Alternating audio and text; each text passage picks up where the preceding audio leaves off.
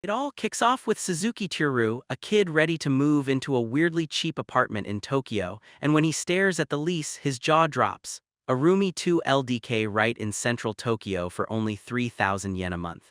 This deal feels way too unreal, too good to trust, and it leaves him buzzing with amazement and frozen with unease like something dark or a hidden flaw is waiting behind the rent. Teru laughed through nerves with the realtor trading jokes about ghosts in the apartment, and sure, the man in the suit flashed a smile, but something tight hovered under it. The place had a rumor cloud, whispers of goblins and even slimes showing up before, and Teru forced a grin while that chill kept creeping in. The realtor shoved the contract across the desk and practically begged Teru to sign, just seconds after they'd laughed off those eerie rumors. Yet the moment the pen hit his fingers, his hands seized up, because the push to close the deal felt way too sinister, like that offer might be hiding something dangerous. Teru's eyes snapped to a weird article, dark as night but irresistibly tempting, and even though it wasn't normal business, he had nothing left to lose. A high school dropout stuck in a heartbreaking part-time warrior gig, he couldn't help but reach for it. He threw caution aside and slammed his seal onto the paper, betting on the unknown to break his empty days, and only then did Teru finally see what that strange clause in the contract really meant. The apartment he bought was wired straight into a dungeon, and as his pulse hammered, excitement sparked in his eyes, because this wasn't some bargain place, it was a door to the unknown. Teru looked back and remembered the uneasy realtor shoving the keys into his hand, then bolting the second the deal was done. He stood there at the door, gripping those keys while unease squeezed his chest because nothing felt right, and he couldn't stop wondering what he'd just gotten himself into. Right after the movers dropped off his things, Teru dove into unpacking in his new apartment, stacking boxes to fill every empty corner while he arranged his life in silence. Because even though that creepy contract kept nagging at the back of his mind, he refused to spiral and instead fought to make this haunted place feel like home. As night swallowed the streets, Suzuki Teru slipped out through the front door, only to be hit with an endless, pitch-dark stone room, freezing the air with a creepy silence that instantly dragged up those realtor warnings about goblins and slimes. His panic hit, then snapped into full-blown shock. No matter how he tried to talk himself out of it, the truth slammed in like a door kicked open. This wasn't some random basement or secret hallway. His apartment was directly linked to a dungeon, and that realization rattled him so hard he felt it in his bones. Teru froze at the doorway, crushing his phone in his fist as he stared down the stone passage ahead, those contract claws still snapping through his thoughts. But this was no accident. This wasn't just another room off his apartment. The layout shoved him straight toward a dungeon. The idea hit like ice, and he couldn't stop wondering if stepping in would be the last breath he ever took. He sucked in a deep breath, forced his legs to move, and accepted the truth. This wild, dangerous connection wasn't going away. It was now part of his home, and it was pulling him toward his fate. Suzuki Teru slammed the door shut behind him, backed away from the dungeon entrance, and spiraled into panic. Strange claws, endless stone corridors, and the realtor's warnings all crashing in at once, his grip tightening as doubt screamed that he might never get back to his own world after crossing that line. And he froze because a weird light burst into the room. This was supposed to be night. Street lamp light poured through the windows way too bright, and he snatched up his shoes and bolted for the balcony. Heart hammering with pure confusion, he stared at the same city skyline, unchanged, silent, and waiting like it knew something he didn't. He glanced around, and Takekawa City looked totally normal, the streets in Tokyo packed with people just going about their day. Somehow, his apartment was tied straight to a dungeon, while the rest of Japan stayed normal, and as he stood there staring at his new place, everything finally clicked into place. Little by little, the strange claws hiding in that contract started to reveal themselves. Every time he dared to leave through the front door, the world flipped into an endless, black dungeon. But if he exited any other way, he walked right back into ordinary life. The city streets looked untouched, yet his home had turned into a doorway to something dark, dangerous, and totally unknown. Teru started eyeing those strange claws like they could be a real advantage, because the only catch was brutal. He'd have to slide in and out through the window instead of entering the dungeon through the front door. But for a cramped 2 LDK city apartment at just 3,000 yen a month, that trade-off was more than worth it. A faint, confident smile tugged at his lips, because deep down he sensed this bizarre twist could unlock something he didn't see coming. Suzuki Teru's hesitation snapped into determination. Those accidental claws had dropped him straight into a dungeon, and instead of panic, he felt a spark of opportunity ignite because the moment dungeon exploration crossed his mind, pure thrill took over and lit a fire under his adventure spirit. For him, facing monsters and hunting hidden treasures wasn't just survival, it was a man's romance, plain and simple. So he tightened his fist, squared his shoulders, and rushed off to grab supplies and get ready. He sprinted into a store and grabbed everything he could possibly need: food, tools, even a full mountain climbing set, and tucked in a helmet with a built-in headlight because he'd have to blaze through the dark stone passages somehow. The store even stocked survival gear he never expected, and the sheer variety left him stunned. Now packed with supplies and pure grit, he finally felt ready to take on the unknown dangers lurking past his apartment's mysterious door. With his brand new helmet on, Suzuki Tiru crept up to the dungeon's front door, pressed his ear to the wood and strained for any hint of movement. Nothing but that brutal, heavy silence. His fingers locked tighter on the handle as he forced his breathing steady, telling himself he wouldn't get hit the moment he opened it. Every instinct screamed danger, but his determination drove him forward anyway. Tiru slipped through the doorway again, and the beam from his headlamp sliced the darkness far sharper than his phone ever could, lighting up stone floor that stretched into a massive new area like the dungeon had remade itself overnight.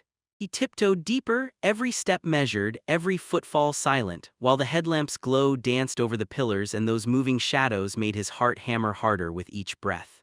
He told himself he'd never stumble into some goblin skulking in the dark, but still, dread clung to his gut. Beyond that, the unknown yawned forever, and even with his resolve locked in, he couldn't shake the chilling fear that one wrong step could flip his whole world in an instant. He froze when faint sounds crawled out from behind the pillars, his heart hammering as he clutched his climbing axe tighter, his mind instantly screaming the worst: goblins lurking. Hiding in the shadows, he forced himself to breathe and think straight, because it sounded like there was probably just one or maybe none at all. Still, he told himself the truth: if trouble hit, he'd bolt right back to the entry hall.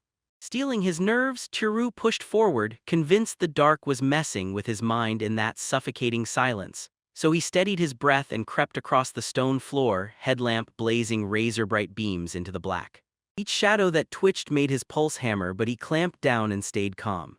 Tiru shoved himself against the wall and peeked from behind a pillar, his headlamp snapping over a huge, lifeless shape sprawled across the stone. His breath seized in his throat as every instinct screamed to stay silent, and then the light caught a small figure near the pillars. There it was, a goblin, his hand clamped down on the climbing axe like instinct took the wheel, his whole body going rigid with fear, but when he stared closer it looked wrecked, barely able to stand. That peek at its weakness didn't kill the panic, not even close. His guard stayed razor high. He crept toward the fallen body, the beam of his headlamp slicing through the dark, and for a second, just a second, his brain screamed goblin, sending panic rocketing through his chest. But once his eyes finally sharpened, he realized it: this wasn't a monster at all. On the cold stone floor lay a girl, her delicate body trembling as she hugged herself tight, like her clothes were straight out of a game, armor meant for a female knight, yet she looked too fragile to be anything but real. She didn't move, just shook and choked out faint sobs, fear and exhaustion spilling across her face. Tiru's stomach dropped, he was completely stunned. Tiru froze in place, staying far back as he stared at the girl who lay perfectly still on the cold stone floor. Because in a dungeon you never trust what you see, it could be a trap, but if she really can't move, then she needs help. His grip crushed the climbing axe as he weighed every move, and iron determination surged through his chest. Because seeing that girl sprawled helpless on the cold stone floor hit him like a gut punch, and still, he knew sometimes even something as simple. A humble Japanese villager had to rise up when it mattered most. His late grandmother's words about being kind to others hit him like a drumbeat, and it hardened his resolve as he prepared to climb forward and step up. Tiru swept his headlamps across the dim dungeon floor and walls, hunting for movement, until he realized there were no lurking enemy shadows anywhere, and he finally let out a breath. Then, as he inched forward, his eyes snagged on a heavy metal door set into the stone ahead, standing out like a warning sign and screaming that something dangerous, or something priceless, waited on the other side. A nasty thought clawed its way into his mind, and the female knight sprawled nearby, helpless, only made his gut twist harder, like she might be bait. If he stepped too close, that door could snap open and unleash a goblin swarm, and his imagination already showed the danger waiting right on the other side. Tiru steadied his nerves and tested the situation first, clinging to caution before he even got near her. Then, with a small stone in hand, he softly flicked it toward the armored girl sprawled on the ground. That little pebble clinked against her armor with a sharp asterisk clang asterisk, and in the same heartbeat she snapped to attention, stirring just enough to clutch her weapon even while she looked drained and fragile. The two Russies went wide, shocked she wasn't knocked out. Then he inched toward the armored girl, moving slow and careful like any sudden move might break the spell. What shocked Tiru was her language, nothing like Japanese, yet he understood every word anyway. He shouted to ask if she was okay, but she snapped into action fast, recoiling like a cornered animal. "Don't come closer," she cried, her voice packed with raw fear and panic. Tiru froze, eyes locked on the armored girl as she struggled weakly on the ground. Right then, a shocking truth hit him. He didn't just understand her words, somehow his thoughts felt like they were crawling into her too. She screamed at him to stay back, but her trembling voice screamed something else. She was completely helpless. Even while she fought him with her protests, he realized she couldn't move a single inch. Still, he took one careful step forward because no matter what, he refused to abandon her.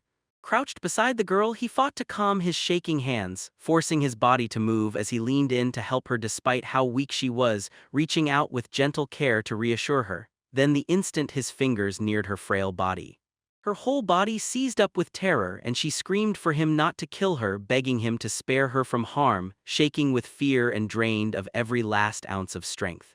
Tiru froze in shock as the girl's sudden outburst hit her like a punch, her face slick with tears and her whole body trembling while she begged for mercy.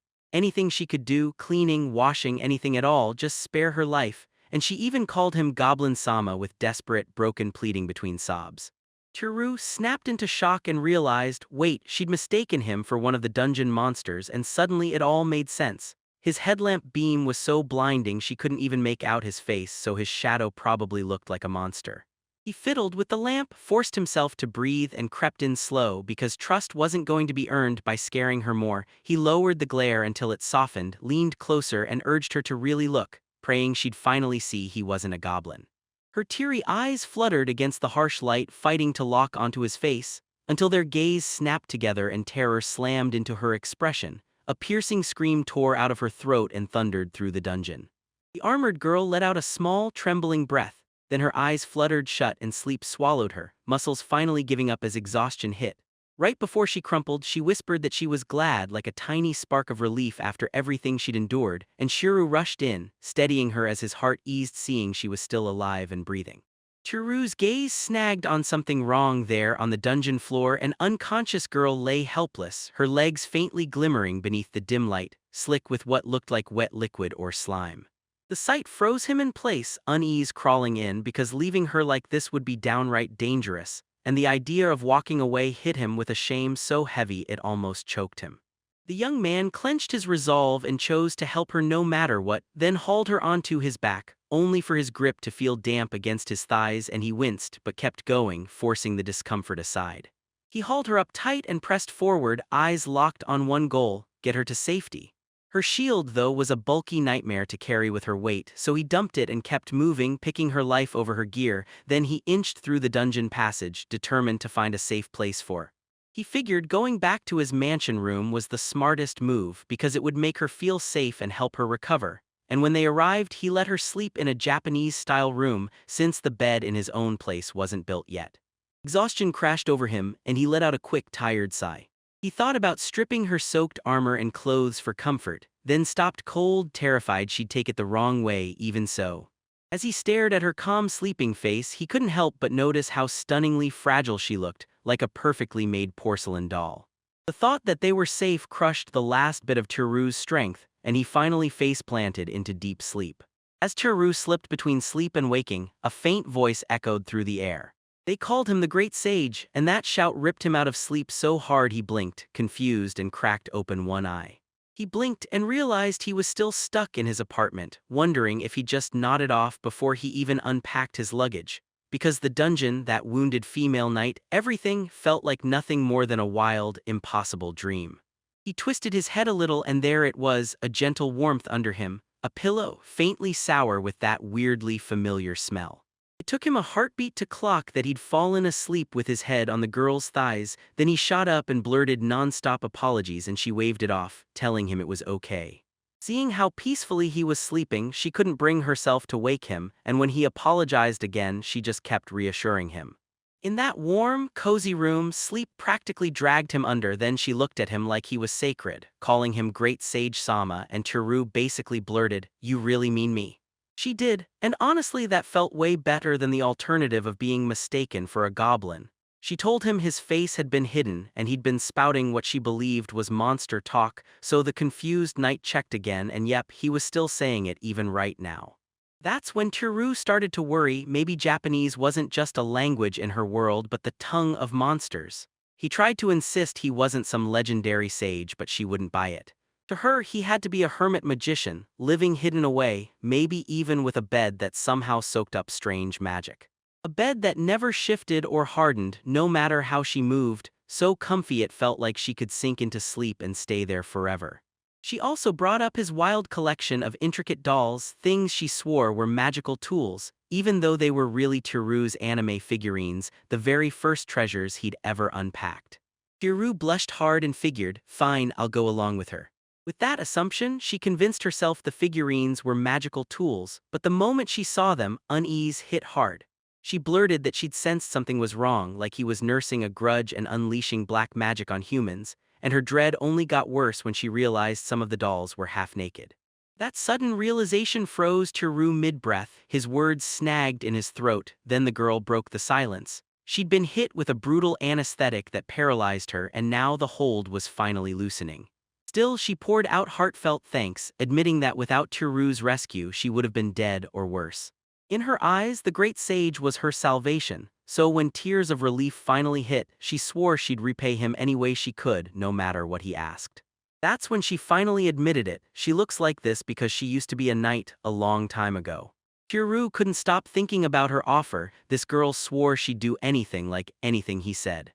For a split second, Teru's mind tried to mess with him, and then his grandmother's imagined scolding voice cut through the fog and snapped him back to reality. Flustered, he begged the girl to stop making it such a huge deal, but she straightened up in furious indignation and snapped that a knight never forgets a favor, no matter how long she lives. Teru kept his cool and softly warned her that promising something like that to a stranger, especially when they hadn't even swapped names, could backfire, and the moment it clicked, she gasped, eyes popping wide, then her face lit up with proud delight. With a dazzling grin, she stepped forward and introduced herself, Arya Eldersu. And when she smiled and told him warmly that he could call her Ria, Teru froze, because Ria was the name the heroine lived for, and he just couldn't bring himself to say it to someone so breathtaking. She carried herself with an elegance that made him feel way too ordinary for such easy familiarity. Then the moment finally hit. Ria smiled politely and asked for the name of the great sage who saved her, and Teru froze for a beat.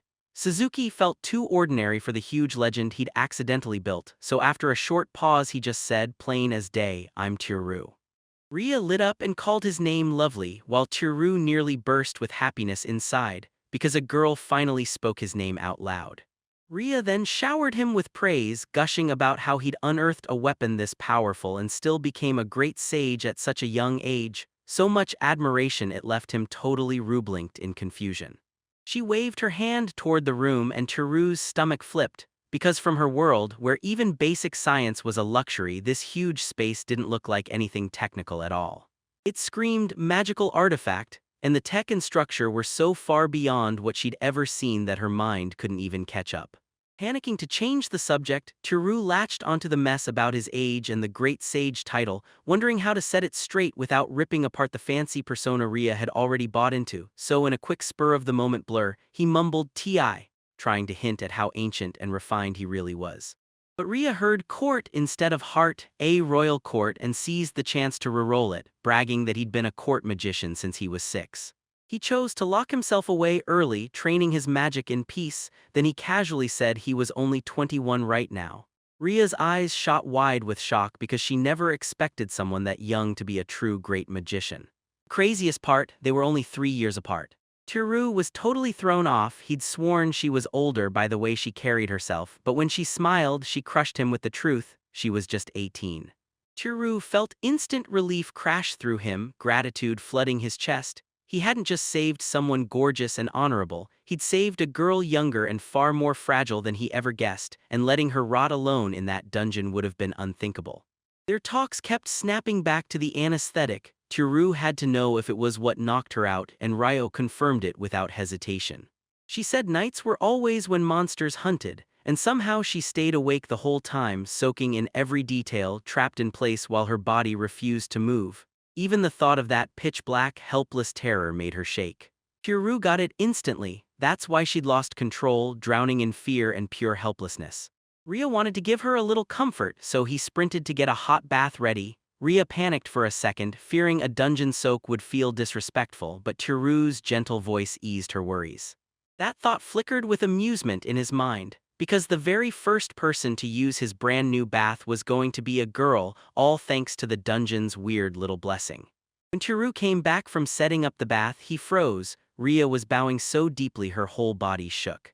Tears spilled from her eyes as she begged forgiveness for ruining everything by marrying herself in front of the great sage, and she swore it was utterly unacceptable. The two of them live in totally different ways. She could barely move, forget finding a bathroom, and it wasn't even her fault. Rhea tried to lunge up and wrap him in a grateful hug, but she froze halfway.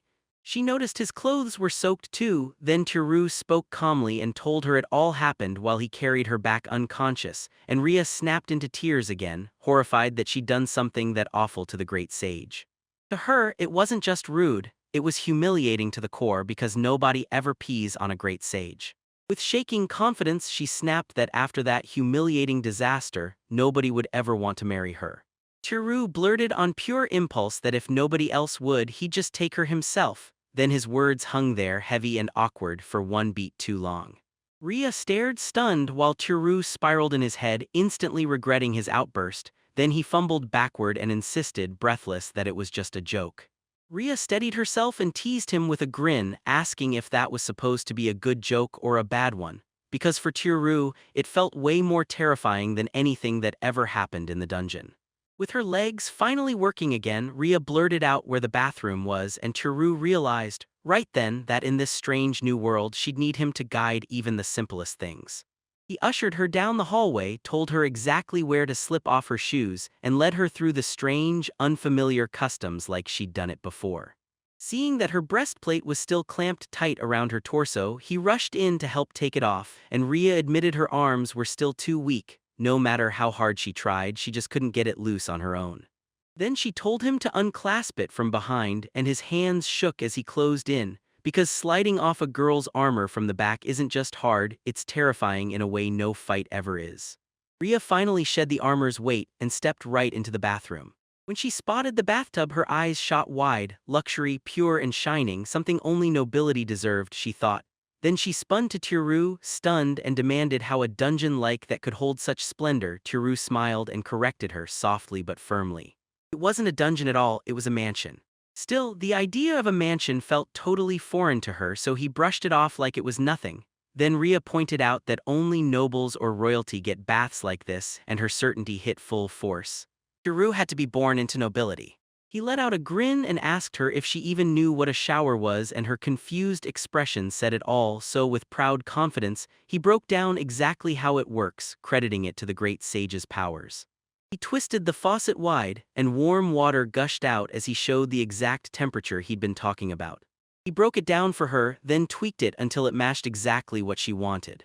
At first, Tiru didn't get the same wow from Rhea when he showed her the bathtub, but once he splashed water over her to prove it was warm, her eyes went wide, pure disbelief. Heat without fire, she couldn't accept it.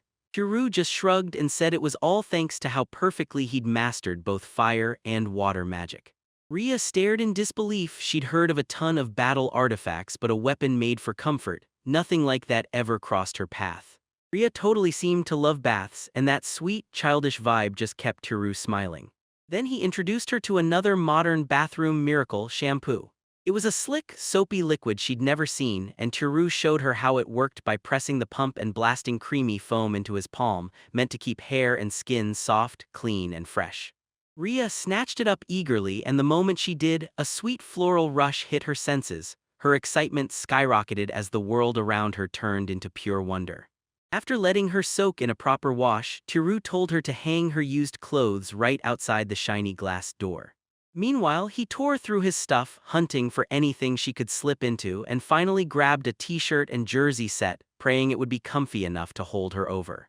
But out of nowhere, intrusive thoughts slammed into his mind again. He pictured Rhea completely without undergarments, then spiraled into the question of whether he should tell her he didn't have any for her to use, and for one brief second he gave the fantasy a taste of his attention.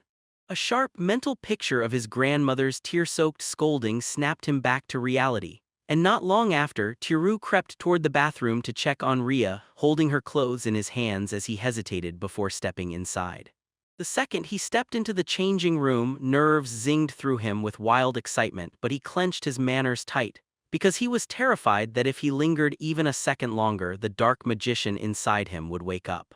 Right when he was about to step out, a scream tore through the air, and his heart started pounding because something terrible felt inevitable. The moment panic hit, his mind snapped to one thing: could those goblins actually slip out of the dungeon and invade? He burst into the room and there was Rhea, bright red and soaked, while the showerhead snapped through the air like it was out of control. She cranked the water to full blast and dropped the temperature to the absolute minimum. Then the wild, icy spray caught her off guard and she instantly lost her grip. Tiru let out a huge sigh of relief. Turns out it wasn't goblins at all, just weird plumbing, and he walked her through how to tweak both the water pressure and the temperature so it wouldn't blow up like that again. He didn't see this coming. Rhea, right there in the crowd, stunned him. Huddled in the corner, naked and soaked through, he flinched as his eyes darted away, then blurted out apologies non-stop before slipping backward and retreating. Rhea suddenly launched herself upward and wrapped her arms around him from behind, her whole body trembling as she sobbed. This moment had crushed her with fear. Tiru didn't feel any spark this time, just cold pity, and her eyes narrowed. She just clawed her way out of death in the dungeon, and now this strange new world crashed over her, way too much to handle. He asked softly if she was okay, and Rhea clung to him harder, apologizing again and again. That was the scariest moment she'd ever lived through, and somehow that raw, exposed feeling snapped something open between them, so Tiru stayed, refusing to leave her by herself while the shower roared and washed their bodies and their hearts clean. He planted himself by the bathroom door, promising her she was safe now, and swearing he'd stay right there with her. Tiru slowly scans every corner around him, eyes sharp and alert. He scans the area, finds no monsters anywhere, and finally exhales hard to steady the shaking in his nerves. Determination blazes behind his eyes as he snaps open his status screen, ready in his bones to charge into the unknown, no matter how tight the tension gets, because he can't stop now.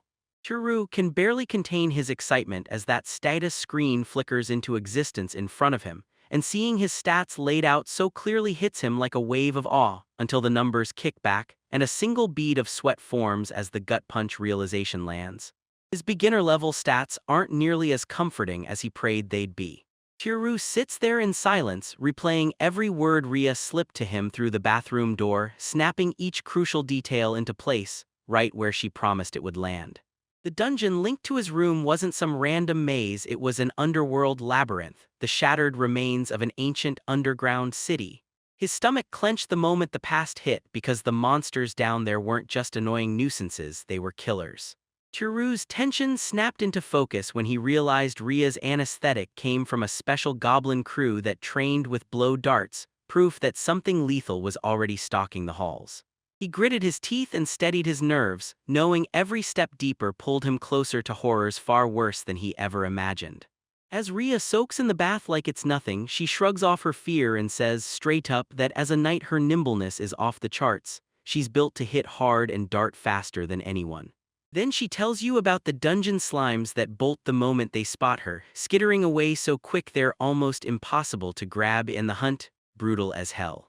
They say the experience hits hard and it's worth every second. Meanwhile, Tiru's planted outside her door, stunned by how wild her words are and how casually she said them. He snaps into a panic, stammering in disbelief, cheeks burning as his mind scrambles. And from the other room, Rhea catches his reaction, tilts her head, confused, like, wait, did I just say something weird? Tiru tore his gaze away from the slimes that kept catching his eye and leaned toward Rhea, burning with curiosity. because as a great sage, he wanted to know what normal people thought about their statuses and how they saw them. Rhea blinked in shock, eyes widening as she blurted, "Wait, so there's a way to tell your status besides that?" Flustered but still clutching her towel, Rhea calmly told her that when you meditate on it, the numbers rise into your mind on their own, like God's divine providence meant for every single one of his creations. Chiru's eyes lit up and he blurted that there really had to be another way, then pushed Rhea to tell him the exact method she used. Right there in the shower, Rhea looked genuinely startled by his intensity and murmured back as she tried to keep up with his rush, and the young sage finally pieced it together. The reason his status wouldn't show wasn't him, it was the room itself, trapped under a spell that blocks status checks. Rhea lounged in the bath, and as she understood the why, relief washed over her. While he realized this room ran on the world's own rules, not personal failure, so with a steady grin, he knew that once they were back in the dungeon, he'd finally figure out his status. The young sage couldn't stop hoping his skills, and his true affinity, would be everything he dreamed of, then turned to Rhea and asked about the metal door standing behind where she'd blacked out, worried monsters would spill out if it opened. Meanwhile, Rhea sat trembling in the bath and apologized in a quiet voice, saying she'd passed out right after the anesthesia hit her. She slammed the door shut as the monsters chased her, and when she finally caught her breath, she explained just how close she'd come to getting wiped out. Chiru got it instantly, no monsters at all. "I knew it," he said. Then he told Rhea the real reason: he'd left her shield back in the dungeon while he was carrying her. Without a second thought, Chiru decided to snatch it back right now. Rhea looked stunned, saying it'd help sure, but she didn't want to burden the great sage with something like that. Chiru just grinned and reassured her, "Go ahead, take your time, enjoy that bath to the fullest." Meanwhile, he slipped into the dungeon with one mission: check his status, and he kept his mouth shut, no unnecessary shouting as he pushed forward with razor-focused intent. Chiru, Suzuki leaned over his notebook and combed through every detail, numbers staring back at him, telling him he didn't look all that strong right now. But he shook it off, reminding himself this was only the beginning and that what mattered was what he could become next. With a determined grin, he locked his eyes on the growth waiting just ahead. After he checked his stats, Chiru's eyes snapped to one crazy detail on his sheet. A skill called ***, no max level restrictions ***. It screamed louder than every other number. He realized his level cap was set to **infinity**, and that thought lit a fire in his chest. Maybe he could finally chase his dreams. Then he dove into his MP and figured, yep, this meant he could use magic. The moment that hit, excitement surged through him like lightning. Last thing, he tested his gear and watched his stats flip once the equipment came off. His pickaxe brought ***104 attack power, and his helmet gave ***21 defense. Chiru tiptoed through the dungeon like a shadow, staying razor alert even when the monster odds looked small, because out there something was always waiting to ambush you, tucked away under a shield. Chiru crept up to the fallen shield and then, bam, he found a slime crushed right underneath it. His eyes blew wide with shock. There it was, real. He didn't hesitate, swung his pickaxe overhead and slammed it down with a savage cry, crushing the creature in one strike. Then he finally clamped his hands around the shield, relief flooding him even as that last sharp tension still lingered. On his way back, he flicked his eyes to his status screen and froze in shock as the slime attack pumped his stats through the roof. Chiru panted hard against the doorframe, swearing he was sure he'd just about died. Even with the danger screaming in his face, he pulled it off. He killed the slime and his level shot up. Chiru's grin exploded across his face as the truth finally landed. A guy from Japan, someone from his world, had slaughtered a monster and leveled like it was nothing, something nobody else from his world had ever managed. Ru figured his power should have surged too, so he wondered if he should try it right now, and as he headed back, he shouted to make sure Rhea was still in the bath. Behind the door, Rhea lit up with a warm welcome, greeted Chiru back and asked, politely but clearly, if she could have the bath a little longer. Chiru shot back a quick reassurance and told her she could use it as long as she wanted, then seized the moment, scrambling through a box like a man on a mission, thinking, might as well use this chance to test how strong I really am. He stared at the grip strength machine like it owed him answers, then Chiru wrapped his hands around it and slammed down 44 kg. He shot up in amazement because until now, every single try had maxed out at only 40 kg. Tiru's nerves sparked as he asked himself if this was actually real. Each SDR point surged his grip strength by 4 whole kilos, loading power into his hands, and he couldn't stop wondering. If he hit level 10 and added 20 on Moore Street, would his grip get so brutal he could crush apples barehanded? He stared darkly at his own reflection, excitement roaring in his chest, while Rhea stood right there beside him. Noting the outfit was exactly what Tiru had lent her, she admitted they felt weirdly comfortable and asked if she looked strange. Then Tiru's face flamed, because he couldn't stop thinking how adorable she looked in his clothes. When his silence stretched too long, Rhea pressed again and Tiru panicked, flailing his hands as he blurted that she looked totally fine and that the hairstyle suited her perfectly, anything to bury his embarrassment. Rhea blushed hard and a gentle smile lit up her face as she whispered that she was genuinely relieved. Then she tugged her fingers through her hair, explaining it had come loose when she crashed in the dungeon, even though she normally keeps it tied back. Thanks to the soak Tiru gave her, her hair felt silky soft and smelled faintly sweet. A quick flash of thought hit Tiru. Lean closer, inhale that scent, then it all got cut off when Rhea turned his way and asked softly whether he'd be using the bath next. Tiru grinned and said yes. Rhea smiled politely and said she'd stay in the room where she'd been sleeping, then asked if she could flip through the great Satsama's grimoires while she waited. While Tiru stood there scratching his head, wondering if his Japanese-styled room even had stuff like that, because he felt like it was just manga and a couple of paper-thin books. Tiru suddenly erupted into a loud, panicked scream, his face cracking with shock, and when Rhea jolted at the noise, she stared at him with worry, until Tiru snapped, voice sharp and urgent, ordering her to stay exactly where she was. Though confused, Rhea obeyed right away and froze in place. Tiru lunged for the nearest door, yanked it open, and started hauling a box off the shelves, snapping items inside with razor-fast, steady hands, clearing everything in reach as determination burned in his eyes. Then he tried to steady his breath and get his head back. Determined, he squared up to Rhea and told her he had something serious to say, demanding her full attention, while Rhea's eyes went wide as she gave a tiny nod, ready to listen. Tiru and Rhea sat across the table and the whole room felt heavy with tension. Tiru clasped his hands so tightly his knuckles looked strained, leaned forward, and told Rhea that the books on the shelf held knowledge so dangerous it could wreck someone's life if they weren't ready. He told her these books weren't just dangerous, they were restricted grimoires banned from ordinary eyes, and the moment the truth hit, Rhea's eyes went wide, her face drained of color, a bead of sweat slipped down her cheek, and suddenly the air felt heavy with the brutal reality of what she'd stumbled into. Rhea sat there trembling as guilt crashed over her the moment she truly grasped what she'd done. She couldn't believe the awful choice she'd made. Across from her, Tiru's calm presence cut through the panic, quietly reminding her that she never knew what the grimoire really was. Tiru snapped a firm warning, "Don't you dare touch those books again, especially if you end up someplace I can't see you," and Rhea shot back a quick, surprised, sincere, "Yes." Inside, Tiru exhaled in relief, his heart swelling with gratitude for Rhea's honesty, because this warning was meant to protect them both. Rhea stalled for a beat, then asked, politely but carefully, if she could get one question in. Tiru, cheeks burning a little, urged her to keep moving, yet one jittery thought stabbed him. She couldn't possibly be asking about the naked girls on those covers, right? Rhea swallowed her fear, braced herself, and asked straight up about the bathwater, then admitted it might be just a little. She hesitated, wondering if it was really okay to use that much. What if it was the kind of resource you shouldn't waste? Tiru didn't let the doubt hang. He flashed a quick reassurance and said the water came straight from underground.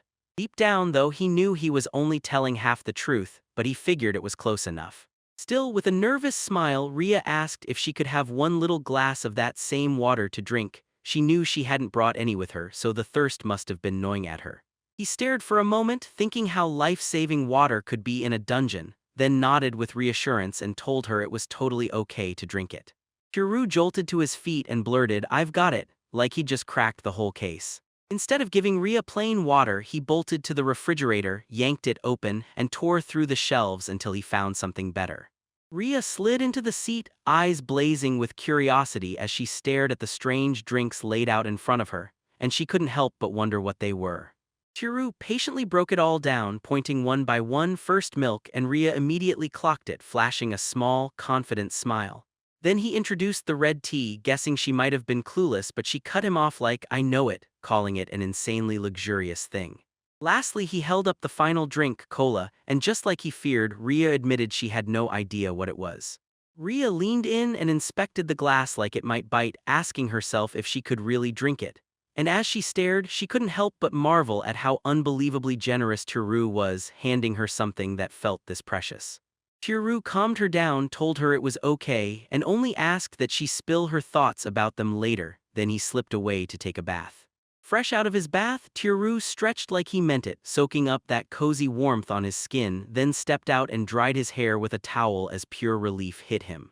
His thoughts drifted for a second to the bath Ria had used earlier, and he could still feel a ghost of her there. Then a jolt hit him. The whole evening had blown past and he'd totally forgotten to cook dinner. Tiptoeing toward the living area, Turu spotted Ria at the table, hugging a cup with both hands and lifting it to her lips like it was delicate. Then she let out this tiny, shy sound, cheeks blooming pink as if she'd never had a drink before, curious, flustered, and clearly hungry. The thought tugged at him and he shot to the kitchen like, let's fix this, something for both of us. Right as Ria raised her glass to her lips, confusion flickered across her face. Seeing her pause, Turu flashed her a soft smile and silently told her, you don't have to finish it if it tastes bad.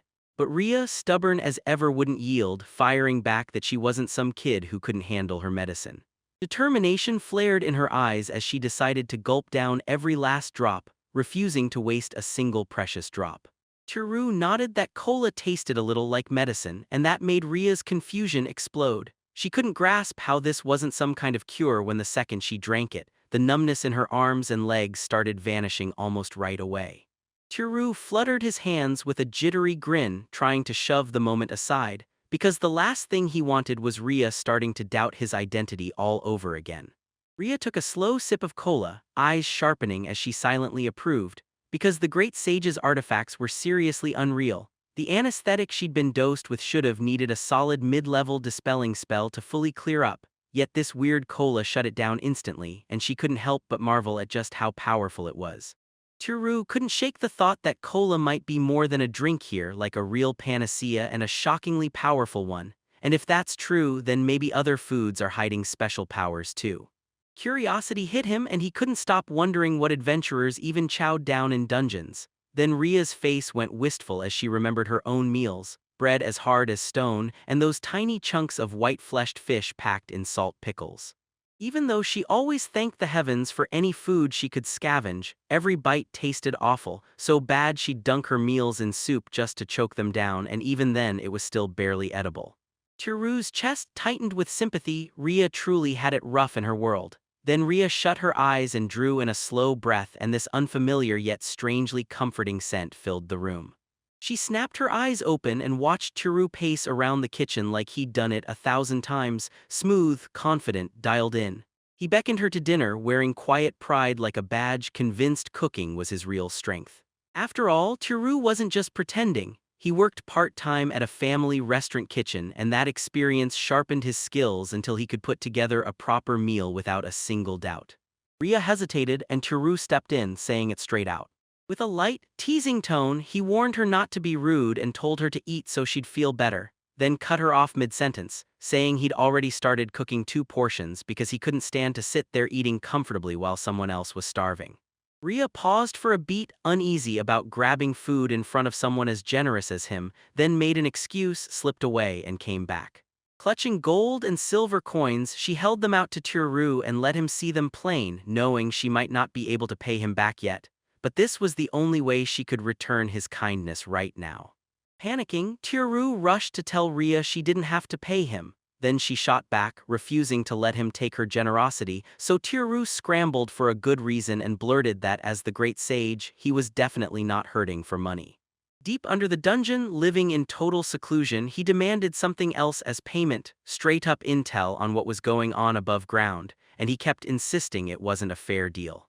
Turu swallowed his pride and rewrote his request, begging her to help him forge an artifact, but the truth hit hard. It was just a bed that needed assembling.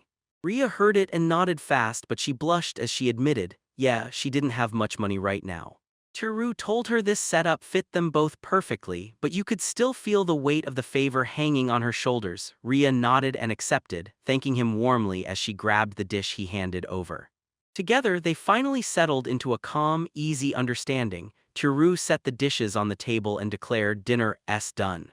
Ria's eyes popped wide with pure awe because the meal in front of her looked ridiculously appetizing, all neatly arranged and smelling heavenly, like there was no way he'd cooked something this intricate so fast.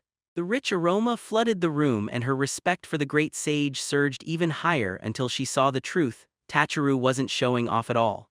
It was just a premium hamburger steak, microwave rice with a few personal touches, and a salad he'd tossed together. And honestly, he admitted he was hungry too, so he cooked everything in a hurry, no big spectacle, just quick and delicious. Her stomach roared like thunder and Chiru laughed with this sweet, warm glow, telling her, "Come on, let's go eat right now." As Ria sank into her seat, she froze, completely unsure how to tackle that hamburger steak, and then Chiru leaned in and calmly told her she could slice it with a knife and just pop the pieces into her mouth. Ria's cheeks flared with a quick blush. Still determined to crack the mystery, Tiru kept scrubbing with a smile on his face.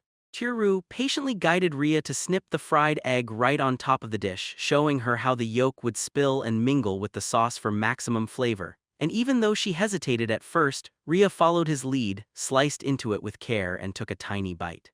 The second Ria took her first bite, her whole face lit up like a match, striking, pure joy exploding everywhere, and the taste blew past every wild thing she'd imagined.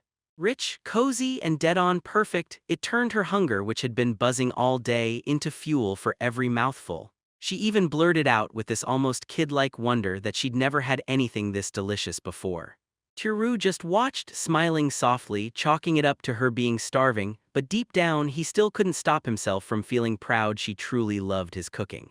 Meanwhile, Ria was swept up so hard in the moment that her cheeks flared as she admitted every word was the truth. Because even back when she lived in a mansion, she'd never tasted anything like this.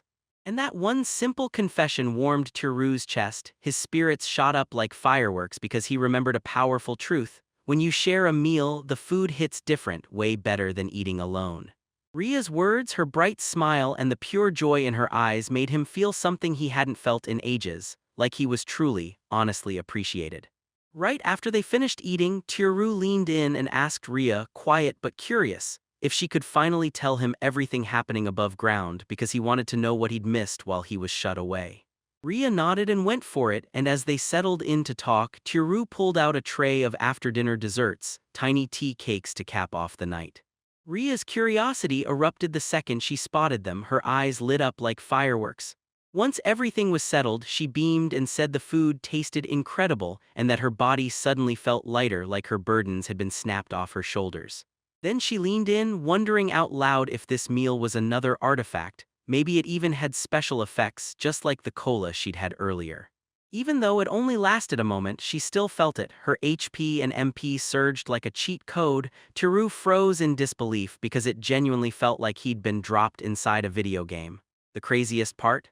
He couldn't stop thinking about how food could hand out status boosts, and when Ria clocked his sudden excitement, she just watched it all click into place. She admitted, quiet as a whisper, that she wasn't even sure the effects would show up on her status panel, but his cooking definitely felt like some kind of artifact. Then she let out a nervous laugh and scribbled it into his head, swearing he'd check it again in the dungeon later. Curiosity bubbled in his chest. He couldn't wait to tinker with more and grab a few things before bed. Then Ria suggested they head out for a bit. Ria sat there, stunned and unsure of what he wanted from them, while Tiru snapped into it fast, because Ria was still convinced they were trapped in the dungeon. What baffled him was this: after Ria had spent so much time in his Japanese-style room, she somehow still didn't spot a single thing beyond those windows. To be sure he was right, Tiru beckoned her over, slipped her hand in his, and guided her straight to the corner of the room, while Ria trailed behind, still totally baffled. He pointed at the wall and demanded what she thought, and while she stared at the window, Ria couldn't help but admire the craftsmanship. To her, it totally screamed trendy that someone went through the trouble to set glass into a dungeon, so she figured the great sage must have wanted a front-row view of the dungeon wall.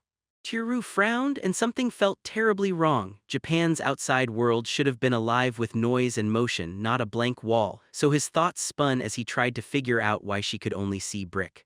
He shoved closer to the window to stare, and as he did, his body slipped through it like it wasn't even there. Ria jolted back and gasped, wonder exploding across her face. To her, it had to be some brutal enchantment that let him walk through solid walls. Tiru, though. The weirdness hit deeper. Whatever this was, it didn't follow any rules. A strange link between his apartment and the dungeon world had snapped into place, and it left him utterly hooked.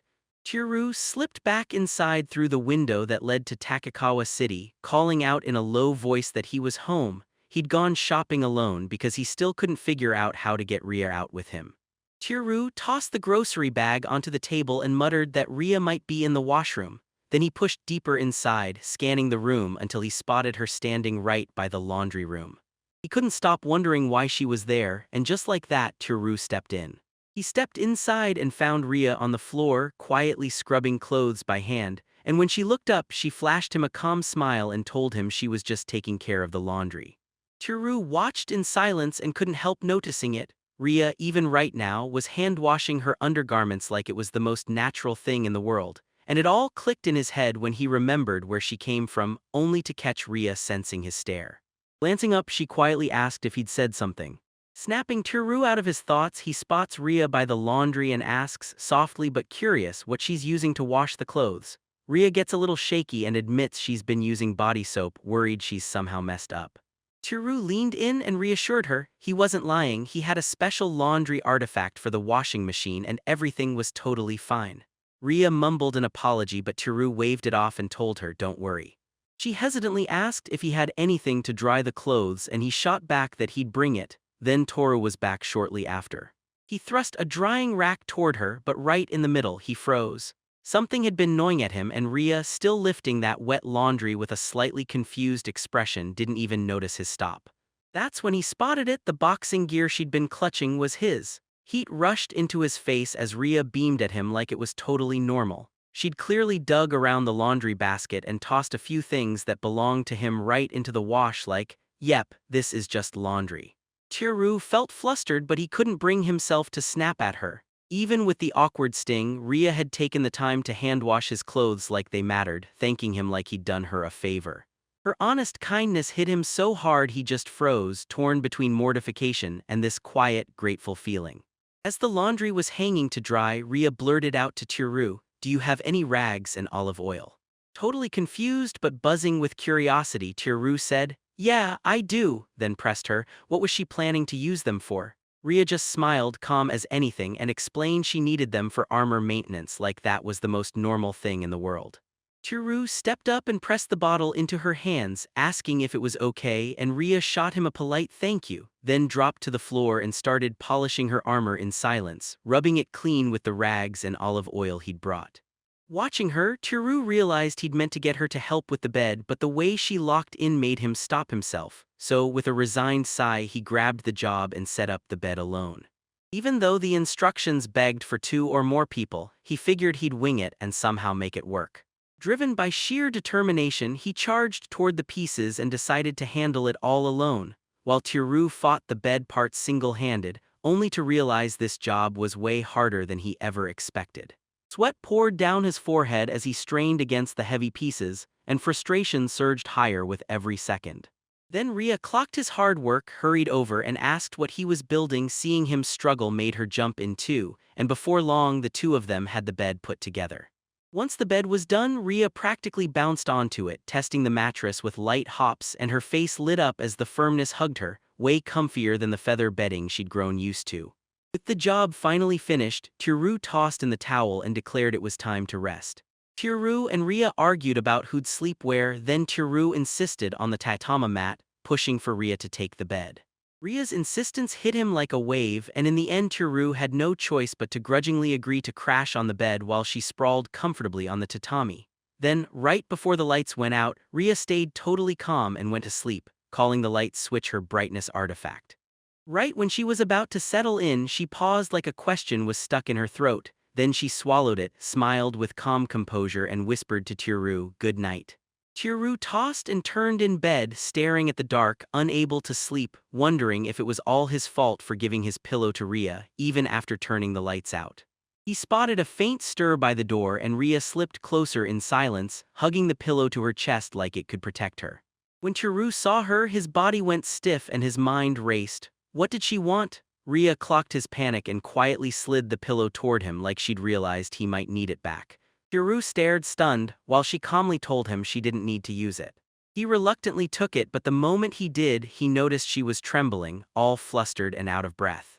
He rushed to calm her down, insisting the mattress artifact was built to help people sleep comfortably, and then, seeing her struggle, he suggested they try it together.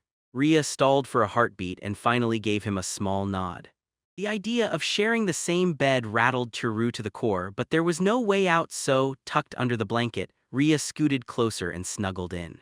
A tense hush hung between them like the air itself was holding its breath. Then Chiru spotted her hands shaking. He reached out and took them in his, and Rhea went rigid, heart hammering as his fingers brushed hers. Slowly she laced her own with his, and that quiet warmth shot straight through him. Without saying a thing, she squeezed his hand with soft power, one quiet move that hit harder than any speech. Lay beside Chiru, right here is where the real story kicks in. Her hand slipped into his, steady and warm. She leaned in and whispered, "It's okay, it's warm, not scary."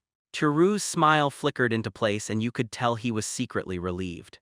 Gratitude lit up Rhea's face as she breathed out her thanks in a whisper, cheeks warming with a soft blush. Then just like that, the whole night turned unexpectedly gentle and amazing for both of them. Morning light spilled through the window as Chiru jolted awake, still clinging to the last crumbs of sleep. Right beside him, Rhea nestled close, her gentle presence washing the room in calm, soft peace. So when Chiru finally opened his eyes, she met him with a warm, affectionate stare that instantly made everything feel tender. For a brief moment, his thoughts drifted like a dream, and he couldn't even tell if he'd truly woken up or was still trapped in it. Then it smashed into him hard right in the middle of the night. He'd slept beside Rhea in the same bed all night. Panic detonated in Chiru's chest, his heart hammering at the sudden rush of intimacy, so close it left him totally blindsided. He snapped upright with a gasp, cheeks burning with embarrassment and pure disbelief. Rhea's face snapped from calm to worry as she blurted out, "Are you okay?" Chiru panicked, apologized nonstop, and rushed out a shaky excuse. He claimed that as a great sage, the scars left by the world's prejudice and wars could still trigger his reaction sometimes. Even with his voice quivering, he pushed the truth through. He insisted he was fine now. Chiru stared at the ceiling and relived the entire day, his mind flipping through that surreal blur of events like it couldn't be real. He found out his front door now led straight into a mysterious dungeon. Then he remembered running into a slime, crushing it, and even leveling up like his life had flipped upside down and he couldn't believe any of it. On top of everything else, a Bechujo from another world was crashing at his place. Still clueless about what to do, he chose to play it cool for now. With a soft smile, he offered breakfast and Rhea accepted with calm, graceful ease. After they woke up, Chiru and Rhea started unpacking and dug into breakfast side by side. And even though Chiru tried to keep it quiet, guilt still gnawed at him for making her help. Rhea shut that down fast since she was under Chiru's care now. Pitching in was just natural and she accepted it without blinking. They were still unpacking. Chiru couldn't hold back his curiosity. He peppered Rhea with questions about the dragon kin, asking if they still lived by the volcanoes and what other demi-humans like elves and dwarves were really like in those fantasy worlds. Rhea thought hard, then admitted dragon kin rarely surfaced among humans, so she couldn't promise anything for sure. When Chiru asked which demi-humans were friendly toward humans right now, Rhea froze for a beat, then snapped into a confident answer. Elves and feline-type beastfolk usually welcome humans as long as they come into their forests. Chiru could barely hold back his excitement when he heard that elves were real, and the rumor about cat-beast people only made his fascination explode. Both felt just as unreal as the heroes in his favorite stories coming to life, and right then Rhea blurted out that she'd uncovered real data on elves, eyes sparkling as pure curiosity took over. Chiru leaned in, all curious, and whispered what she meant. Rhea grabbed the material, flipped through it fast, and couldn't stop gaping at how insanely rare it was to find an illustration of an elf fighting a tentacle monster. Then she smiled and asked to take a closer look. Panic jolted Chiru the second it clicked, and his face went crimson when he realized what kind of material she was holding. So he sprinted in a blur, slammed the door shut, and scrabbled like crazy to bury the evidence before Rhea could spot anything else. Chiru wiped the sweat from his brow, and that move hit him like a punch because it was dangerous. Out of pure frustration, he blurted that it was one of those forbidden grimoires. He muttered with shaky nerves that more treasures were probably hiding in those cardboard boxes, mixed in everywhere. Then he spun to Rhea and begged for a breather. Rhea lit up and happily said yes, ready to finally relax. At the table, Chiru clocked it instantly. Rhea was absolutely loving that cola. She leaned in and said, "Once you got used to that fizzy punch and sweet taste, it turns dangerously addictive." Then she smiled like she knew exactly what you'd do next. Chiru promised her she could go back for seconds if she wanted, then slid the talk in a whole new direction. He pointed out that the dungeon monsters were all over the place, and he pressed Ryo to tell him if any especially nasty slimes had been showing up lately. Rhea paused, sipped her drink, and answered with calm fire, then started laying out the more dangerous ones. The battlefield was crawling with deadly slimes, purple poison slimes packed with lethal toxins, and dirty yellow acid slimes that blasted corrosive bile like a weapon. She warned that these were the deadliest kind she'd ever seen, and said the great sage would probably understand them inside and out. Chiru swallowed hard and admitted he hadn't fought a monster in ages, buried in his long seclusion. Rhea just accepted it, nodding softly like she already knew the truth. Just after they wrapped up their talk about monsters, the two went right back to sorting everything together until Rhea suddenly squealed with excitement. Chiru snapped to a stop, eyes bulging, already panicking that she'd uncovered even more of his secret data. With a bright grin, Rhea yanked up the outfit she'd found and practically beamed while she showed them off. "These are so cute. Cosplay bloomers and all," while Chiru's embarrassment kept skyrocketing by the second. She tilted her head, eyes shining with innocent curiosity, and blurted out whether those items could be dangerous too, while Chiru, totally flustered and betrayed, tried to insist to himself that they absolutely weren't. The truth hit a lot uglier than that. He'd seen those outfits at Don Quixote the day before, bought them on a whim thinking they might trigger special effects in the dungeon like the food, figured they'd also patch up Rhea's worn-out clothes and even her underwear. No, he reminded himself, absolutely not. Rhea stared at the strange new clothes, turning them over in her hands like they might be a rare artifact, and then she blurted, "Are these made for women?" Chiru blurted it out fast, sweat beading on his temple from pure embarrassment. He said he'd sometimes get requests for women's clothes, and if she wanted, he could hand her a set as a gift. With bright eyes and a buzzing grin, Rhea practically burst out asking if it really was okay, and begged to try them on right then, thanking them with zero restraint and pure, unstoppable excitement. She didn't hesitate, she bolted for the changing room, hugging the outfits tight in both arms. Frozen in place, 2 words, "This can't be real," spun through his head as realization finally hit. Rhea was about to strip into bloomers right there in his own apartment. He stood rooted, totally stunned, overwhelmed by how insane the moment had got.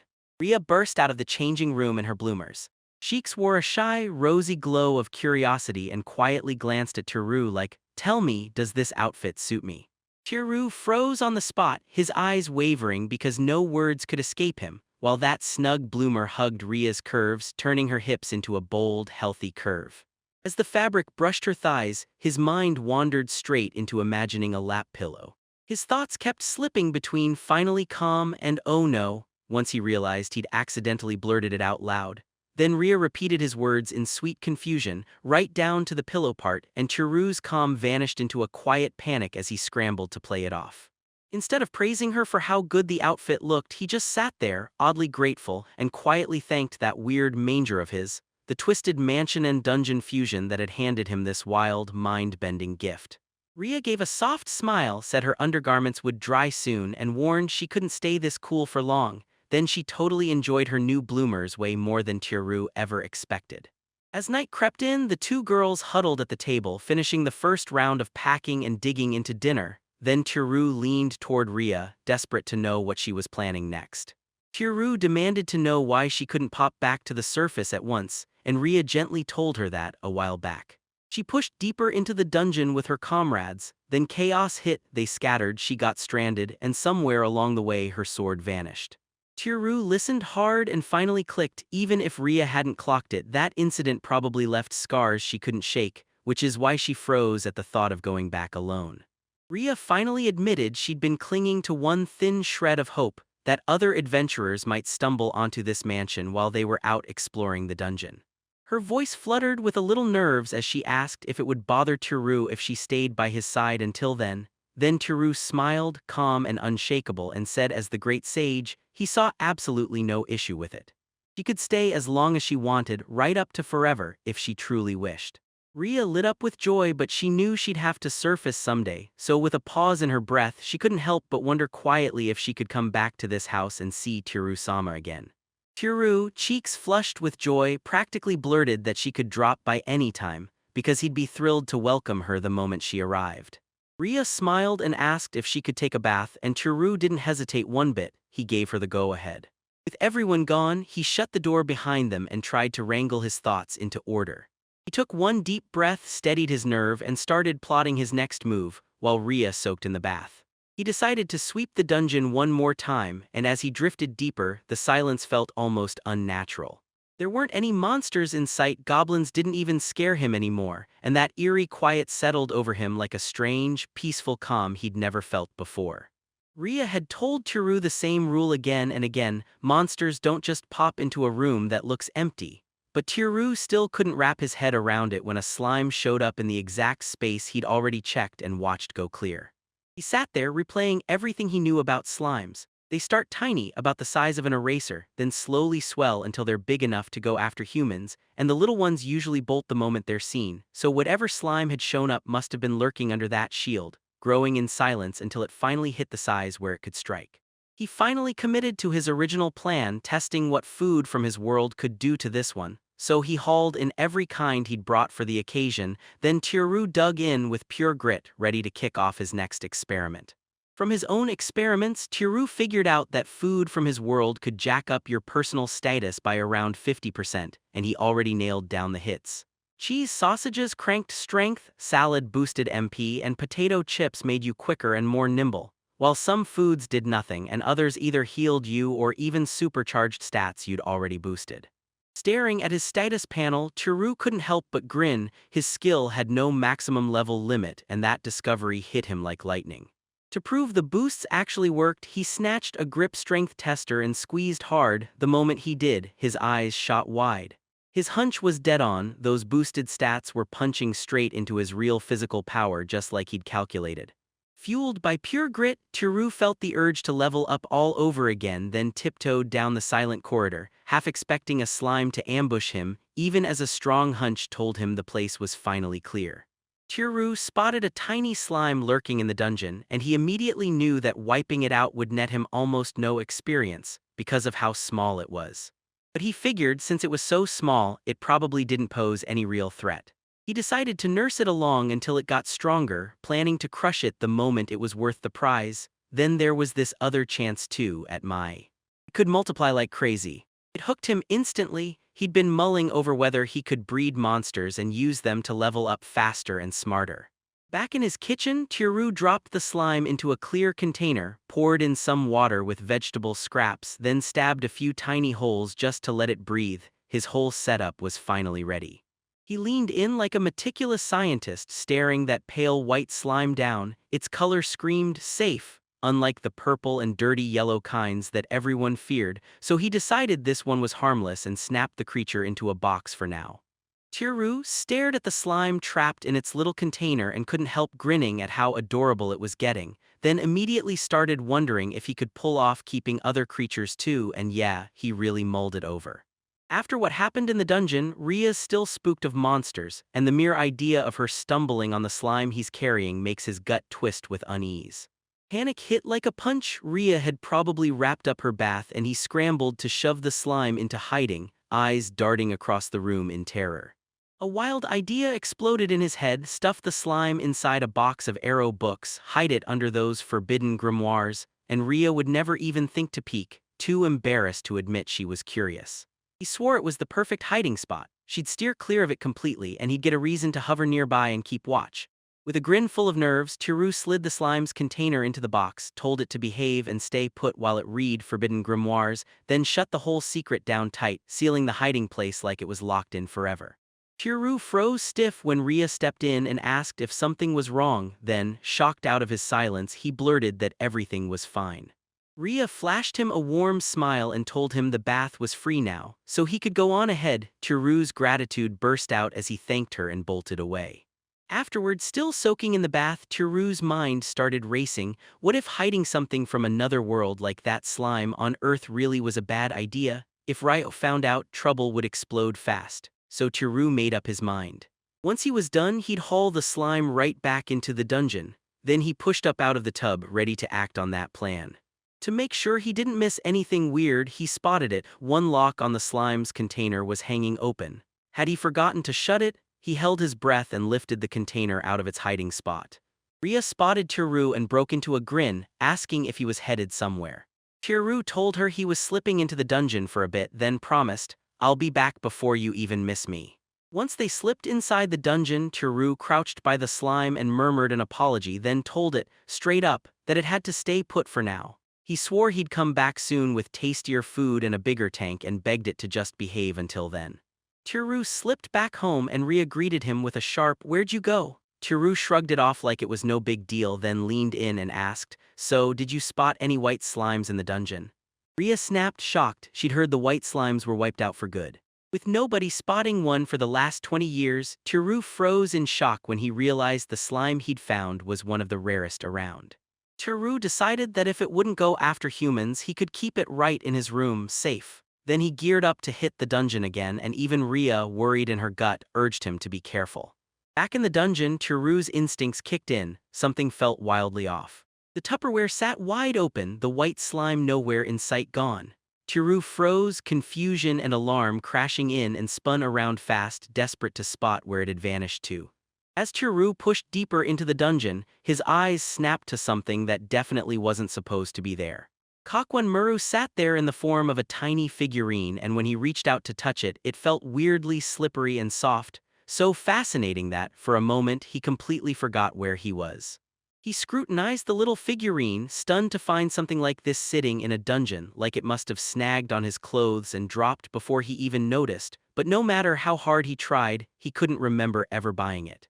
He dug through his memory, couldn't find a single reason it belonged there, then clutched it safely in his pocket. After a few minutes of frantic searching, Tiru let out a heavy sigh, no trace of the white slime anywhere, like it had vanished into thin air. Then he stumbled on a tiny light blue slime. It wasn't anywhere near as cute or special as the white one, but with nothing else to grab, Tiru reluctantly took it, and even the moment he chose, doubt still clawed at him. Was he really doing the right thing?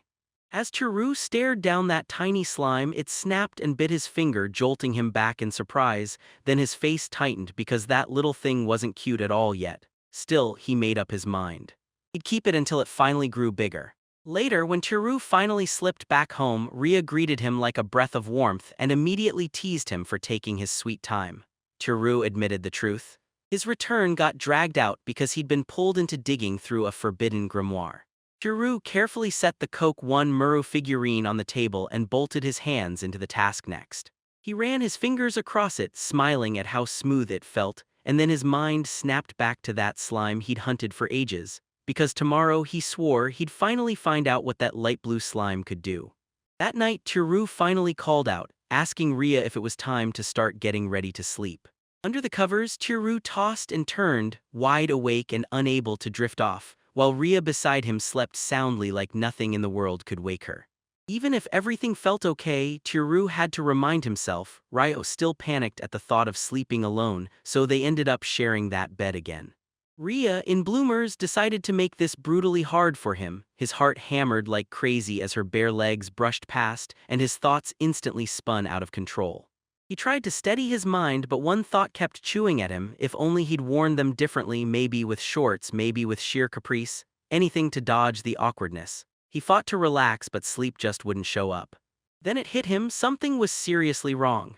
Rio stood by the bed, grinning with a thin, unsettling malice, and panic flooded him because right next to him, Rio was fast asleep too. His blood went cold as he stared, eyes wide, unable to believe it.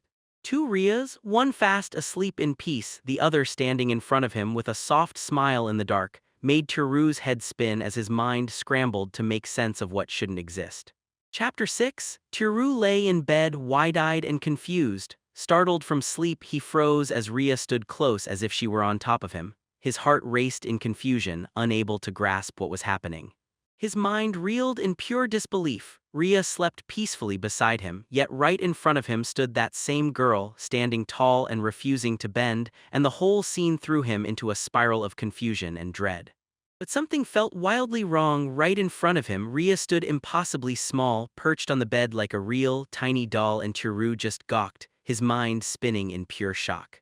Tiru's heart slammed against his ribs as his mind tried to catch up to what was happening. No way this was real, it had to be a dream, and he just had to still be asleep. The tiny girl tilted her head, baffled by Tiru's sudden shock, and she smiled sweetly, clueless about his panic, thinking her new body was exactly what her master wanted. Still, Tiru blurted out who she was, but she just kept staring and asked again if this wasn't the form he liked. She eyed her body like she was checking if it matched Tiru's tastes, trying to read what would happen if panic really hit. And when his reaction still couldn't be guessed, she added one more bombshell. Everything underneath was identical to what he'd expect. Then, with zero nerves, she started lowering her underpants, completely calm. Tiru's eyes snapped wide and his face flared bright red with terror. His whole body jerked in a panic. He blurted a loud, helpless scream and threw himself back, mortified as the little girl's cover got blown completely. Worried the sound would give him away, Tiru snatched the tiny figure to hide her as she wriggled in his grip, and his shout jolted the real Rhea awake. She blinked, stunned, and Tiru scrambled to spit out a painfully awkward apology. Tiru flashed a tight, strained smile, trying to play off a grand story about how he'd been taken to deal with the fifth magic catastrophe, while that clumsy excuse barely hid the panic still trembling in his voice. Even with everything spinning out of control, Rhea flashed him a gentle smile and slid closer to soothe his nerves, making it clear with every careful move. She was right there so he could finally breathe. Then, just when the fear started to fade, she sang softly beside him, her calm voice wrapping around Tiru until he drifted off into peaceful sleep. While Rhea slept like a dream, Tiru tiptoed out of bed, gripping the tiny figure in his hands, then crept straight to the door with breath held so he wouldn't wake her at all. By the kitchen, he watched little Rhea wiggle as she stirred, cute as can be, until her sweet face changed. Her watery eyes snapped up at him, her voice wobbling as if she'd silently asked, "Is this not okay for you?" Panic hit him hard. He blushed, embarrassed and desperate, and awkwardly told her to cover herself. Cradling the tiny girl in his palms, Tiru froze when the truth finally hit. His voice shook as he realized what she really was, and she just calmly confirmed it like she'd been waiting for him to catch up. Tears glossed her eyes as the tiny girl finally confessed. She was the white slime, and her voice shook while she begged him to believe she wasn't a bad one, just a scared innocent. Tiru froze, caught between awe and terror. Tears overwhelmed the little slime girl and she sobbed non-stop until Tiru panicked. Then it hit him. She was the very same white slime he'd met before. Between choking sniffles, Rhea confessed that she'd turned herself into those bloomers, wearing Rhea just like Tiru once said he'd love it, because she figured that outfit was the fastest way to win his approval. Tiru stared at the tiny Rhea cradled in his hand, nerves buzzing as he asked why she kept calling him her master, and the little bird girl chirped that he was the first human she'd ever seen, so that's why he was her master.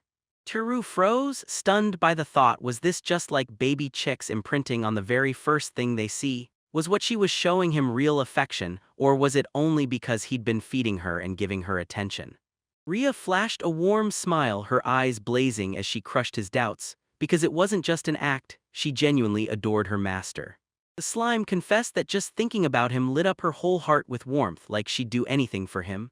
Then Tiru's pulse jumped when he caught her serious eyes and the scary way she looked like Rhea, and even though he tried to fight it, he still found her ridiculously cute, right up until reality slapped him back.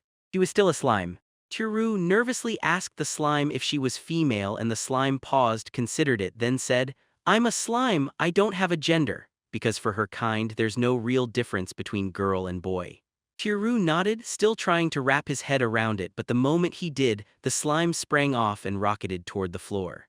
The slime warned him to brace himself for what was coming, and when it said it might feel a little ticklish, Tiru suddenly jolted. His eyes flew wide as a slime started wriggling up from his feet, and he froze in total shock and instant fluster.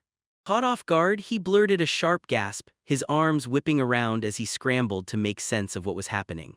Tiru froze when the tiny slime wriggled under his clothes, slipped straight toward a painfully sensitive spot, and panic snapped across his face. His heart hammered as it kept squirming, shifting, and sliding until its tickly texture drove him crazy. Then it finally popped out and landed on the floor with a soft bounce. Breathless and burning hot, Tiru reeled backward as the moment hit him like a wave, and the slime even mumbled an apology, swearing it only did a quick scan, leaving Tiru totally clueless about what scan was supposed to mean. The slimes jerked back, reshaping in front of him, then snapped into Ria's familiar girl form, only to start stripping again, sending Tiru into full fury as he yelled at it to stop, threw his hands over his eyes, and still couldn't resist peeking. Tiru's eyes went wide with pure panic as he locked onto the slime girl in front of him, because when he finally understood, this was Ria's body but with male parts, even the humiliating details, his brain snapped, his face burned scarlet, and a strangled scream ripped out of him as he got totally crushed by the sheer awkward nightmare. Ria snapped to attention at his screams, burst into the room in pure panic and blurted to Tiru, "What happened?" Tourists scrambled for a cover-up, stammering that he'd been obsessed with stopping a super magic reactor and somehow missed that he was sleepwalking, while praying Rio wouldn't catch his nerves. When Rio saw him shaking, she gave him a soft smile, took his hands, and told him it was okay. Then he panicked over a dream and she promised to stay right by his side all night to chase the fear away. Even with flustered nerves, Tiru couldn't find a way to push back, so they ended up side by side under the same blanket. As always, Ria slipped into sleep first, her calm face quietly glowing in the dim light.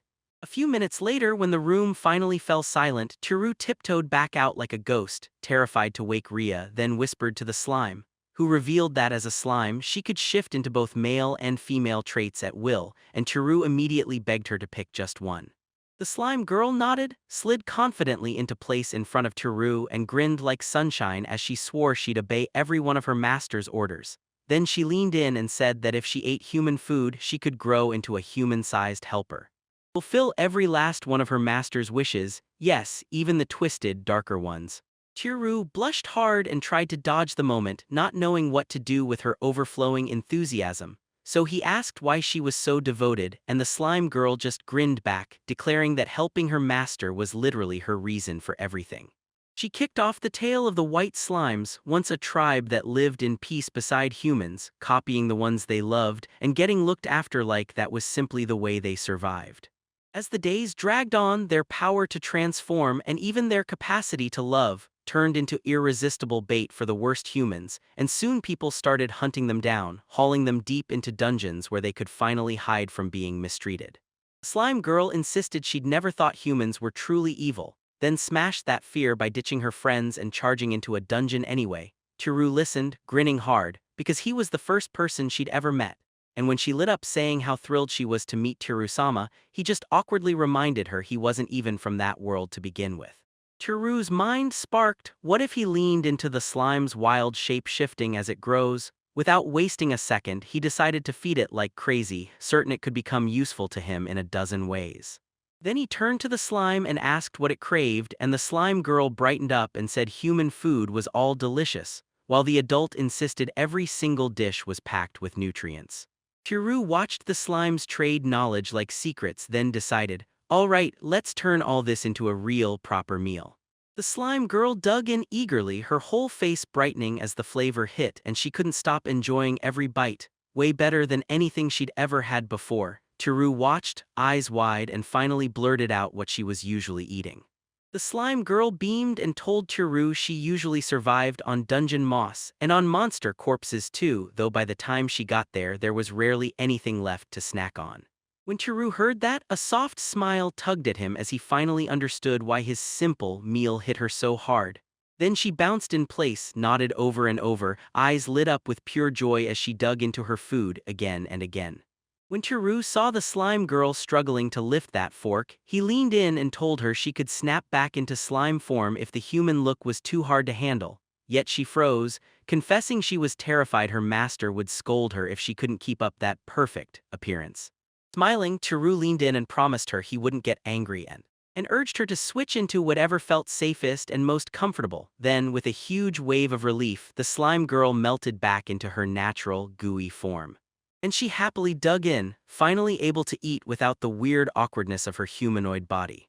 Tiru watched in awe as the slime gulped down the food, then blurted, "What do you even call yourself?" The slime shuddered and confessed, "I don't have a name." Teru stopped mid-step, then offered to name the slime, saying it would make everything way easier. So when the slime was stunned and thrilled, it remembered the old days back when slimes still hung out with humans and the ones they loved would lovingly name them. After a quick pause, he blurted out the name **Shizuku **, because that slime looked perfectly round and clear as glass, then it happily snapped up the name like it was meant for him. The sweet little name made the slime light up and it happily agreed like it had just found treasure. Then Teru grinned and said, "From this day on, I'm calling you Shizuku." As Teru stared at Shizuku, his eyes widened because the slime had ballooned way bigger than before. Shizuku blinked in shock, amazed that just a tiny bite could make her grow that fast, and Teru finally understood it. For slimes, the food here hits like a cheat code. Shizuku told them that with her new size she could finally copy a full-size human, and it left Teru completely frozen in shock. She said if she sucked in air and filled herself with water she could stretch safely. With a grin, Teru practically dragged her toward the bathroom to test it right then. In the bathroom, Teru leaned in and demanded if the water was right for Shizuku. Shizuku nodded like a firecracker, ready to transform. With a loud splash, the slime gulped the water, swelling fast as its shape stretched and sharpened. And just like that, Shizuku ballooned into Ria's exact form. Shizuku admitted her body felt weighed down, yet she still managed to keep Ria's shape, and Teru couldn't stop wondering why. It said the fish felt heavy because water had piled up inside, but that it would be okay as long as it kept growing. And Teru, totally impressed, leaned in and asked Shizuka, "So you still wanna eat?" Shizuku didn't even hesitate. She blurted that everything the food master had handed her so far was absolutely delicious, and she'd happily gobble every bite. Teru grinned and swore she'd cook up even more next time. Shizuku tore into the food in front of her, savoring every single bite, and when she hit that stamina buff bukake udon, her face lit up. She couldn't stop calling it absolutely delicious. She dove into the real pizza bread and grinned like she'd just found treasure, then happily declared she could eat it nonstop. With every bite of sweet anpan and a sip of cold cow's milk, she couldn't stop grinning as the flavors blended together so perfectly they felt made for each other. Right then, Shizuku's mind snapped to her master's request. She couldn't stop wondering what kind of help he was calling her for. Teru leaned in and told Shizuku he was working part-time at a Fami raise, and Shizuku's eyes sparked with curiosity. Then she cut in fast, saying she already knew what that meant because she'd read about it once on a little slip of paper. Teru wondered if the part-time job she talked about matched his, and then he told her that Fami Res meant family restaurant. So Shizuku's eyes lit up as she excitedly said she'd heard about restaurants from what the adults had told her about the human world. With a bright smile, Teru told Shizuku to stay put and keep Ryo company while he worked, then shrugged that even fooling around was totally okay, so long as Ryo was around. Shizuku nodded fast, promising she'd do her best if it was for her master's sake. As Teru sat there spiraling through everything, a nasty unease crept in. He couldn't stop worrying about dumping Ria on her own, and for a bunch of reasons too. Shizuku, dying to help, asked if she could start transforming, and Teru reluctantly nodded. Then she suddenly pressed against him and he froze, blushing so hard it was impossible to look away. She told him, "I need to scan your body perfectly this time, just to be safe." Flustered and panicking, Teru stammered for Shizuku to be gentle as he drifted closer, studying Teru's form with sharp focus, while Teru's own panicked voice kept bouncing around, and in the middle of all that chaos she realized Riley had warned her. Yet another visitor had just poured fuel on the fire. Chapter 7, Shizuku announced it had finished scanning the master's body, though the process is unexpectedly ticklish for him, leaving him flustered and exhausted. Trying not to come off cruel, Teru begged her to at least give him a heads up next time before pulling something that intimate. And when Shizuku heard that, she immediately apologized because she finally understood the hurt she'd caused. Once the scan finished, Shizuku started changing and fast until she stood right in front of Teru in his exact likeness.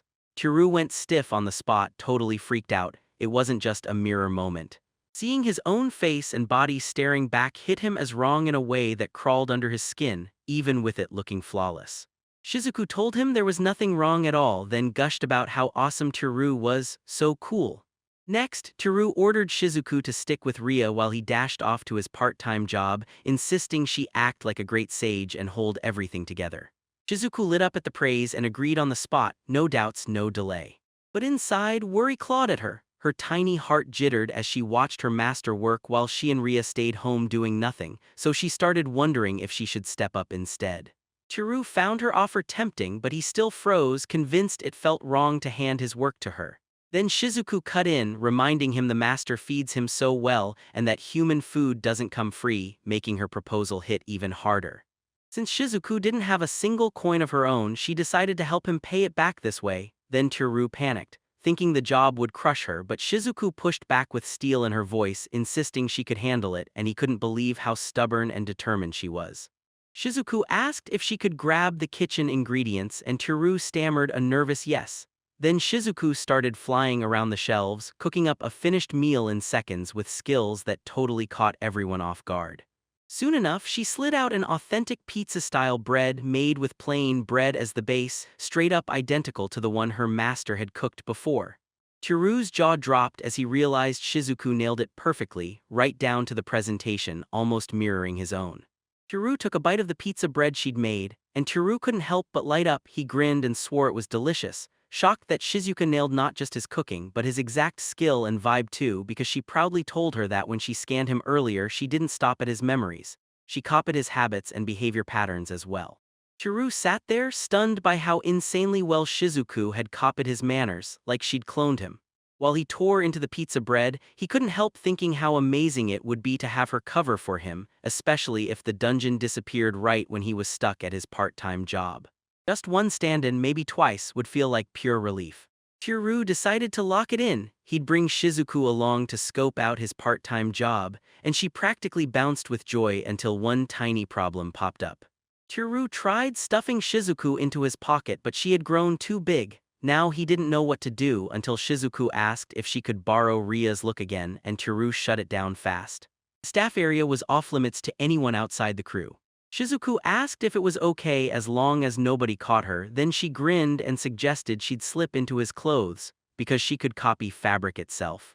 She admitted she only needed her master to strip first, so too Root nearly exploded with panic at that wildly awkward demand, but he was still curious enough to nervously agree to try. Shizuku snapped an order, undress, and Chiru's nerves exploded as he gulped and agreed, feeling. The thought of getting exposed in front of someone else, even if it was just Shizuku, sent embarrassment burning straight through him. As he undressed, Shizuku spoke up with polite urgency, begging him to excuse whatever came next and to stay perfectly still. Then she slid in and wrapped herself around him like liquid, covering every inch as a sickly, slimy chill hit him and 2 roof rows of Shizuku fully swallowed him.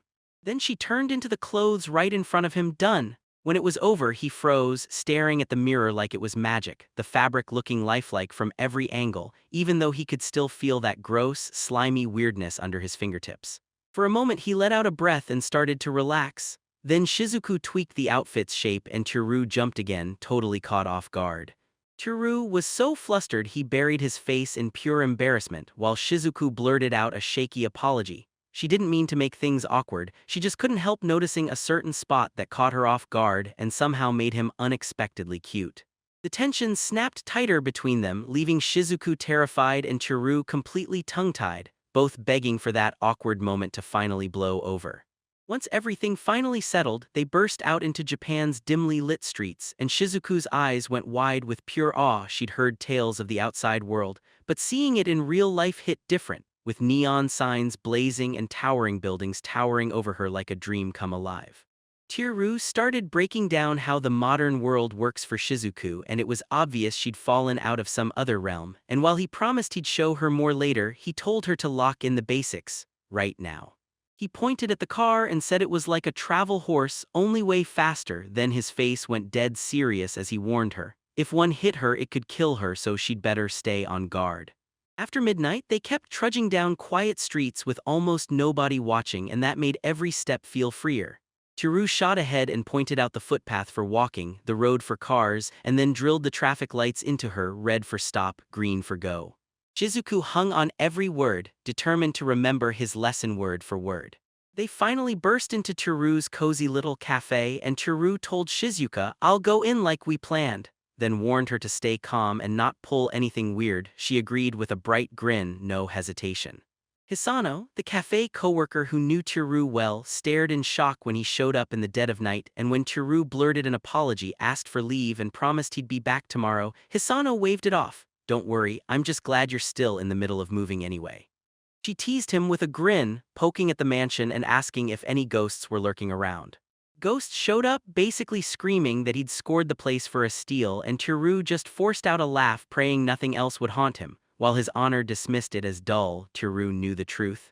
Night with the Slime was way crazier. Isano demanded to know why he'd show up at the restaurant in the dead of night, and Teru snapped back that tomorrow was back to work, so he figured he'd better sort out his locker and get everything lined up ahead of time. She teased him again about how diligent he always is, basically gushing that she'd never seen him this hungry to work, and the two of them laughed like they were a little too nervous since he'd always loved working there. With a warm smile, Isano nodded along and even said the cookie was a real pro. Curious who was juggling his job while he was gone, Teru cornered his Ano and demanded who handled the kitchen that day. She said it was the manager, because Segawa, who was supposed to cover, swore he had a prior engagement. Then she teased that it was probably another girl, and Teru laughed, awkward as hell. Teru told himself to leave his Ono for later and sprinted into the kitchen to greet the manager. She flashed a smile, waved him away, and wished him a good one. Teru headed for the cafe's back area to greet the manager, and the man lit up with a warm welcome, only to look genuinely shocked to see Teru there. The manager asked Teru if he could work tomorrow, then caught himself and snapped into, "Wait, it's already today," and Teru just nodded, saying it lined up exactly with the shift he'd turned in. With that weight lifted, the manager brought up the mansion Teru had moved into, teasing the rumors that he'd never return, and Teru only chuckled, modestly saying it wasn't that big of a deal. Teru started imagining training Shizuku, then snapped, "If the manager's around, that's impossible," so he hatched a plan to sneak him out of the kitchen, and since the manager already approved Teru's sudden leave earlier, Teru offered to cover for him for a while. He kept pushing the manager to finally take a short break, but the manager balked, because Teru's shift hadn't even started yet. Teru took control of the kitchen on the spot and told the manager it was no big deal, then said he needed to prep for tomorrow before anyone could stop him. "I'll just change into my uniform first and be right back." By the lockers, Teru held up the exact uniform he needed and told Shizuka to switch into it. Then she grinned and changed into his kitchen uniform in the blink of an eye. Teru bolted back to the kitchen and told the manager he could finally take his break, and the manager, so relieved, nodded with a smile, swearing he'd be back in 30 minutes. The manager didn't dare argue as long as Shizuku kept her uniform on, so this was the perfect moment to kick off their training. He promised Shizuku he'd teach her how to nail the cafe's menu, because those wall instructions were fine, but nothing beats real hands-on practice.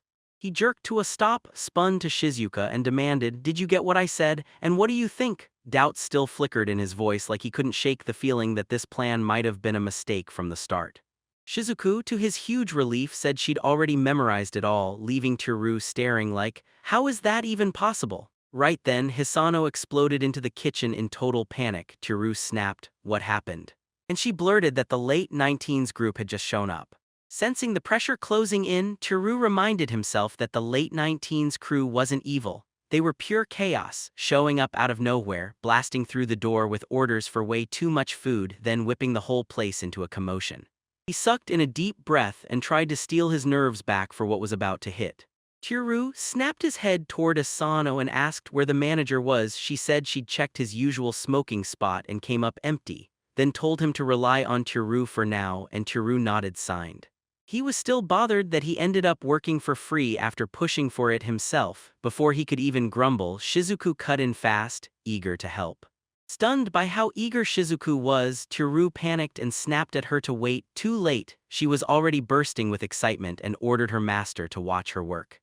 Then his own body jerked into motion like it had a mind of its own, and Teru couldn't stop himself from wondering if Shizuku was steering him until the dish slipped out beside the frying pan, perfectly cooked, like she'd hit autopilot for him.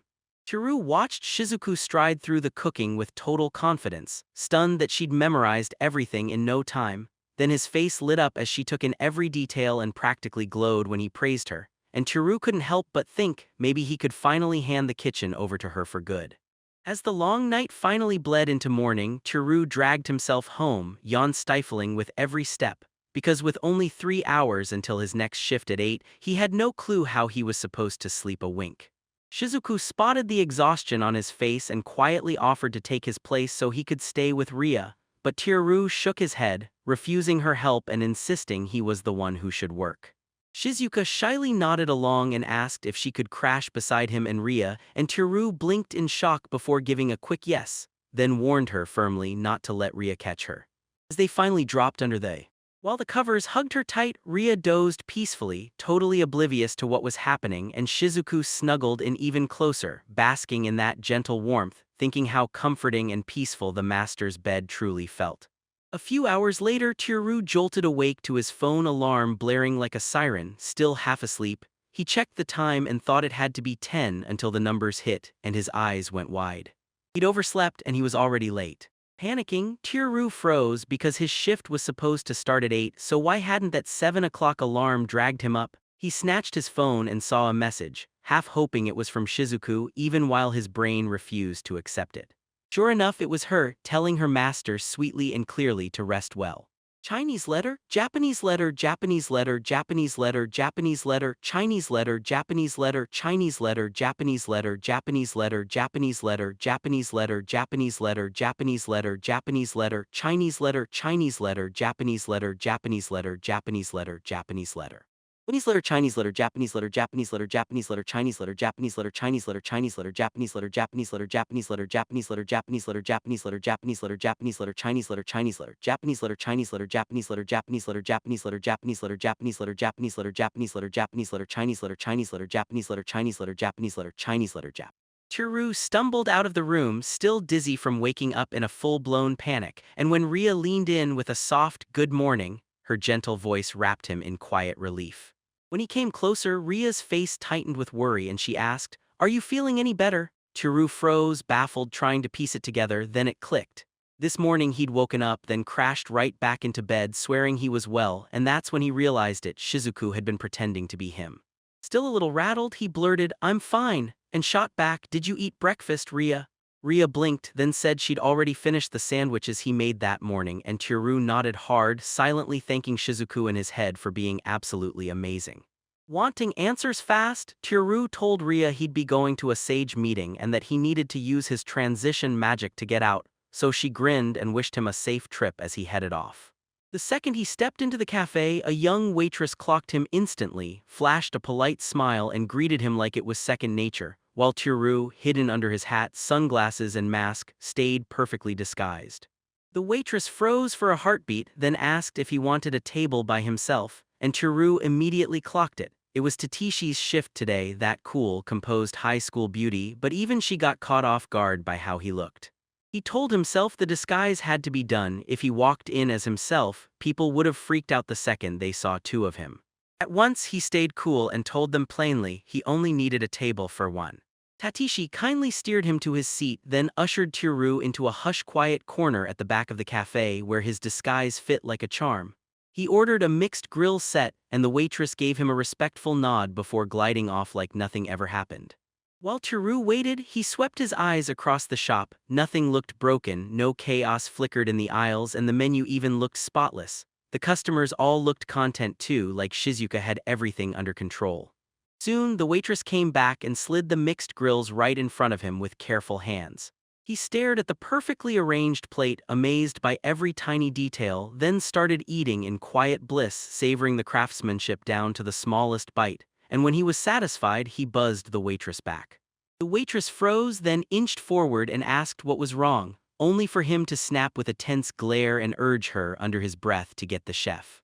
She snapped the word chef again and again, her face caught in that wild mix of shock and pure intimidation. Tearu stared at Taichi like she'd gone surreal, like she couldn't believe she was hearing it.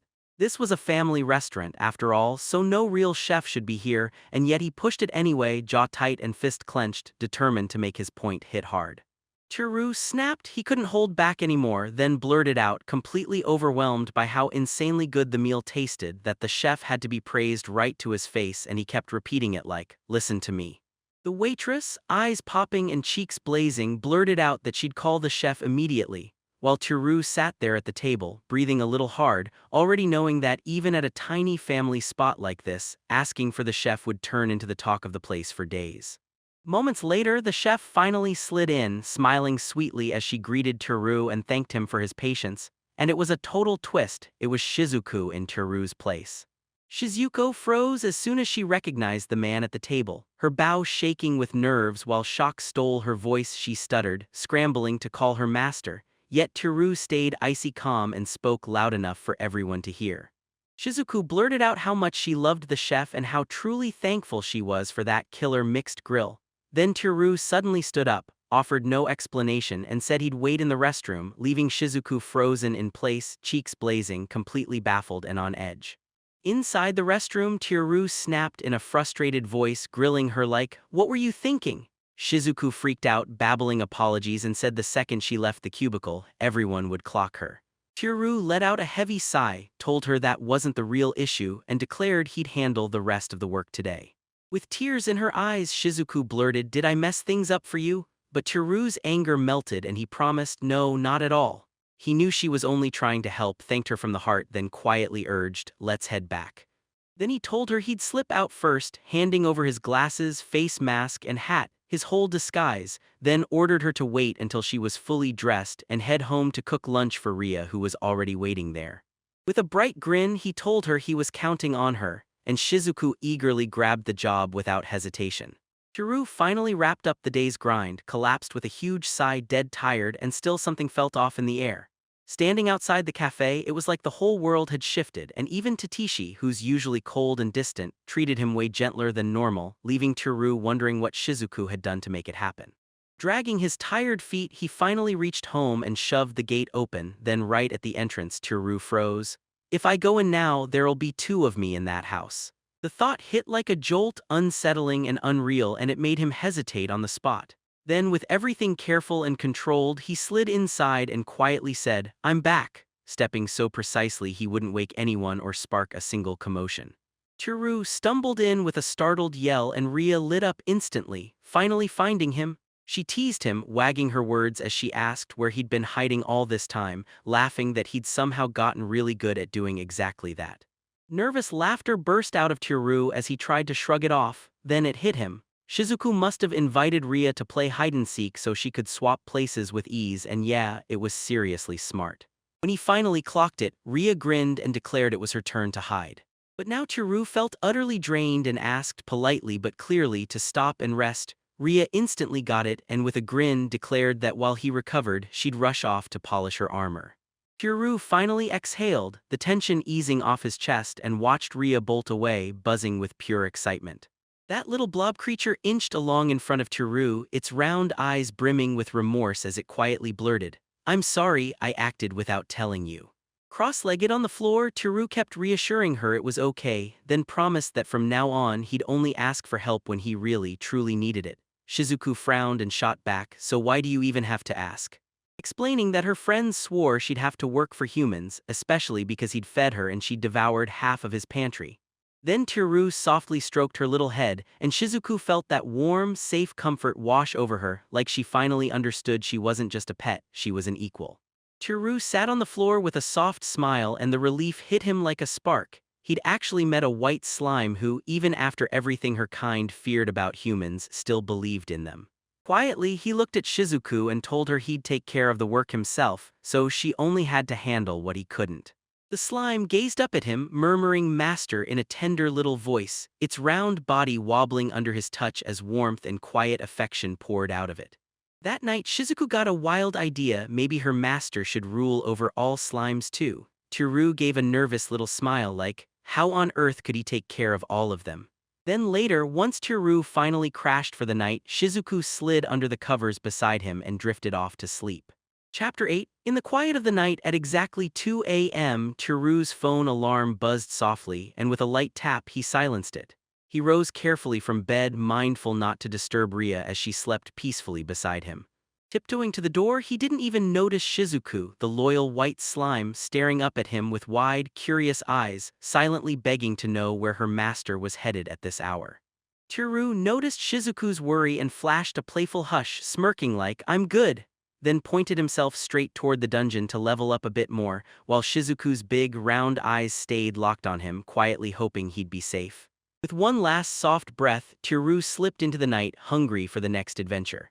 When Teru shoved the dungeon door open, his eyes went wide. Right in front of him. The floor was carpeted in endless blue slimes, writhing and squirming over the stone tiles.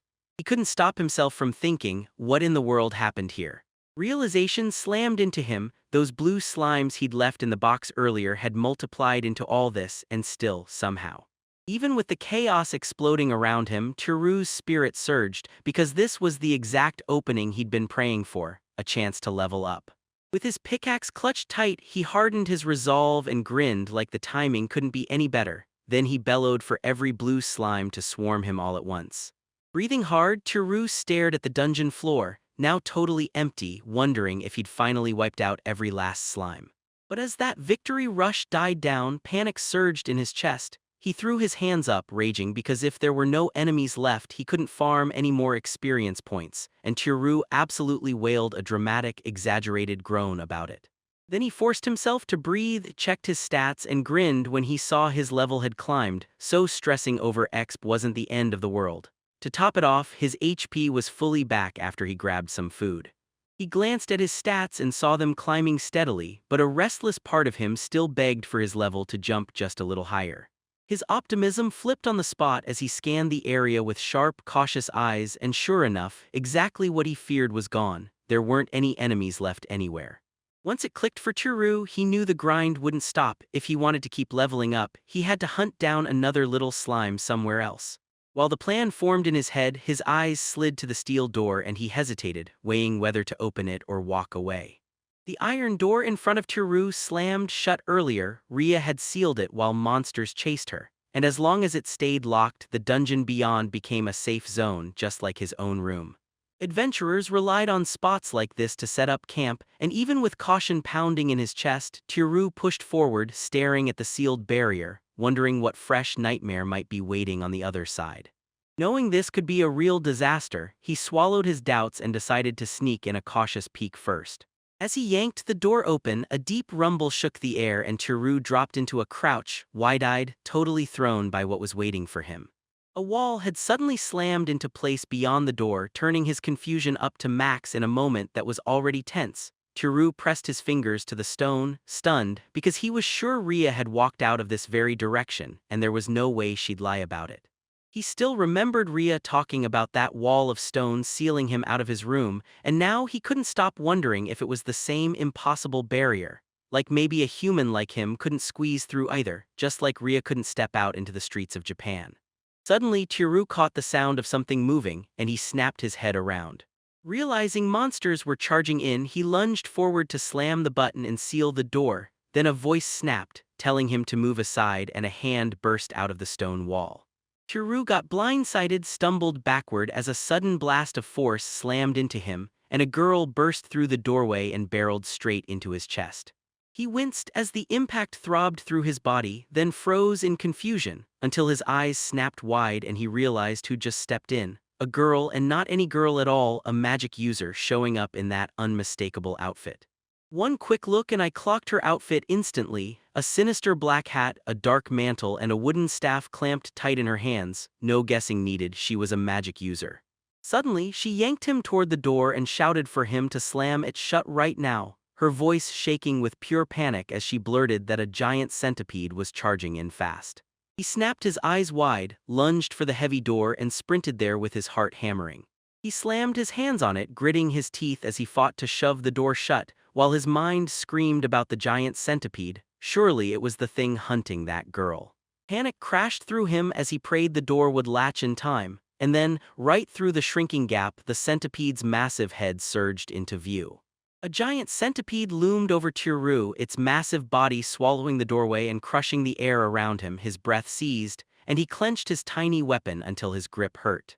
It was massive, nothing like anything he could ever hope to take down, and a brutal, icy truth slammed into him. No way, not even a chance, could he beat something that monstrous. Teru's eyes snapped with hope when he saw the giant centipede wedge itself tight, trapped and unable to push forward. He clenched his fists, grinning like he'd finally beat it because the monster was stuck. Confident, he surged forward like it would all be over in one crushing blow until the magic girl snapped, urgently warning him that you can't end it that way. She raised her staff high, barked at him to step back, and her sharp, commanding voice left no room for argument. Determination blazed in her eyes as she launched a savage inferno, then screamed the spell and hurled a roaring wall of flames straight at the giant centipede. The centipede spasmed and screamed as relentless fire rained down, swallowing its massive body piece by piece. Chirrut threw his hands up to block the scorching heat, eyes bulging as he stared straight ahead. At the spectacle, he could barely breathe, because what he was seeing felt like real magic, and it hit him like a tidal wave of pure awe.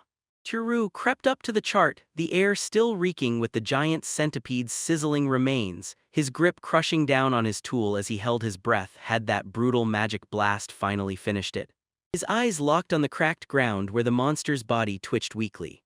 Suddenly, a brutal thud slammed through the corridor and yanked his focus away. His eyes bulged as he spotted the magic girl crumpled on the floor, barely twitching, her power utterly drained after that devastating attack. Chirrut's heart jolted, and without even blinking, he barreled to her side, dropping to his knees and reaching out with pure worry, his thoughts sprinting as he checked her over, begging to know if she was okay. One eye finally cracked open, slow and weak, her face ghost pale and slick with sweat. Chirrut's eyes blew wide with terror when he realized that huge centipede was still crawling right behind him, and even wrecked and charred it jerked itself upright, its disgusting body shaking with sheer stubborn rage. Then panic hit hard as Chirrut stumbled backward, heart hammering while that piercing shriek sliced through the air. Acting on pure instinct, he drove his tool straight at the beast's head, scrambling to block or smash its charge, while terror surged through his veins and he threw every last drop of strength into the fight. Breathing hard, he gaped at the massive centipede's lifeless form. His pickaxe, barely catching the dim light, was the one that brought it down. He just stood there, stunned, unable to believe he'd actually crushed that giant monster like it didn't feel real. His power surged and his level shot up, so he moved in carefully toward the creature's charred remains, heart hammering as he prayed it was truly dead. But right now, there was no time to spiral. His gaze snapped to the mage girl as she swayed, face bloodless, a grim little wince pulling at her lips. He surged over, terrified she'd been badly hurt, only for her to shake her head, dismissing his worry, and whisper that a venomous centipede had sunk its bite into her. Chirrut dropped to her knees, scanning everything like the clock was ticking, and demanded, "Is it paralysis?" The mage croaked that the poison would drag her into a slow, fatal death, but it could be cured if they had advanced. That kind of advanced healing magic looked downright impossible to pull off in their battered state. She slumped forward, her breaths coming shallow, and a bitter little smile tugged at her lips as she rasped that dying in a place like this was a cruel joke for a mage as powerful as her. Unable to sit with her despair, Chirrut snapped into action, betting everything on one tiny shot at a cure. Then he yanked a bottle of cola straight from his pack. Recalling how it crushed Ria's paralysis, he was sure it could slam the mage's deadly poison into submission too, so he clenched himself, yanked the cap off, and got ready to help her drink. The magic user was so weak she couldn't even lift the drink, just trembling there as realization hit, because it meant she'd been too dependent, too close, and now an idea snapped into his mind. The one shot that could decide whether she lived or died. So he kissed the mage's lips and shoved the liquid mouth to mouth, passing it straight along. Determined to get the antidote into her system, she gulped it down as Chirrut pulled back and stared at her, panic roaring in his chest, wondering if it had worked, or if he'd just run out of time. She swallowed the medicine in slow sips, then suddenly, wham, she erupted into a violent cough, choking hard as the liquid went the wrong way and stuck in her throat.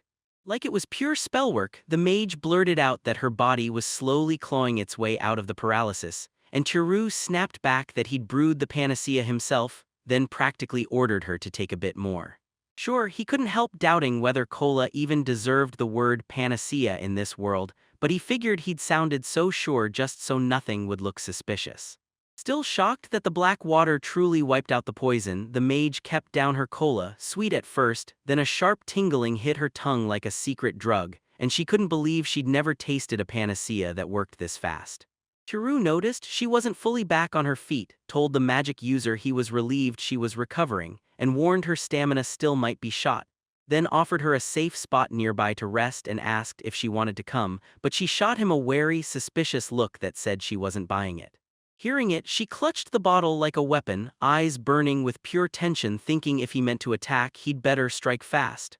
Turu was completely blindsided and his face snapped into panic and mortified embarrassment. Her pulse thundered as she kept digging at her suspicions. She couldn't shake the feeling he might be a criminal. Living out in that lonely wilderness, she still managed to size him up with a sharp eye, all while judging his weird clothes like it was a crime.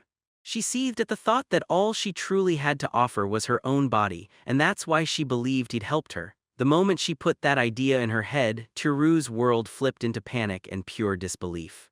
Turu blurted out loud as he shot back, swearing that even if he did kiss her, it was only to get her to take the medicine, no intentions, no games. And the second he said it, memories came crashing in. Yeah, that really was his first kiss. Suddenly, he could hear Rhea in his head, snapping at him and trying to drag him into an argument he couldn't win. Then it hit him how ridiculous it was, talking himself through an imaginary Rhea, and with a deep breath he spun back to the mage and made it clear, it was all just a misunderstanding. The mage had to hammer out one last, no mistakes explanation. Did he really mean he wasn't planning to assault her? She couldn't wrap her head around it. Anyone dressed like him looked like they belonged in a dungeon for only one reason. Turu snapped, stunned by her accusation all over again, and raged through a furious denial. He wasn't there to take advantage of anyone. But the more he insisted, the more her curiosity exploded until she demanded to know exactly who he was.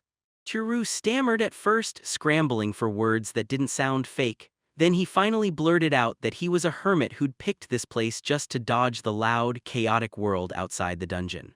The mage leaned in, eyes sharp and voice steady as he studied every word, and when the magic user finally let out a long sigh, she stopped fighting the inevitable and reached for Turu, who froze for a heartbeat, thrown off just enough to wonder if she was actually offering a handshake. She jabbed at his own words, "Take me somewhere safe," and reminded him she still couldn't lift herself, not even a little. If he really meant it, he'd have to pull her up, so she reached out her hand. When he clocked what she meant, he nodded fast and agreed, nerves exploding in his chest, as he reached out to steady the magic user, and together they pushed forward while Turu quietly guided her every step.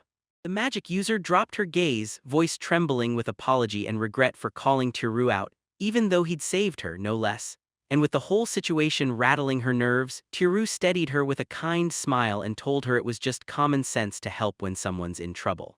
She spoke in a shaky whisper, telling Turu he was truly kind, and as soon as she brought up the night the giant centipede chased her, her eyes turned dark, because all she could think about back then was one thing: surviving. She reached out for her own survival, no one else got saved. Turu didn't fully get what he meant, but then he lit up and said they'd finally reached the resting place, so she could finally breathe easy. With a pointed finger, he told her his home was right past that weird-looking door. The magic user stared straight at the door and kept chanting about how strange it was, but in her eyes it was nothing, just a plain wall, no doorway, no passage, not a single opening, and the shock burst out of her as she blurted, completely confused. Turu froze in place, panic slamming into his head, and he yanked open the door fast. Maybe he could break the curse, only for the mage to coldly say the wall hadn't changed at all, no matter what he tried. Turu couldn't make sense of it. He'd passed through that same door while hauling Rhea back to his room before, so why did it feel like something was missing right here? The woman beside him suddenly went rigid, eyes bulging with suspicion, as panic surged through her. She jabbed a finger at him and yelled that he was only there to attack her, begging him to drop everything he'd heard and get out, alone. Turu acted like nothing could stop him. He shoved the mage through the doorway anyway, and the mage burst into pure panic, sure she'd slam straight into a solid wall. Reflex took over and she threw up an arm to protect her head, only to feel the impact never arrive. Turu shoved herself into the room with her, her light weight pressing against him as she blinked in total shock, because none of it looked familiar and her mind sprinted trying to figure out where she'd landed.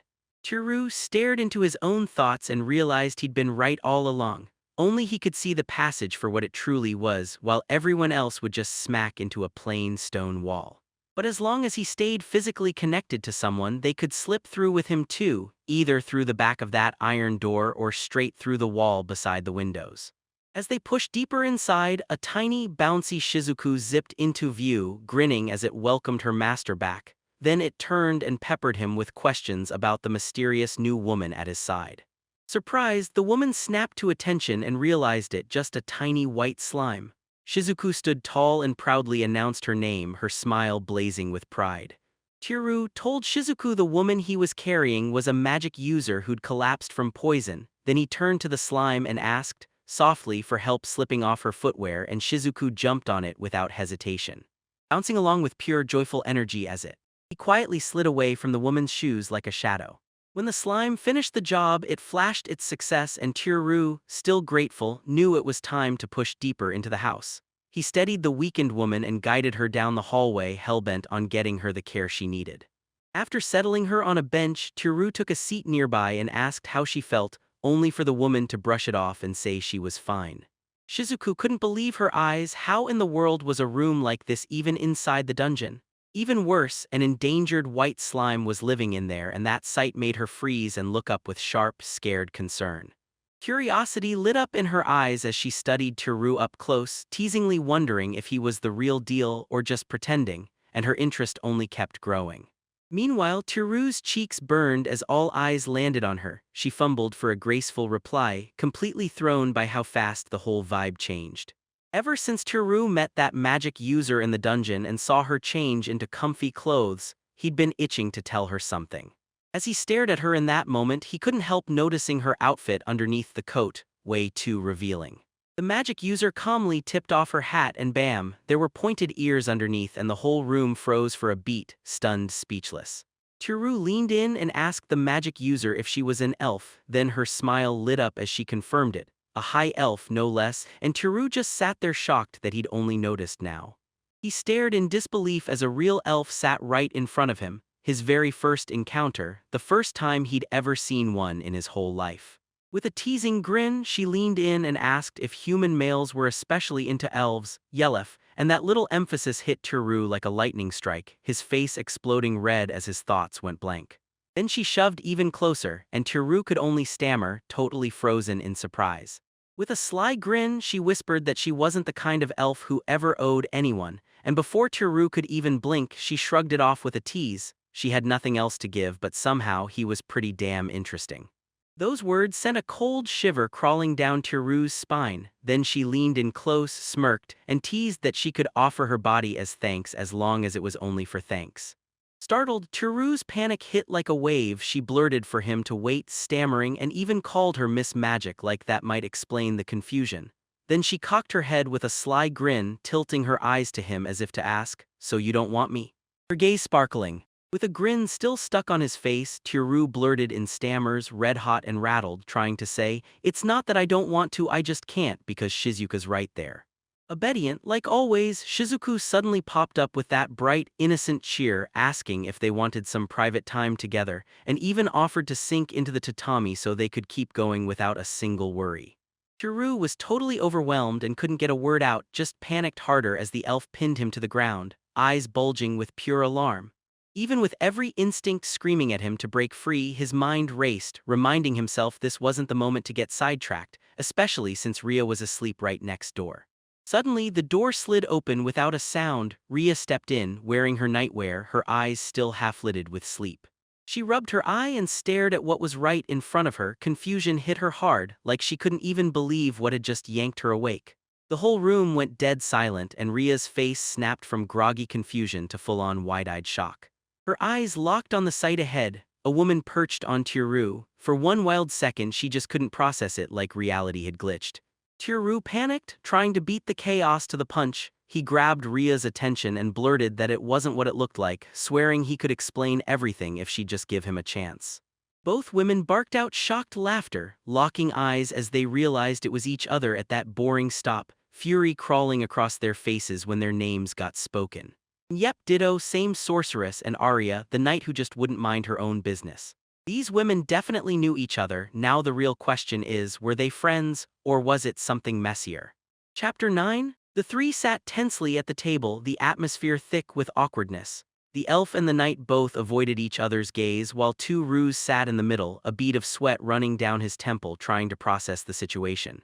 Chiru tried to crack the heavy silence by asking if both women even knew each other, then both of them snapped back in near unison, leaving the knight flustered and the elf cool as ice as she insisted, "No, of course not." Tiru's shoulders tightened as he tried to read where this was going, and right then the talk ignited, turning scorching between the two women. Rhea demanded to know why Ditto couldn't remember her, even though they'd shared the same party time and again. So Ditto snapped back that Rhea had been the one dodging every invite, then blamed the whole night for nitpicking and poisoning the vibe every time she walked in. The moment Ditto brought it up, she snapped back on the spot, blasting that she needed answers, grilling the mage over what she was doing to Tiru, and flat-out accusing her of something shady.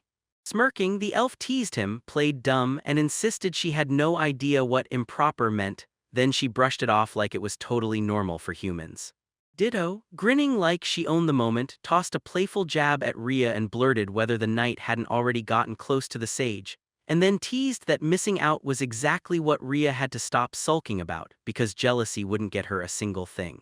Rhea's frustration ignited on the spot as she snapped at Ditto to butt out, while Tiru sat there shaking, stuck between them, desperately trying to figure out how to kill the tension before it exploded. Tiru could tell from their non-stop bickering that these two women couldn't stand each other. To calm the panic, he blurted that Ditto had already collapsed once from her injuries, and that the safest move was to let her hit the bed and rest. Then he pitched the idea him and Rhea could crash in the living room. Rhea brightened with a cheerful grin and nodded along, but Ditto shut it down instantly. Ditto snapped back hard, insisting it was totally wrong for her to grab the sage's bed, because letting him sleep anywhere that wasn't his own comfy home was just disgraceful.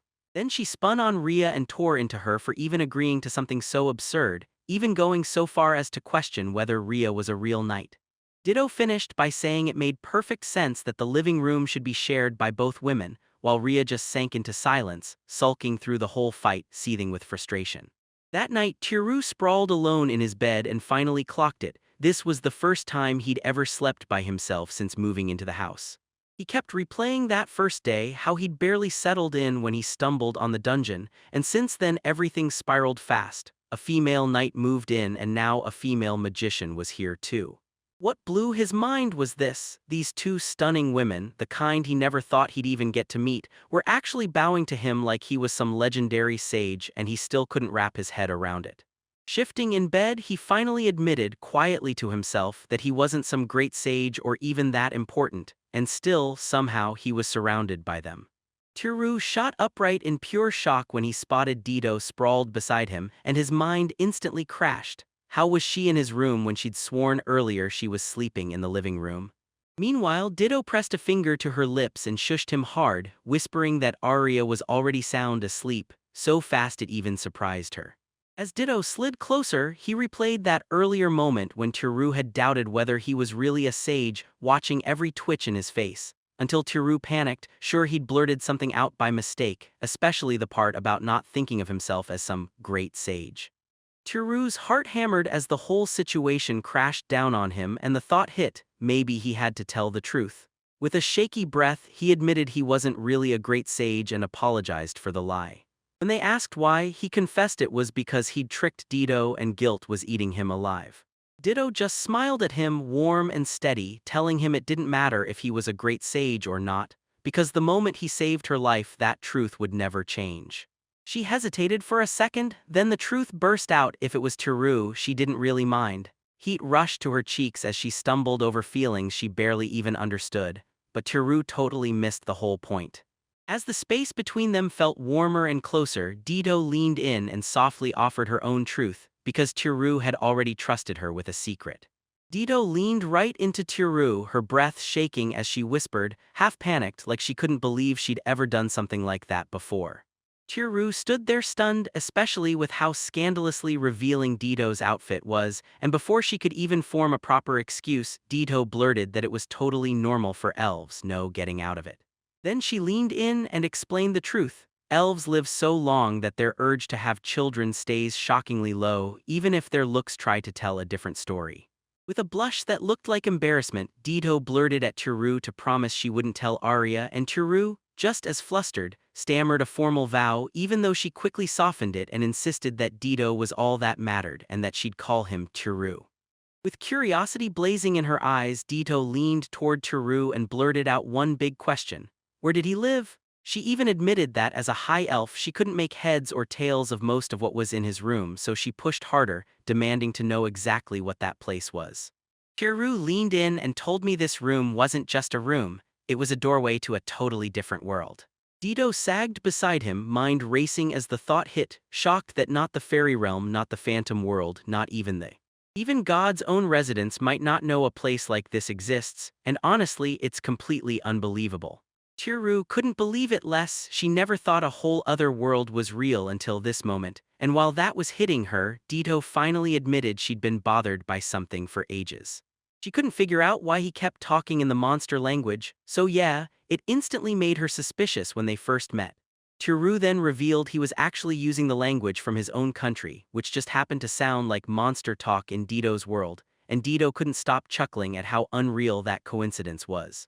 Chiru kept staring, baffled, like what link could possibly make the Japanese from his world turn into the monster's language here. Then he shot Dido a question. How are you able to speak monster language?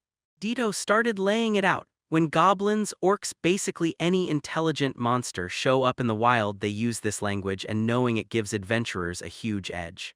Plenty of them even go hunting for people who can talk to intelligent monsters, because those conversations can save your skin in the middle of a fight, though she warned that even if someone can speak it, that doesn't automatically mean they can read or write it.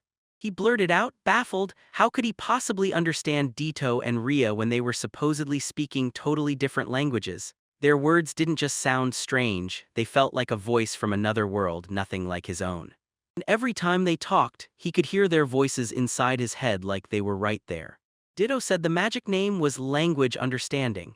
It took the user's words and, through telepathy, turned them into something everyone else could instantly grasp.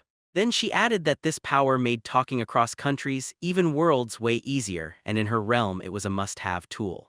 To prove it, she blurted one word straight into Chiru's head, love. He caught it immediately and his face flared red from ear to ear, pure shock. Chiru couldn't stop thinking how perfect it all was, like this was straight out of a translator gadget from his own world. Then, as the talk got way more personal, Dito blushed hard, leaned in close, and started confessing. Chiru's stomach flipped as she inched closer, whispering just to rile him, and his heart thundered while heat rushed up his face, panic taking over as his mind screamed, is Dito really going to push that bold confession again? But then he noticed her eyes were closed. Her eyes glittered with pure, bright excitement, and her face broke into a huge, eager smile as she blurted out she had to see Chiru's world, her grin cutting straight through the tension. Chiru, still rattled and unsure, let out a shaky nod and gave in to her request, even though his hesitation wouldn't let him fully relax. While Ria dozed peacefully, the two slipped out in total silence, fingers laced together as they headed straight for the door that linked their worlds. Ditto couldn't believe she could slip into this world, as long as she stayed tied to Chiru, and she stared at her casual clothes, fiddling with them while the new surroundings sparked a rush of excitement and curiosity. Thuru stayed on high alert, shoved a hat into her hands and told her to put it on fully so her pointed ears vanished. Then he warned her, clear as day, that there were no elves in his world, and if anyone caught even a glimpse of her real nature, it would spell disaster. Dito yanked the hat on with eager excitement, grinning bright and nodding as he agreed, while Chiru kept firing off more instructions. Stay quiet, don't get loud, and for the love of it, don't use telepathy because this world doesn't run on that stuff. So Dito huffed with a tiny pout, annoyed it was a bit inconvenient, but she accepted it anyway, her playful shine still blazing. As Dito stepped onto the street, she spun around, stunned. This was Chiru's Japan, all towering buildings and neon lights blazing like they owned the night. A wild, unfamiliar atmosphere hit her like a wave, and everything around her felt unreal, nothing like she'd ever seen, until her amazement snapped into panic. She squealed in shock, and there it was. The car tore past at the pedestrian crossing like it didn't even see her. Chiru snapped into action, yanking her hand and hustling her out of there, barking that he'd already warned her to keep her voice down, while Dito clung to him, still rattled, her thoughts sprinting in panic, because whatever that sound was earlier, it was pure nightmare fuel. The streets were packed like always, especially by Don Quixote, blazing with neon and pure nightlife energy, so Chiru and Dito slipped into the crowd and roamed the night together. Inside, Dito's eyes went wide. She stared at shelves stacked with loud, colorful merchandise, and when she couldn't believe the sight, she blurted out to Chiru, asking if every dazzling item was actually up for sale. Chiru gave a soft chuckle, confirming everything and basically playing along with her curiosity. As they kept moving, Dito started to feel crushed by it all. The blinding brightness hammered her eyes and she wobbled, barely holding her balance. Chiru spotted the discomfort on her face and wheeled around with worry, then urged them to take a quick break so Dito could let her eyes adjust to the city's blinding glow. Dito nodded right away, relieved they weren't pushing through. As she sat down, Chiru grinned and quietly told her to hold on for just a second. He slipped into a nearby shop, eyes sweeping the menu like he couldn't wait. Then, boom, Chiru grabbed a banana choco cream order. Right after, on his way back, he spotted Dito sitting there by herself. Then two strangers slid up to her and gushed about how pretty she was. One of them even reached out, eyebrows knit in worry like he'd spotted trouble and knew she needed help. Ditto clenched her fists, frustration snapping hotter inside her, and she couldn't shake the sinking feeling that this was going to get really bad. Right when the tension snapped in the air, Chiru burst back in and instantly clocked the whole mess, then told the strangers that Dito was a foreigner who didn't understand Japanese. Keeping her cool, she asked what they wanted and how she could help, and when the men finally realized she wasn't alone, they rushed to explain they only went up to her because she looked like she needed help. As the men walked off, Ditto let out a heavy sigh, muttering that they were frivolous and shaking her head in disbelief, because just moments ago they'd strutted in and talked to her like it was nothing, turning what was supposed to be a perfect day into a total disaster. Chiru, standing right beside her with that easy smile, looked completely unbothered as he held a sweet treat in his hands.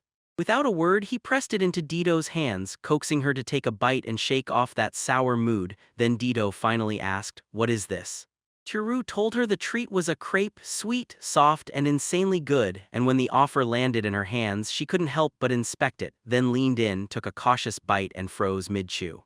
A tiny sparkle flickered in her eyes the moment that flavor hit her tongue, sweet, light, and instantly grabbing her attention. Ditto shut her eyes in pure joy, humming softly as she hugged that crepe tight in her hands, taking one happy bite after another and savoring every single mouthful while Chiru just watched her in silence. A warm smile broke across his face as he watched her savor the treat with her whole heart. Dito froze mid-bite, eyes widening as the truth hit her. She'd been gobbling down this whole time and never once offered Chiru a single bite, not even by accident. Chiru leaned in, wiped the corner of her mouth so sweetly, and that small gesture sent a shy blush creeping up Dito's cheeks. Chiru grinned as he told her, "If you really like it, then go on, eat the whole thing." Dito's frown deepened, convinced his smile was mocking her, and Chiru just chuckled, apologizing as he admitted she looked way too happy enjoying that crepe.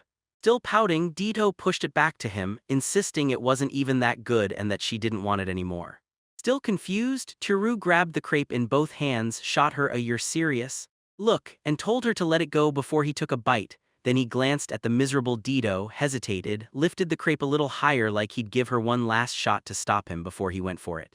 Chiru realized she hadn't budged an inch, then blurted out a deal she hoped she couldn't refuse, flashy grin and all. "I'm stuffed," he said, and tossed out the idea to split the crepe instead.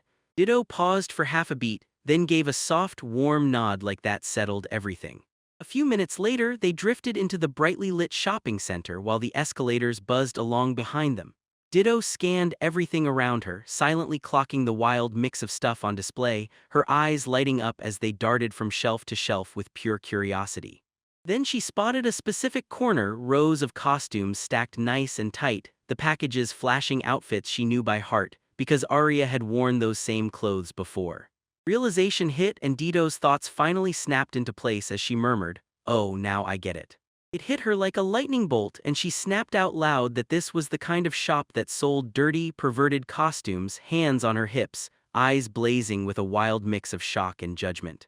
She accused him of making Raya wear those clothes, and in her head he was a total pervert, her eyes narrowed with playful heat.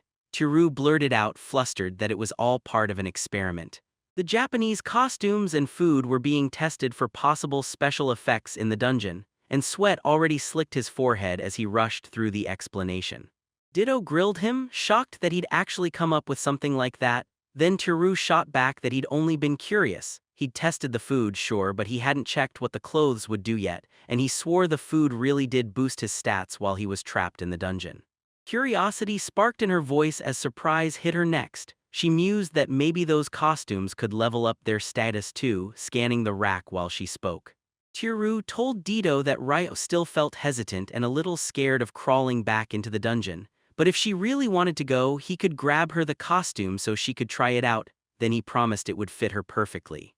Dido froze for a beat, her frown deepening, while determination finally lit up in her eyes. Later, right after they stepped out of the shop, Dido clutched the costume package to her chest and beamed, humming like she'd just won the world. Japan felt unreal to her. Big stores, mouth-watering food, and those weirdly perfect one-of-a-kind finds had her buzzing. Tiru watched her glow with a warm smile, genuinely relieved to see her this happy, and together they pushed onward through the roaring streets.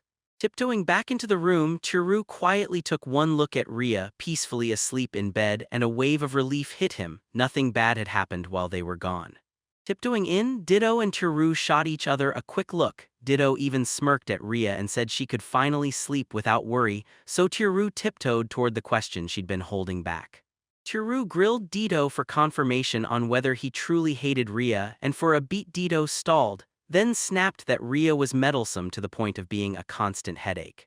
Still, Dido insisted she wasn't a hypocrite, and when Tiru pushed harder, wondering if they could at least stop fighting, Dido cut in fast. Sure, they could coexist, but never as friends.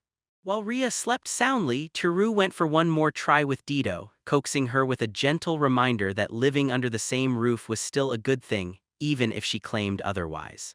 Maybe, just maybe, time would help them find their way back to being friends. Dido, all laid back and calm, gave a half-agreeing nod and said that if her mood was right, she could keep things smooth with Ria under the same roof.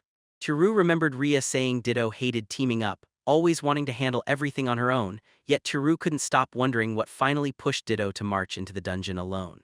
Shaking off the awkward talk, Dido steered the conversation straight into the real emergency, demanding answers as he asked. Dido asks if she can sleep with Tiru in his bed, and Tiru shoots up in panic. He reminds her she promised he'd take the bed while she and Ria crash on the living room couch, and with a heavy sigh of defeat, Dido gives up, realizing she can't change his mind. Chapter 10, Tiru is still wrapped in the comfort of his bed, drowsy and reluctant to face the day. A bright and energetic Ria, full of cheer, tried to wake him up with persistence, shaking him gently at first.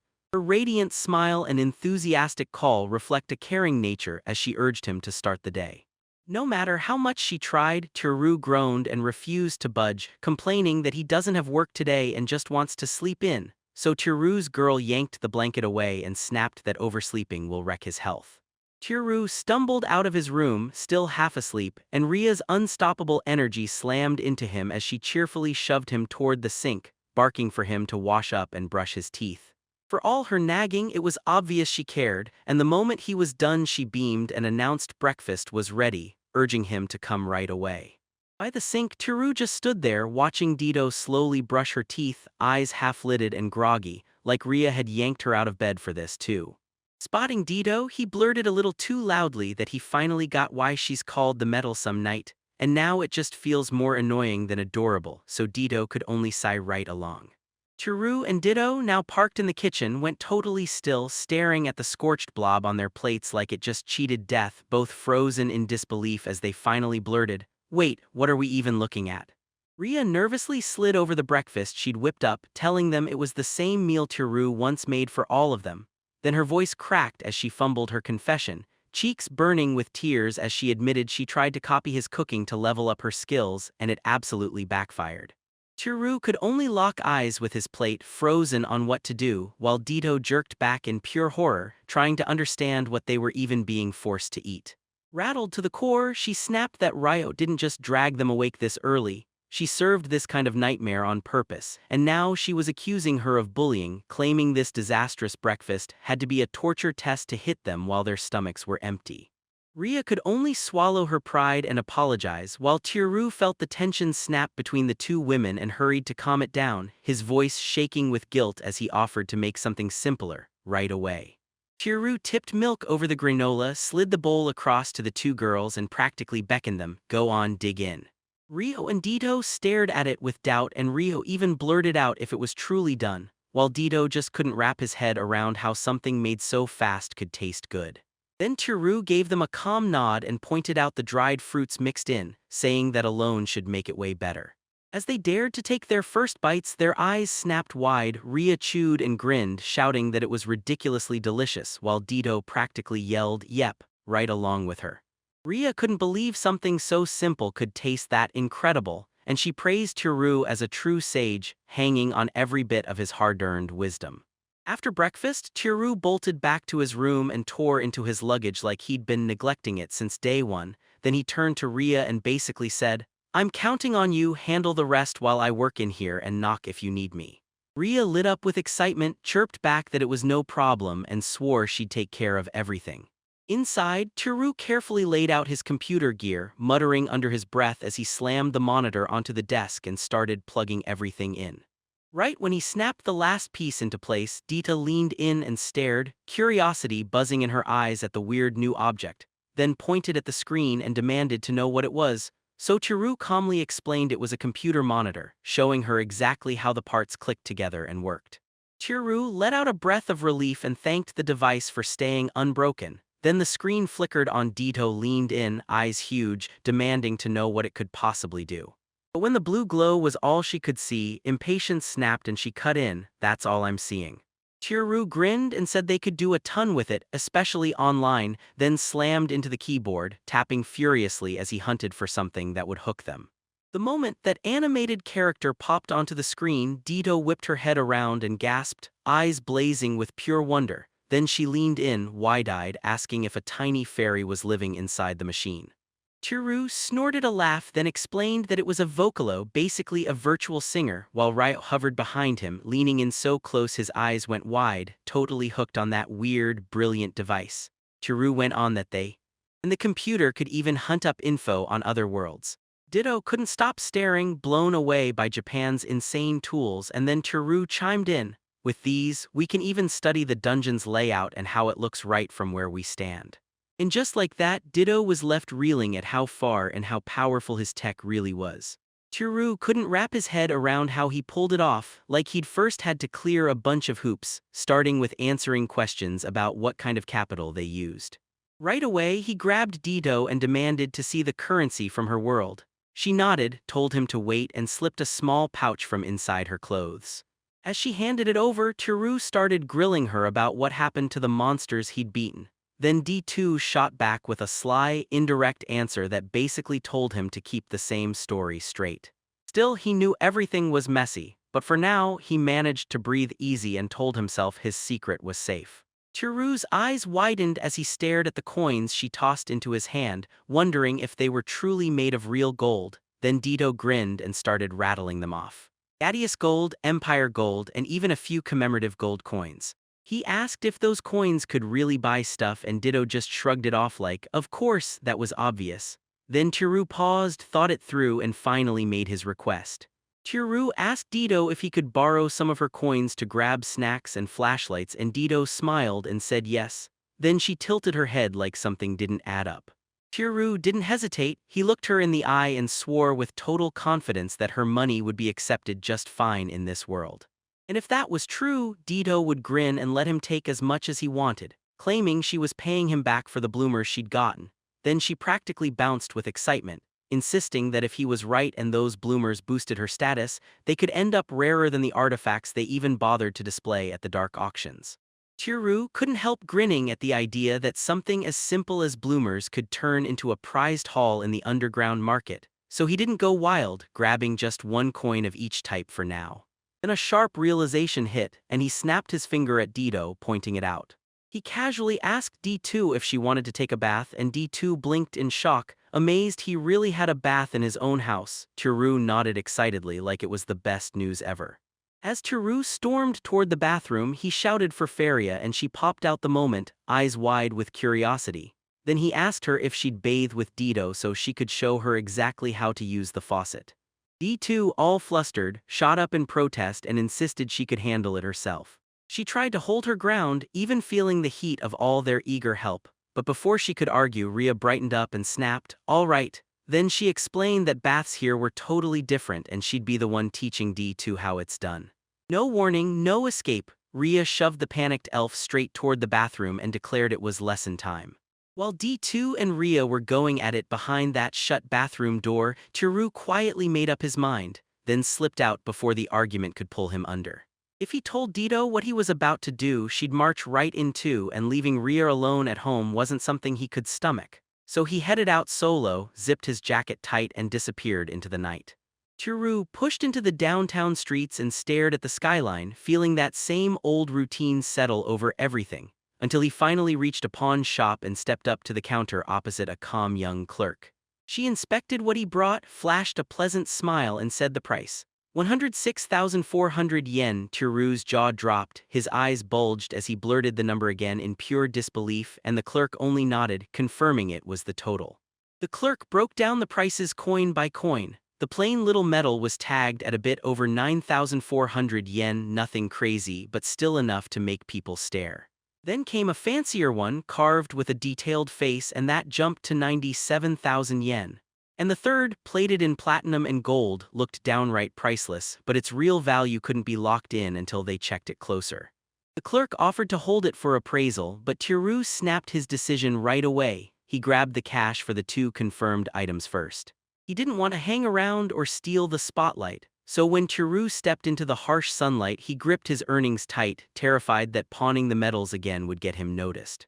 Quitting his job wasn't on the table, but at least now he finally had the cash he needed. After Ria finally fell asleep, Turu slipped into the dungeon with Dito under the cover of night, chasing answers about their world, until the dim, stone-walled maze felt like a trap and Turu's voice lit up with a quick grin. He leveled up. Right after Turu smashed that giant centipede, it all came rushing back, like it was still too unreal to even say out loud, and with pure excitement bursting in his chest, Dito practically begged Turu to show his status with a quick. Every thought hit, and he flicked the glowing screen up in front of them. Then her sharp eyes zeroed in on everything: his full name, his age, and every stat she could snatch. But when his name proved way too long to say, she cut it down and called him True. He leaned in, asking her age, and she smirked like she had a secret, brushing it off and swearing she'd tell him later. Then she noticed his occupation field was empty, and her brows knit tight. On his status screen, one attribute blazed brighter than the rest: an ultra-rare skill called Unlimited Growth, and even at level 4 he'd had it since day 1, which utterly stunned Dita. She studied the display with a calm face but clear shock, because she knew exactly how priceless that kind of power was. She tried everything herself, and she still couldn't believe how impossible it was to land a skill like that. Something about it kept gnawing at her. Concern crept across her face, and Ditto stared at Turu in dead serious silence, the whole time thinking about how his life was so much shorter than hers. Turu demanded an explanation, totally thrown off by her sudden worry, and Ditto sighed gently. Because elves can level up over centuries, but humans live far shorter lives, so most of them die long before they'll ever hit their level cap, and that grim truth settled heavy in her voice. Turu dropped his eyes, wrestling with Dita's words in silence.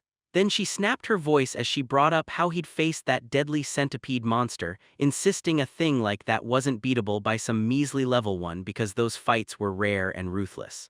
Turu went stone quiet, his mind replaying every moment, until he finally understood just how lucky he'd been to walk out alive at all. While they kept chewing over his progress, D2 leaned in and checked his status. Turns out what he could see right now only showed basic job growth, not the real specialized stuff you unlock when you commit to a profession. In Turu's case, his starting role was literally jobless, so he can't do much yet, but D2 made it sound like a promise. The power is in that flexibility. If he keeps pushing, he can break into attack skills, magic, and even support spells, and just like that, Turu's mood lifted a little. She told him straight he'd have to level up step by step and juggle a bunch of different jobs just to pull it off. Her words hit like a brick, and Turu's confidence crumbled on the spot. All he could manage was a shaky, nervous grunt. As the talk wound down, Turu snapped his attention to D2, demanding she show her own status too, and even telling her to take off her mantle so he could see what was underneath. D2's brow twitched with irritation, but after a beat of hesitation, she let out a sigh and gave in, unwilling but compliant.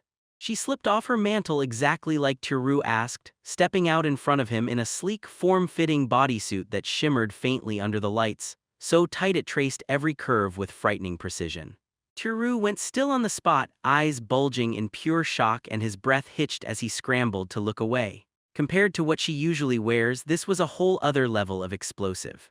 Still red in the face, she stared down at herself, swallowed hard with doubt, and wondered if this outfit really boosted her status. Dita's eyes went wide as her brand new status finally spilled into view. Her defense shot up by a massive 200 points, and her level cap jumped too, leaving her reeling between awe and pure disbelief while Tiru leaned in right beside her, itching to see the proof for himself. When D2's status sheet popped up, it laid bare just how insanely far she'd come. Tiru snapped her eyes wide in shock. She was 221 years old, and panic flickered through her face as she blurted, "I'm not that old." Elves, she explained, can live almost 1,000 years, which makes her age just like a human in their early 20s. Tiru couldn't believe how close she was to her level cap. His voice slipped into awe mixed with worry, but D2 snapped him back to reality fast. Dita flashed a huge grin and blurted, "I hit my limit ages ago." Then she strapped on the new gear because somehow her power kept climbing anyway and Tiru's jaw dropped. It actually worked. With wide-eyed wonder, D2 stared at that simple, stretchy outfit and couldn't believe it. Somehow it shot her defense sky high, and when she announced it, her voice practically rang with pure excitement. The gear was nothing short of amazing. With a bright, mischievous glint in her eyes, she couldn't stop wondering if those bloomers had the same wild effects, and before anyone could blink, she stripped down and changed right then and there. Tiru jolted and flinched at her sudden nerve and she snapped, "Turn around." His cheeks flared as he obeyed while Ruffra. He's frozen again and D2S still have his back pinned.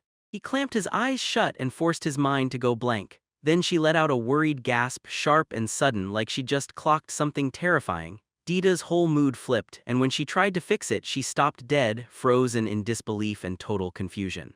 Dita stood there in stunned silence, staring at her sudden discovery. Her level cap didn't drop at all even after she yanked off the equipment. Tiru felt her mood swing and pressed her for the meaning, so Dita paused for a beat before confessing her suspicion. Maybe the swimsuit wasn't the real reason her level cap jumped. No one had ever seen a level cap climb on its own, no precedent, no system update, yet here she was, standing alive proof that something impossible just happened. It hit her like a thunderclap. She'd only just started to understand it, and when she spun toward Tiru, closing in with a hard, serious stare, the air snapped with tension and truth. She couldn't pin down what unlimited growth really does yet, so she latched onto one terrifying possibility. It wasn't the gear that mattered most anymore, it was Tiru himself. Dita leaned in until her breath tickled Tiru's ear and snapped the distance shut. His face blazed crimson, his heart slammed into overdrive and he froze there, completely panicked, while both of them just couldn't move. Dita suddenly crashed her lips onto Tiru's, right on the mouth, and the world flipped for him as his eyes went wide, stunned. It wasn't some spur-of-the-moment romance, she did it because she was sure, because she needed to verify it. Her hold stayed tight, her face didn't waver, pure, unshakable determination. Tiru froze solid, completely stunned and lost, until Dee finally yanked him back, grinning like she just won, her eyes blazing with victory as she declared her theory was right. Tiru reeled in disbelief, stammering through shock while his brain spun wild, yelling what the hell had just happened. Then it hit him too, she was still naked. She suddenly realized she was only partially exposed, gasped loud and scrambled to cover herself, apologizing in a flustered rush to Teru, who turned away out of courtesy, telling her it was fine, then quizzed her because what just happened left his mind spinning in circles. Dita steadied her breath and snapped her mind into place, replaying the kiss she just shared with her family. Sharing it with Tiru wasn't some random whim, it hit like a shockwave. Her level cap jumped again, and this time there was zero equipment involved. Still reeling, Tiru leaned in and listened as D2 broke down what she'd discovered. Yeah, the jump was real, her level cap shot up to 49 and she blurted out her theory. Nobody ever officially said unlimited growth could work like that, but this sure as hell felt like it, like when someone kisses him, they somehow steal a taste of his unlimited growth skill too. Tiru just froze, replaying her own words in stunned disbelief as they finally hit. The result didn't only rattle him, the real implication sent his thoughts spinning.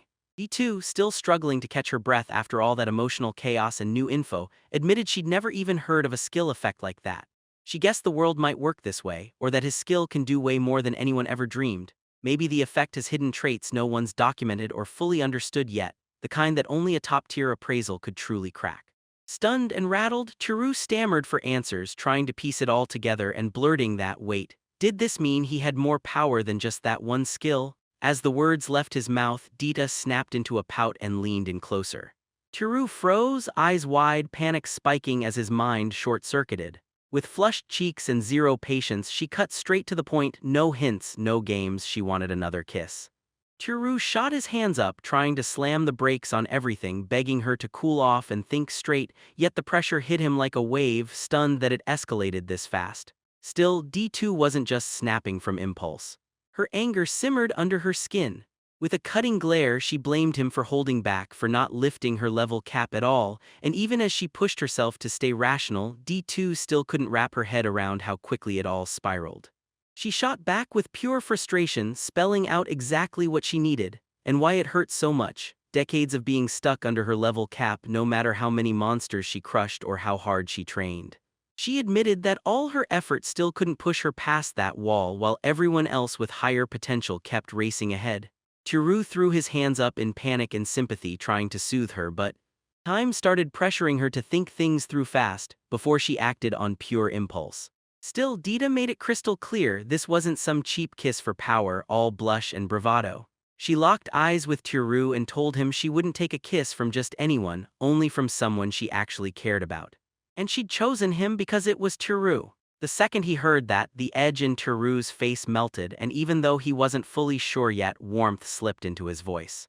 Suddenly, the tension between Tiru and Dita turned way more personal as her eyes sharpened and her voice snapped into an accusing rise because she'd sensed it. Tiru had been distracted, thinking about someone else, Ria. Dita's face twisted into a pout of frustration and her thoughts spiraled inward. She finally said it out loud, he must like Ria more than her, and the quiet words hit like a gut punch, so heavy with disappointment that it left her frozen, unable to take it back. He stalled, then admitted he wasn't sure and couldn't deny the truth behind his thoughts about Ria. Still, he couldn't pretend he wasn't drawn to Dita too. Her cheeks flared red as he said it, and D2 stammered, caught off guard by his blunt honesty. He glanced away for a split second, then his voice cracked, torn between the truth and pure confusion, so he blurted that he was hopeless, a pathetic excuse of a man because this was a moment that demanded clarity. Dita's eyes softened, her voice settling into steel. She admitted the hard truth that sat heavy on both their chests. Tiru's feelings for Ria might come first. Instead of crumbling from jealousy, Dita leaned in and dropped a line so deep it shook the air, her voice soft, her quiet, jealous tone cutting close as she asked Tiru if he'd choose Ria now, and if, after 80 years when Ria was already gone for good, he'd ever think about being with her. Tiru froze at the way she meant it, not as an order but as a gentle hope that still sent a chill straight through him. When he finally tried to push back, he realized the truth behind her words. If 80 years truly passed, it wouldn't be just Ria who vanished, Dita would be dead by then too. D2 had centuries behind her and centuries still waiting, so she'd already mapped this out in her head. She just stood there in quiet, distant but unshakable, and when she finally spoke again, her words sliced through the air like a sudden truth. There was a way, an actual method to stretch someone's lifespan, and D2 answered in a steady, serious voice. Yeah, it really existed. But it comes with one nasty catch. Tiru's eyes went wide as he blurted, "Wait, did I hear you right?" Urgency cracked his voice while he begged her to explain, hanging on every word like it might be the key, because if this method was real, it could flip everything upside down. Tiru leaned in with shaking excitement, urging her to spill the secret. Then D2 finally blurted the name. To unlock it, you'd have to face the thing stitched into the labyrinth's very core, the dungeon master, the labyrinth's ruler. Ria flashed a playful grin and practically coaxed Dito into joining her for a bath, saying it was the most natural thing to help her learn, because bathing here worked differently and she wanted Dito to teach her the right way. Dito went beet red and tried to back out, but Ria just teased that if she let pride get in the way, it would only make everything harder for her. Right before their bath, Ditto leaned in and casually grilled Ria about her time at the dungeon rest stop, why she was the only one from their party there, and that quiet little accusation yanked Ria completely off balance, leaving her flustered and scrambling for words. Ria froze up, her voice shaking as she struggled to say everything was complicated. Then she panicked, swerved to talking about Ditto instead, and blindsided the elf with that clumsy, sudden change. Ria tried to melt the tension by politely asking Ditto to use her real preferred name, but Ditto, arms crossed and stubborn to the bone, turned away with a cold never. Ria just froze, still smarting from the rejection, while Dido, totally unbothered, threw the whole situation back into motion and ordered her to focus on teaching her how to bathe. Ria took her job seriously and broke down the modern bath like a pro. She showed how hot water burst through the tube, then pointed out that body and hair got different soaps, while Dido stared in awe, absolutely hooked on this strange new setup. Dido stared at the soaps in awe, shocked they even existed in Tiru's world, while Ria glowed with pride and told him they came from Tiru's artifacts. Then, when she tried once more to get Dido to call her by name, the elf shut her down flat, leaving Ria's smile stuck in playful disappointment. Dido, finally letting her guard down, admitted she couldn't stop thinking about the shower, but she snapped her focus to the bath next, eyes lighting up like crazy as she pictured that hot, soothing water waiting for her. Still reeling from Dido's rejection, Ria strode forward, and a storm-dark look settled on her face. As she slammed her body in front of the bath, pride burned hot in her chest. No way was she letting Dido slip through that easily after getting shut down. Ria planted herself in front of Dido, pouted, and demanded he call her by her favorite name, Ri first, while Dido fumbled, flustered, and snapped back at how childish she was being. Ria fumed at Dido's refusal, lips jutting in pure frustration, then blasted him with a freezing shot of shower water. Dido yelped like she'd just hit a wall, her startled scream cracking through the steamy bathroom. Dido shivered in the freezing water, teeth chattering as she snapped her eyes on Ria, stunned beyond belief, because she'd swear that showerhead was burning hot just a second ago and total confusion was screaming all over her face. Ria strutted in with a proud grin, bragging that Tiru's genius contraption could flip between hot and cold water like it was nothing. Then she wore that smug smile as if she'd masterminded it from the start, and Dido just stared at her in pure disbelief. After that chilling jolt hit her, Dido finally swallowed her pride, trembling like a leaf and utterly beaten. Then she begged Ria to let her into the bath, desperately hoping the warmth would find her at last. Ria wouldn't budge, again demanding that Dido say her real, preferred name. Dido snapped in frustration, asking why it mattered so much, but Ria just dug in deeper, staying silent with stubborn, unshakable resolve. Ria told Dido, "We live together, so we'd better get along." And when Dido heard her, she remembered what Tiru said. She didn't really hate Ria, she just needed to reach for friendship at her own pace. After a tense pause, Dido let out a defeated sigh, then Tiru's words hit her and Ria's sincere eyes made her crack. She flushed hard, finally gave in and blurted out her reluctant agreement, pride hanging on by a thread. Flustered and beaten down, Dido mumbled that she already got it, then begged to be let into the tub. And the moment Ria saw that, she lit up, grinning wide as she joyfully welcomed Dido in to join her. They climbed into the bath together and Dido instantly blushed, saying the tub felt way too tight for two, while Ria just smiled and replied that it was better this way, soft, innocent words that somehow made their bond feel closer with every second. Chapter 11. At the restaurant, Tiru worked in a daze, his mind far from the task. He let out a long, weary sigh, slumping forward as he admitted everything had grown so complicated. His thoughts drifted back. All night long in the dungeon's stone chamber with Dido, he couldn't stop replaying her words, his face tightening as he finally tried to understand what title Dungeon Master really meant. Dido calmly spelled it out for Tiru. This wasn't just some random skill, it was the key that let you claim the title of Dungeon Master. And yeah, even if it's labeled as a skill, you can't grind it through leveling. The only way to earn it is to claw your way to the dungeon's bottom floor, locate the current master, and take it straight from him.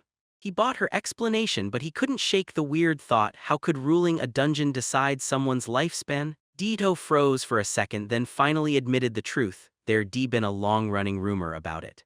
Her voice dropped into something deadly serious as she told him a dungeon master never ages. His eyes shot wide, and excitement lit up his face like, "So we live forever?" Then she cut him off fast.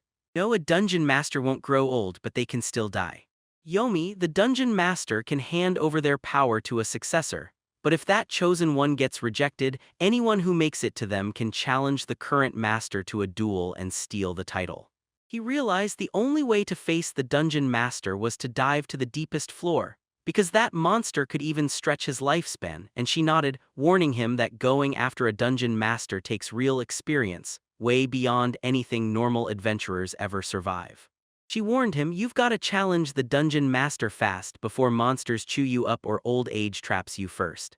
She hit him with a blunt truth, realistically, it's impossible, and then confessed that she needed hundreds of years to reach her level, and Tiru's reply came sharp as he shoved back.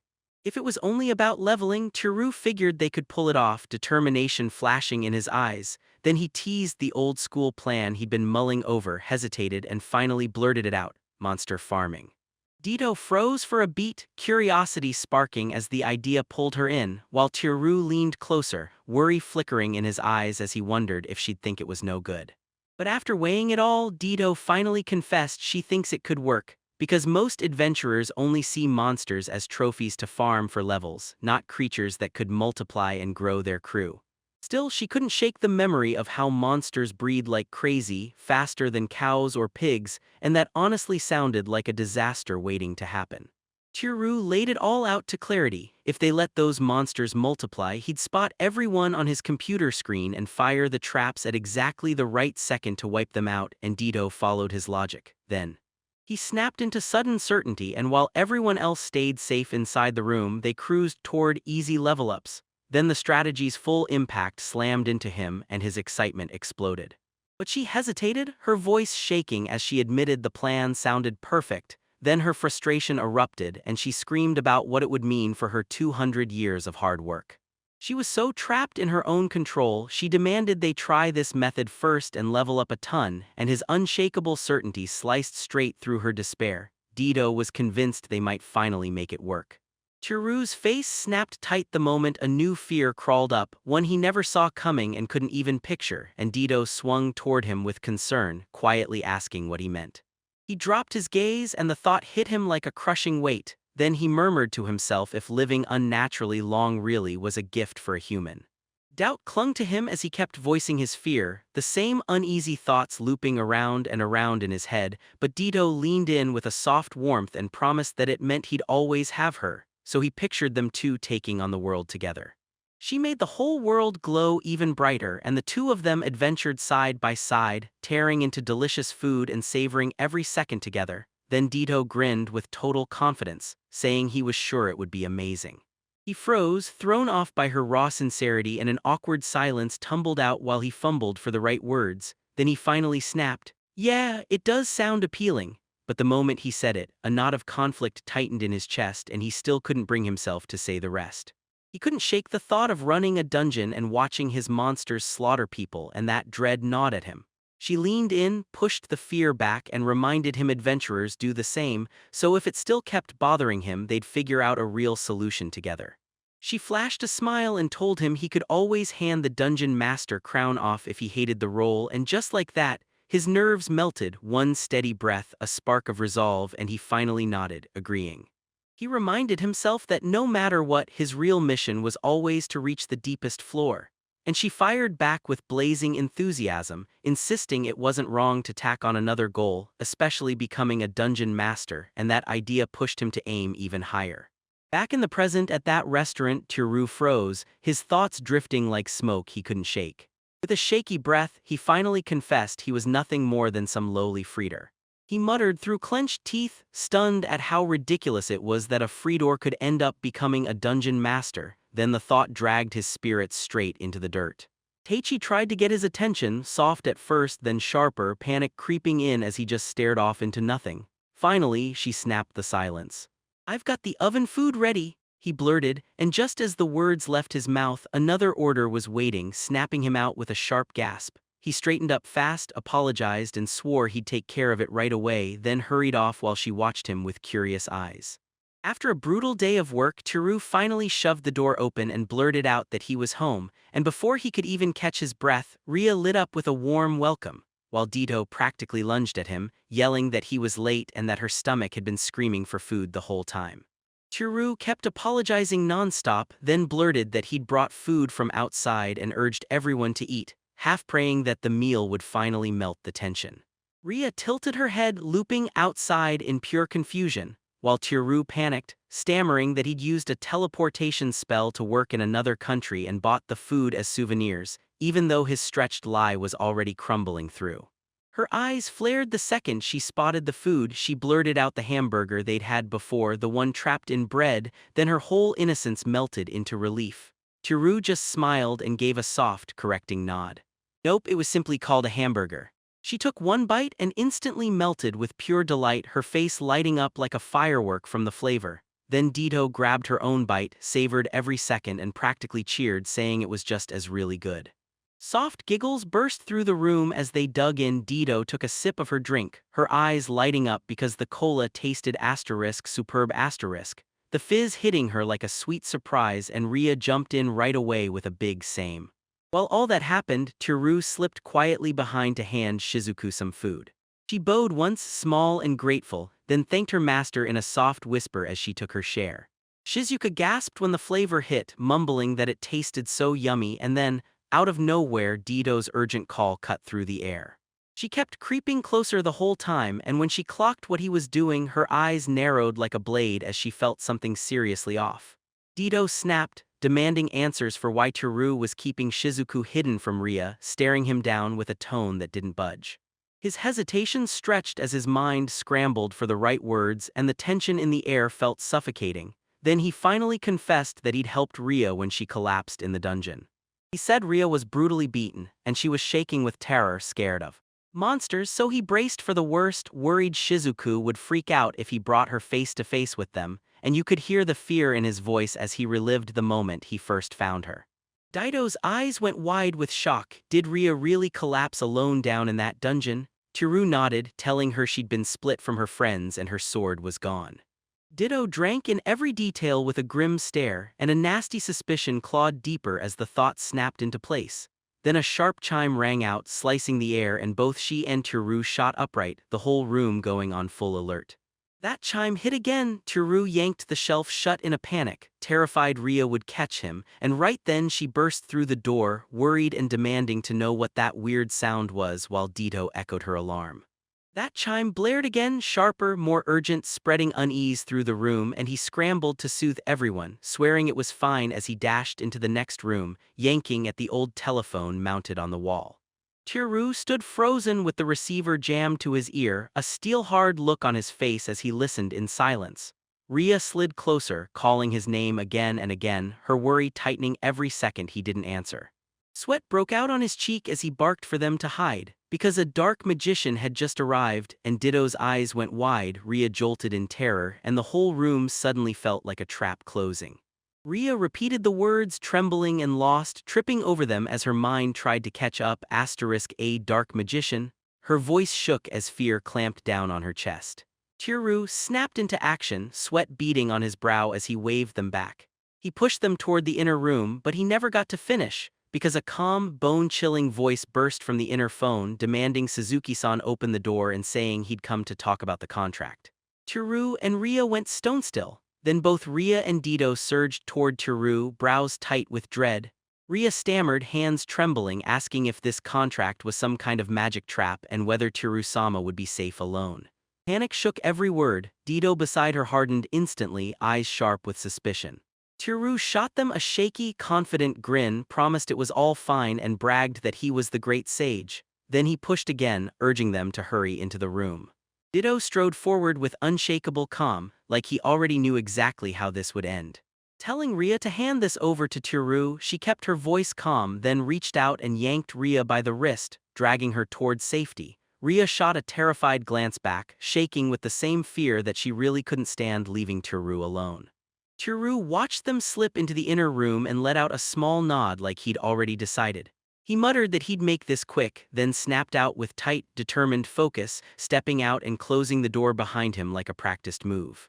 Part of him prayed the visitor would vanish fast, but the handle suddenly jerked and rattled like someone was fighting to break in.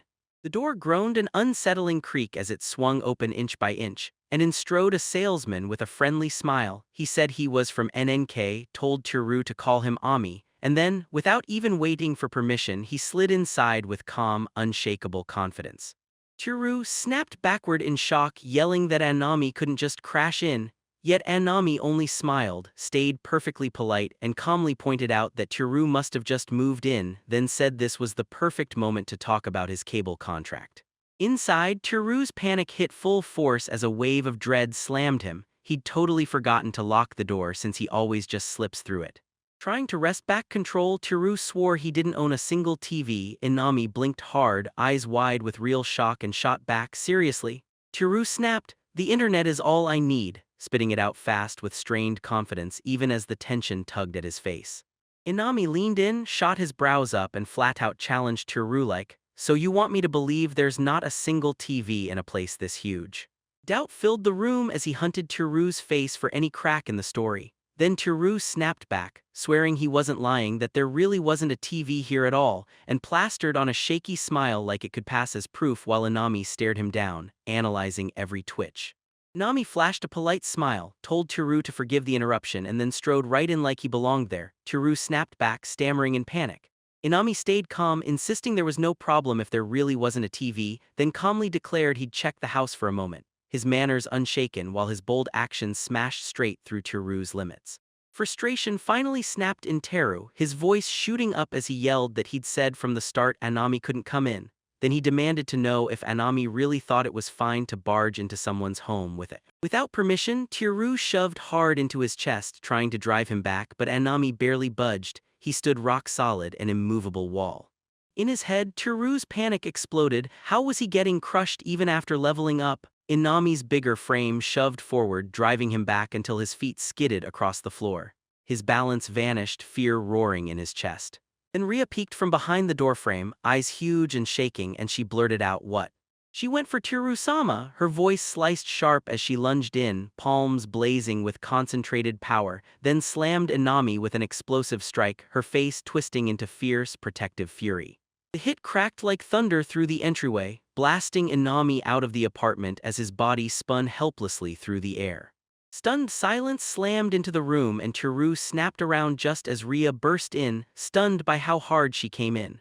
She pouted, clearly pissed she had to step up, while Teru stared down the hall, praying the man was even still breathing. Inami crumpled against the far wall, twitching weakly after that brutal hit. Teru's stomach dropped as he panicked, convinced this was exactly what would happen when Ria, a high-level melee monster, finally turned deadly serious, so he could only pray Inami wasn't already gone. Inami snapped out a pained groan, grimacing as he reached up to rub the back of his head, then slumped hard against the hallway wall, his face contorting from the dull, lingering sting. Inami snapped upright with shocking agility, breezily saying that Isen's shove had just landed him a pretty good thump, then brushed the dust off his suit like it was nothing, standing tall and proud. He even bragged that he might not look like it, but he'd once been a 9th-rank sumo and a damn good one at that. Inside, Teru recoiled, horrified, because 9th rank wasn't just impressive, it was terrifying. Inami's face suddenly turned grim as he leaned in, and his suspicions snapped into focus. He figured if they got blocked this hard, then a TV had to be stashed somewhere. Teru's sweat poured out as panic hit, and he blurted that there was no TV already, his voice shaking with sheer desperation. Right then, Dito appeared behind them. Dito snapped into motion, screaming stunned shock, thrusting her glowing staff straight ahead, then lightning exploded like a firework. Her face turned fierce as she threw up a shield to protect Teru without a second thought, but Inami shrieked while the surge ripped through him, body jerking and spasming violently under the brutal, overwhelming shock. Teru jerked backward and screamed Dito's name as Inami folded to the floor, his eyes bulged at the raw blast she just threw. Dito stayed icy calm, brushing it off like it was nothing, she'd only knocked him out a little. Inami groaned weakly, face first on the ground, barely twitching, but alive. Teru and Ria hung back behind her, frozen in shocked silence. Teru reeled back in pure disbelief as the salesman rose from the floor slow as thunder, somehow breaking every rule. Inami lurched upright, mumbling that the shock totally caught him off guard, like maybe it was only static. Dito leaned in, frozen, and inside Teru's head terror shot up as he wondered, was this guy even human? Inami steadied himself and insisted that no matter what, he still had to confirm what was going on with the TV. Then his stubborn push sent a chill through the room as he reached for Teru's shoulders. Teru's face snapped with panic, voice shattering as he blurted that Inami was really still planning to come inspect his home. Teru's strength finally snapped, his shoulders dropped, his face went blank with pure exhaustion, and with a defeated sigh he admitted he got it and told Inami he could inspect the house. Inside, dread curled up tight in his gut. If this kept going, those two would end up killing him. Inami just nodded like it was nothing, tugged his backpack and tie into place and wobbled back in, acting totally fearless like the danger hadn't almost crushed him. The inspector marched forward like he owned the place, while Teru, Ria and Ditto trailed behind, all jittery and uneasy, Ria and Ditto bristling with tension, Teru's nerves showing on his face. He leaned over the toilet area and inspected it way too intensely, turning a quick check into a full-blown investigation as he poked around with theatrical seriousness. Ditto sat rigid on the bed, squirming in discomfort, while Teru and Ria hovered awkwardly nearby in that cramped pressure cooker space. The inspector rubbed his chin and narrowed his eyes, then finally muttered that there was no TV after all, but the doubt in his voice still clung to the air. He even admitted he hadn't checked the closed rooms yet, and that unfinished thought slammed into Teru like a punch. Teru froze, every muscle locking up. Teru leaned in, breathless, begging Anami to hold on, yet Anami stalked toward the sliding door with razor suspicion, swearing there was a hidden TV. Teru had to get inside. Panicking, he threw up his hands and blurted that it was just the books he'd hidden from the girls, then stretched his arms across the doorway, fear squeezing his face as he tried to slam the opening shut. Teru leaned in so close his breath tickled Inami, whispering that there was something he couldn't under any circumstance let the girls here find out, his face trembling with pure embarrassment and panic as he blurted the confession. Inami went full cheerleader, insisting it was totally normal for a single guy to own a dozen magazines like that, smiling like he'd cracked the case, while inside Teru was losing his mind, thinking, "This is useless, he gets nothing."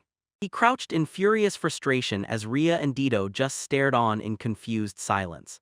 Teru, drenched in nervous sweat, shot his hands up to hush Ria and Ditto, pushing them toward the doorway first, even as his mind screamed about Shizuku crouched silently in the closet. The sudden demand stunned Ria, leaving her frozen on the spot, while Ditto, uneasy but trusting, reluctantly followed his lead. Ria clung to Teru's sleeve, whispering in a panic that maybe this really wasn't okay. His grimoires were inside, and she even feared it might be the dark magician's real play. When Ditto heard the name, he got hooked on the idea. Teru stayed planted between them and the door, laid on a steady, calm voice, and told them it was fine, then pushed Inami to do exactly what he wanted. The girls slid into Teru's kitchen, still buzzing with tension, but at last they trusted him to take the lead and handle it his way. Anami's shoulders slumped when he turned up empty, no TV after all. Teru just let out a calm breath and reminded him like he'd been saying the whole time. He swore he'd never quit, and the second Suzuki-san hauled a TV home, he'd be there. Teru, drenched in nervous sweat, grabbed his shoulder and insisted, "Come only when I'm here, because if I'm not, I have no clue what'll happen to you." At last, Teru finally exhaled a heavy breath because the man had finally walked out, so the door clicked shut and his shoulders dropped with relief, even as he kept grumbling about how troublesome NNK people always were, especially this time, until his eyes snagged on something. Teru yelped in alarm, panic snapping across his face when he saw Ditto sitting there like nothing was wrong, flipping through a book while the shelf stood open. Inside, Teru's voice shot up in screams because Ami hadn't put them back after tearing through them. And Ditto, still calm, still relaxed, just reading in silence, totally clueless to the disaster she'd set off.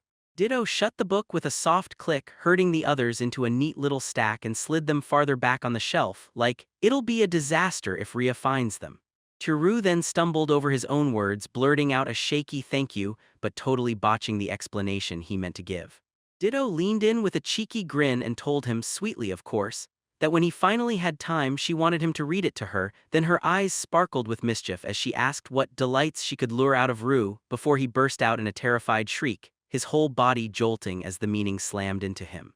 Inside, Teru's thoughts went haywire as he fretted over whether Ditto would really do what those books promised. His brain almost fizzed out at the thought.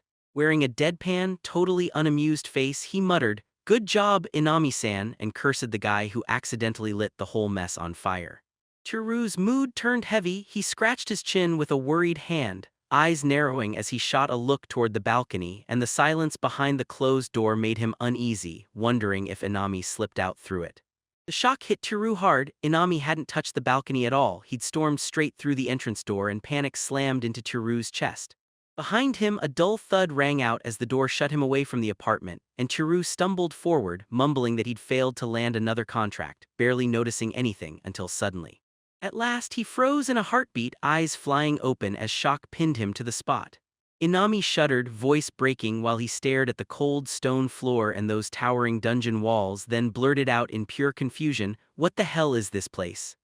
Inami whipped his glowing phone around in panic, sweat flying as the dim light barely clawed through the darkness. He muttered that it was so dark he couldn't see a single thing. He jolted at his screen in bewilderment, swearing he should have been in the mansion's corridor after leaving Suzuki-san's place, unless the world had gone dark. Then he spun around with trembling shoulders, trying to cut through the pitch-black silence with the thin, shaky glow of his phone.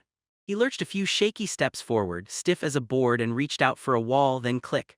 The thing swung open. Inami's voice snapped with terror as he blurted that something was happening right in front of him, and his blood went cold when he realized he'd wandered too close to a giant centipede's corpse, huge and dead on the ground. A creepy voice slipped out from right nearby, like it had been hiding in the shadows. In the nearby room, someone was calling him in, and Inami went rigid on the spot, terror snatching control of his limbs. He raised his glowing phone like a flimsy shield, its shaky light aimed straight at the sound. Chiru exploded into the corridor at full speed, yelling for Anami-san as his voice slammed back through the stone walls. He sprinted ahead, all urgency, while Dito and Ria barreled in right after him, weapons up, eyes blazing as they hunted the darkness for danger. Inami's voice ripped through the dark and the trio snapped still. He'd started yelling at someone, panicking, begging them to say if they already had subscriptions or a contract, and pitching like his life depended on it. Inside that eerie cave, his desperate sales spiel sounded completely insane as the dungeon voices grumbled back, one asking what he was even talking about, another calling him awful, and a third urging everyone to just get out already. Inami strode toward the horde of monsters, reaching out and planting his hand on what he swore was a human shoulder. Then he barked, "Wait!" Still convinced he was talking to people, panic erupted in the monster as it realized Inami was right on its heels. Chiru's heart sank as he spun and shouted Inami's name in horror, because half the salesman's body was already sliding into the dungeon wall. Chiru lunged ahead, screaming Inami's name as desperation surged through his chest, because he couldn't wrap his head around the fact that that man really led the monsters deeper into the dungeon. So now panic roared louder, begging him to find Inami before it all turned irreversible. He leaned in fast, urgent as a fire alarm, saying he had to chase him right now or everything would go wrong. Sure, that guy might handle slimes, but if a giant centipede got involved, it would be pure disaster. Dito shot in front of him with her arms up, pleading with every breath, and she fully blocked his way, cutting off any chance of him pushing deeper into the dungeon. She snapped into a serious tone and said it straight. Ria had no sword and Chiru was too weak, going now was suicide, and Chiru's voice cracked as he fought back, terrified and asking what would happen to Inami if he stayed behind. Dito slammed down that she'd go alone. That sudden iron resolve hit Chiru like a shock and his fear instantly snapped from himself to her. Dito flashed a soft, steady smile right on the nose. She said the timing couldn't be better because she'd been itching to head back for a while and there were a few things she absolutely had to straighten out after being trapped in Chiru's house for so long. Her voice stayed light, but make no mistake, her resolve hit like steel. With her hand on her hip, she owned the moment with iron confidence. Dito told her he'd need gold coins for shopping, so she'd snag them and even drag back that Anami guy with her. Girl, her calm voice made the whole ordeal feel like it was nothing, just a simple, forgettable errand.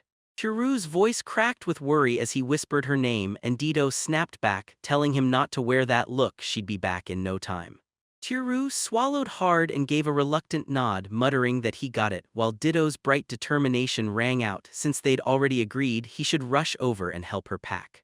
Her cheerful voice sliced through the tension like a breath of fresh air, and suddenly the moment felt alive again. Chiru thrust the packed bag into her hands, cheeks burning but determined to be useful, then sheepishly pointed out he'd stuffed in food, drinks, and even some cosplay clothes. Dito smiled warmly and accepted it right away, thanking him with real, heartfelt appreciation. Chiru told her to come back safe, his voice calm even though worry churned underneath, and Dito shot back with total confidence that she would. Then she flashed a playful grin, reminded him they still had that living together talk for the rest of their lives, and teased him not to forget it, lifting the heaviness in the air. She shot him her final instructions. Leave a Nami to her and don't crack the door open until the monitor was back on to her. He nodded, his head half hidden as the door slowly swung shut and she warned she was heading out. Then her silhouette slipped into the shadows and vanished. Neither of them budged, just stood there in tense, breathless silence, eyes locked on the path Dido had vanished down, as heavy uncertainty pressed down on them and turned the air thick with unease. Rhea finally cracked the silence, fingers locked tight as she whispered that she really hoped Dido would come back soon. Dido nodded, quiet and shaken, fighting to keep the worry gnawing at his chest in check. Then everything went still until Rhea glanced away and added, even softer, that she hoped nothing had happened to Anami either. A week had already slipped by since Dido vanished into that dungeon and the apartment sat dead quiet. Then, ding, the doorbell chimed in the kitchen. Tiru shot up, instantly knowing his delivery finally landed, while Rhea just lifted her gaze from her drink and watched him head for the phone. Tiru waved the delivery man over, saying his hands were packed and demanding he open the door. The front door groaned as it opened from the outside and Tiru bolted over to greet the worker. Because after everything with Anami, he already knew the door wouldn't budge from the inside once a guest arrived, since the entrance was half tied to the dungeon's boundary. The courier shoved a huge box into Tiru's hands and demanded a signature. Tiru looked totally thrown, like he had no clue what was inside. Still completely lost, she swallowed her frustration and with a tired sigh thanked him anyway. He let out a breath, hauled the box into the kitchen and slammed it down where Rhea could spot it instantly. Her curiosity spiked as she tried to guess what was inside. Then he slowly pried open the box and there it was, a stash of rare, special artifacts. He told me that the gold coin money was already gone, but the thing he just bought, yeah, it was something big. He could finally kick off the dungeon remodeling plan that had been haunting his mind, and his face lit up with pure excitement and iron determination as Rhea just stared on, eyes blazing with wonder. First, he told me he had to hook the camera's monitor and recorder up to his computer. Then he pushed on fast, cables for both the camera and the recorder had to be connected before he could even go further. He shoved the recorder into Rhea's hands and she nodded like she agreed, still, she had no clue what it was for. Her eyes stayed locked on the monitor as she followed his instructions, while Tiru moved the camera to the next room, adjusting it with care. Then, to Rhea's shock, Tiru's face bursts onto the computer screen, freezing her in place with wide eyes and pure disbelief. Tiru asked how she was doing and Rhea, still in total shock, couldn't even process why she was staring at a tatami room while Tiru, trapped inside that weird device, flashed one wild thought. What if there were two of him? Seeing Rhea's reaction, a small smile tugged at his lips. Yeah, it had to have worked because she clearly reacted hard enough to prove it. A brand new problem hit him hard. He had to run the cables into the dungeon, and he couldn't drill through the walls because he was still renting, yet leaving the door open was out of the question too. The only plan that felt possible was this: thread the cables through the air conditioning pipe, and the way it lined up with the dungeon entrance lit up Tiru's heart with a sudden, fragile hope that it might actually work. He scrambled up to make space for the cable, punched a hole and guided it through with steady hands, then paused like, alright, here goes nothing. He told Rhea he'd slip into the dungeon for a bit, and even though unease coiled in his gut, Rhea finally nodded, stumbling over her words in a shaky, stuttered reply. Inside the dungeon, Tiru stared up at the exact spot where he'd shoved a hole for the cable, only to see nothing there. His hope crashed, and frustration hit hard as he snapped into action with a theory. If that cable led to this dungeon, then it had to be somewhere close. Frustration slammed into him as he feared it was all for nothing, until a new thought ignited and he bolted back to the apartment, refusing to quit this early. Tiru started snapping clues into place, and the room suddenly felt like it was holding its breath, ready to explode. A door seemed to hook up both the dungeon and the apartment. He'd even yanked the cable just to confirm it. When he opened it from inside, it dumped him straight into the dungeon, but from the outside it slid him into the apartment, so when it was shut, where did it actually connect? Then Inami-san's voice echoed in his head, and he figured it had to be tied to the apartment. He figured that if he opened the door from the inside and left it cracked, it would still stay tied to the dungeon, so he yanked it wide, shoved the cable back through the hole he'd made, and prayed that this time the pipe would finally connect straight to the dungeon. He told Tiru he was heading back into the dungeon again, and Rhea watched him like her heart was clenching, half worry, half dread. With the door still hanging wide, Tiru's eyes flared as he burst out, saying he'd finally nailed it, spotting a cable dangling from a hole in the dungeon wall. He snapped the camera into position and hooked it up with the cable. Now all that was left was to test if the line stayed solid the moment the door shut. He burst into the apartment to check everything, heart pounding as he wondered how it turned out. Then relief and pure excitement hit him hard when the dungeon lit up on his computer screen. The cable was still plugged in on the other side, and it ran like a dream. Teru shot into the air with pure joy, snatching Ria's hand as they celebrated together, and Ria beamed, confused for a split second but swept up in the hype, still congratulating him even though she wasn't totally sure what just happened. Then he slid along the dungeon wall, setting up the other cameras and boring into the stone with deadly precision. He set cameras at crucial spots, right by the entrance across the wide open space and directly in front of the iron door, slipping them into a mix of perfect angles. From her perch, Ria demanded, "So this setup lets Teru watch the dungeon from the room?" He nodded, and for the first time, the real reason for his grin clicked in her head. Ria stared in awe at the setup, realizing that long-range magic was insanely high-level, and that great sage Sama could wield an artifact like this so freely was straight-up mind-blowing. Teru blushed, let out a small chuckle, and tried to brush the compliment off with a modest laugh. Ruth thought it was way too soon to be impressed when he started unboxing yet another item, and Ria tracked every move, her curiosity blazing in her eyes. Teru yanked out yet another device, grinning so hard you could feel his excitement, and declared that the dungeon remodeling plan had officially hit its main phase. In the kitchen, Ryo stared while Toru studied the device, wondering if it was meant for the dungeon room too. Then Toru said it was built for the dungeon's iron door. A simple, robot arm, practically a toy that could still hit the open-close switch like it had its own mission. He said he'd bring that arm to life through the computer, and a faint smirk tugged at his face as he spoke. Then that same night, he sat at his computer and coded the brand new robot he just bought. Then Teru let out a shaky, thin gasp, admitting that as someone who barely even understood programming, he'd still gobbled up far too many hours just trying to build a simple routine that made his arm lift and drop. Meanwhile, Ria dozed just a couple of feet away, her early excitement draining into sleep before Teru even clocked it. And the second he noticed, he couldn't help it, because seeing her curled up asleep was downright adorable. He brushed it off and went all in because this was finally his ticket to kick off the plan. Then, under his direction, the robot whizzed and zapped straight to the dungeon room door and slammed it. Teru remembered the iron door pinning the joint centipede in the first place. Yet later he'd found the thing's body cut clean in half, like someone finished the job. He knew any weaker monster would have been done for, and even a giant centipede could drop if its head got smashed. Then it hit him, an idea sparked, and a whole new plan snapped into place.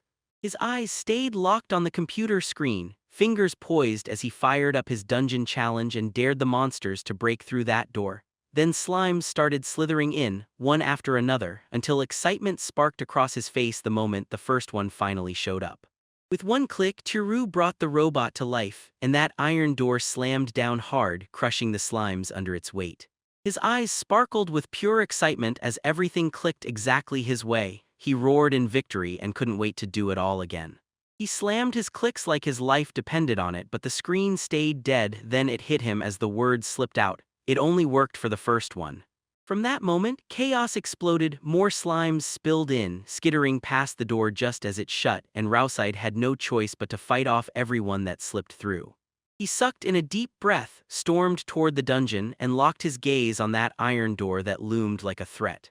A swarm of slimes had swarmed in, lured by the giant centipede's ruined remains, and with razor-clean, lightning-fast strikes, he carved through them until every last one was gone.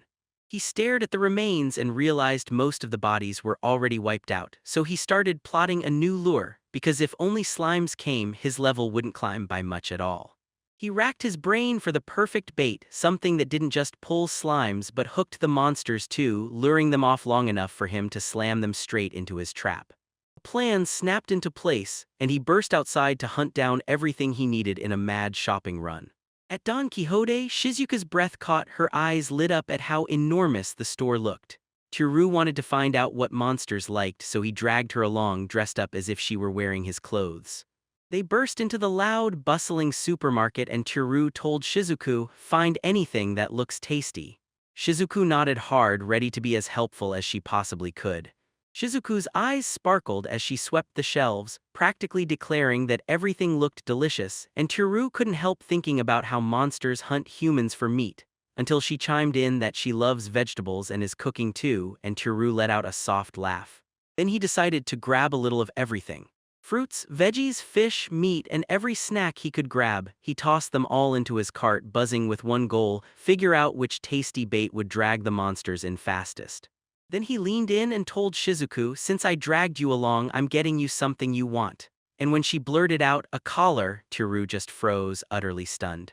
Teru demanded, "So you're really wearing a collar?" and pointed out that slimes don't even have necks. Then Shizuku smiled and said she'd wear it when she was in her human form, remembering from a skinny book that a collar from your master was basically pure love.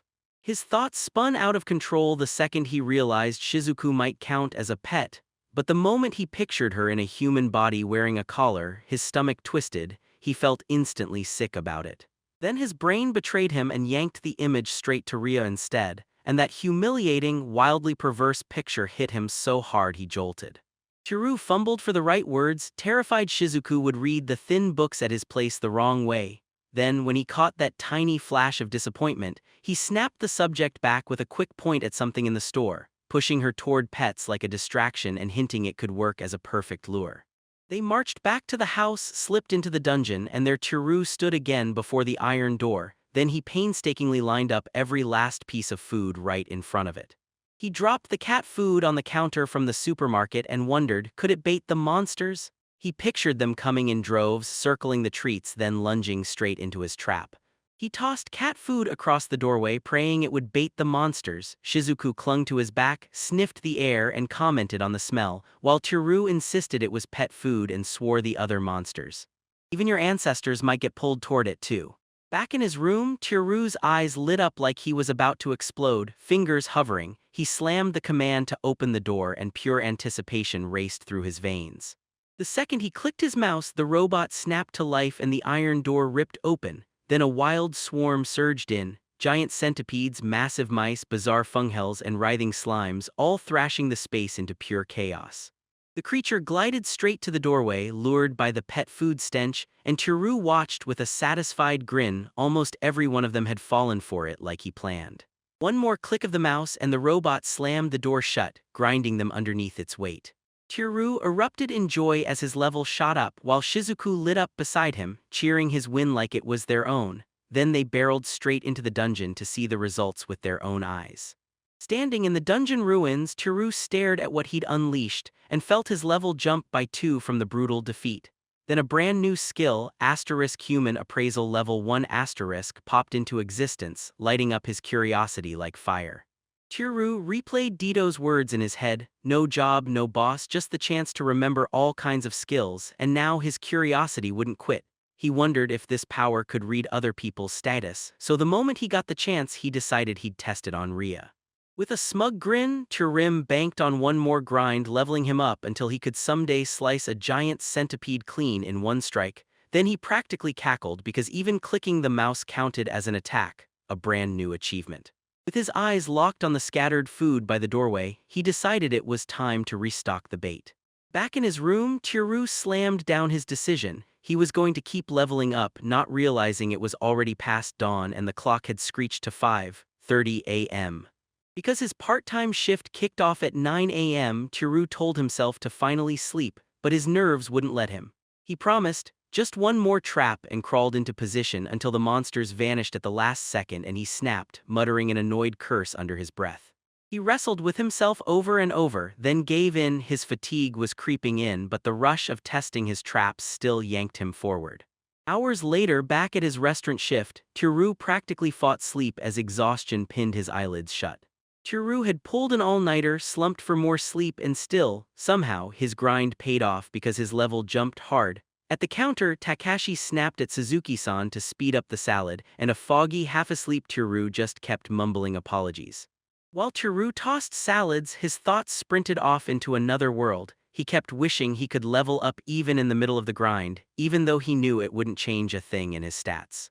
It hit him like a flashback from his old online game days. Those dungeon runs weren't just work to him anymore, they were the same addictive rush. Back at the house, Tiru plopped in front of his computer again and started hammering the keyboard, hunting for free software to automate his mouse clicks. He dug through the internet and found endless programs and bots people use to auto-grind levels and loot items, and even though most games ban them, this dungeon had nobody watching, so he went wild, testing everything. Tiru's eyes snapped open with a killer plan. If he used a bot to spam clicks, he could level up non-stop, even while he was working or asleep. After hours of digging, he finally tracked down a trustworthy tool, and a grin split his face as he got ready to download it. Ria stood right next to him, eyes sparkling with curiosity, and blurted out what he was doing. Then Tiru grinned, clearly amused that she cared so much. Tiru told her the program would let him automatically fling his iron door open and shut from his room. Ria's eyes went huge with shock as she demanded to know how, and Tiru calmly laid out every detail of the trap, sure she couldn't have seen it the night before. Once Tiru finished his explanation, Ria's eyes went wide with pure disbelief, like she couldn't believe he'd actually do that. She snapped herself back into place, realizing Tiru was the great sage Sama and somehow still near his peak, even after those brutal battles. Tiru swallowed hard, startled out of his calm, and nodded with jittery nerves.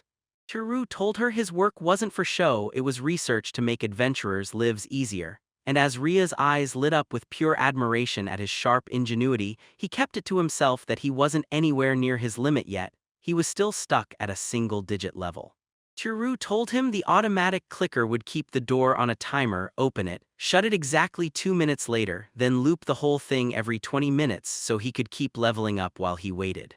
After he wrapped up the explanation, Tiru finally admitted he needed a nap. Ria immediately jumped in and asked to watch the monitor. And even when he worried it would be dull, she wouldn't budge, itching to see Tiru-sama's artifact fire up in action.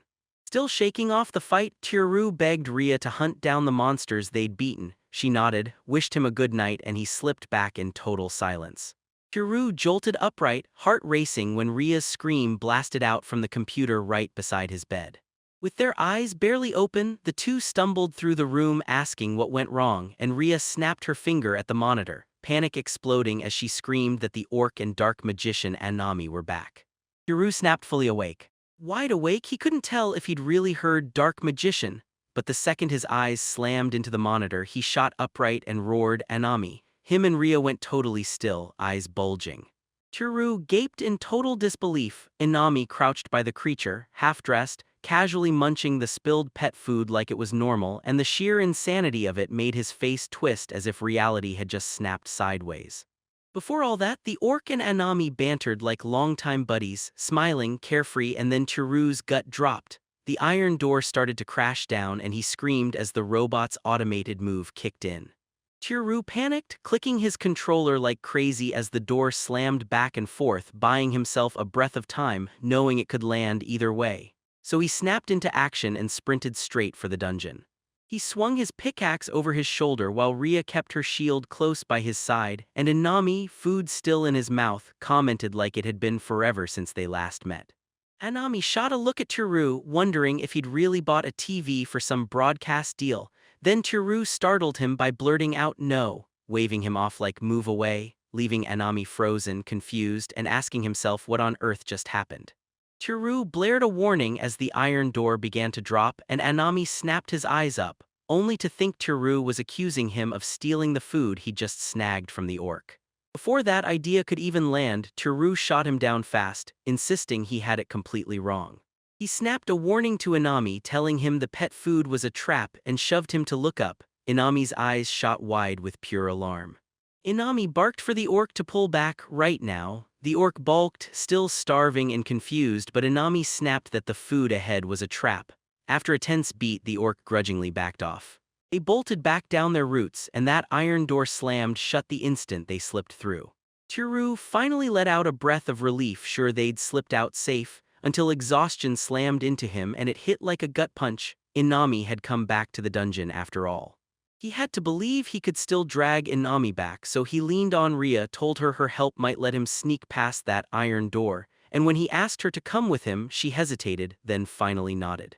They kept holding hands as they pushed forward, then Ria crumpled to her knees, gasping hard, sweat shining across her face. Ria went stone still, her eyes bulging at what she just saw, and Tiru snapped into panic. urgently asking if she was okay. At last, Ditto burst through that iron door, safe, unscathed. Teru and Ria screamed her name and he immediately peppered them with one question: where was Anami? She stared at it, completely baffled. Ditto clocked the Japanese person instantly, and when Teru demanded, she snapped back defensively. She absolutely remembered, she hadn't forgotten a thing. She pieced together everything she could about Anami, hearing that juicy rumor flying around the guild, so when Teru got hooked, he leaned in and demanded she spill the details. Teru and Ria stared at her, totally hooked by the mystery, while Ditto said, "Let's talk in the room," and the three of them headed back to the apartment. He shoved a cola into Ditto's hands and she grinned, savoring that sweet taste after forever, then wiped her mouth and turned to him. He leaned in again, pressing her for the rumor. She started remembering how, back at the Adventurers Guild Tavern, everyone was whispering about a strange orc, one who walked up to people asking if they wanted to sign a broadcast-receiving contract. Teru pressed him again and brought up that nagging guilt. Ria snapped back that since he'd retired, maybe he never heard. She explained the Yumi Labyrinth was commissioned by Francis, run by the guild, and most branches come with a bar. Teru figured this smelled like a run-of-the-mill game world, then leaned in as Ditto said the guild had posted a request to hunt down and subjugate Anami. He froze in shock when he realized the request was really a hit job, and Ditto backed it up, saying it was a ranky quest that paid basically nothing. She leaned in and said, "An orc's a monster with real bite. No sane hunter would risk hunting it just for a measly ranked E reward," and the two nodded, grateful for that. Ditto said that an experienced adventurer could wipe Anami out in seconds, and because he kept stalking people while blabbing about the contract, everyone would snap. Teru panicked and begged, "Is there any way to save him?" Ditto went quiet, his mind racing. She pitched a fresh guild request, bigger reward, and this time Anami had to be captured alive. Teru blurted, "Can we even pull that off?" And Ditto said he'd have to ask the original requester, but it shouldn't be a problem since they all wanted Anami gone. Teru nodded, fully locked in, because he was going to bring Anami back to this world. He apologized and told Ditto to head to the Adventurers Guild, and the second those words landed, her whole mood snapped. Her face tightened like anger was about to explode. Then she burst into the room, pointing at the fact she'd just come back from the surface. Teru swallowed hard and admitted it was a crazy request, but insisted he couldn't abandon Anami, dropping to his knees with hands clasped in desperate begging, and Ditto answered with a pout. Then her voice gentled as she admitted that if she tagged along with Teru, she might finally be convinced to help. Teru snapped back in protest, warning that it had been dangerous before, then Ditto answered. He shot back that with this new level he'd be totally fine as long as she and Ria stayed by his side, making Ria's surprise practically light up the room. Ria blinked in shock that she was actually picked, but fear gnawed at her. What if she'd only slow things down without a sword? Ditto scoffed right back, then rose to his feet with a sharp, confident stare. Then she thrust a package into Ria's hands and asked what she thought, and Teru suddenly remembered the dungeon item and peppered her with questions, while Ditto admitted it was all meant for Ria. She tore open the package, and when that sword came into view, her eyes lit up. She lifted it with pure excitement and proclaimed, "It's a claymore." Ditto handed Ria the sword and muttered that it cost a fortune, but Ria flinched and held up her hands, gently turning it down. She wouldn't take it. She shoved the sword into Ria's hands and snapped that she couldn't swing it even if she tried, then mocked her for that old claim that she couldn't reach the surface without a weapon. Ria froze, still hesitant, fighting her own doubts until she finally caved in, gripping Ditto's attention as she thanked her and swore she'd pay her back, only for Ditto to shrug it off and say she'd just earned a little cash. Still, Ria's eyes stayed heavy and worried, like she was dreading every step of what came next. Teru practically burst with excitement and told them the three of them should blast out to the surface through the dungeon, when Ria's eyes went wide with shock and she demanded, "Are we leaving right now?"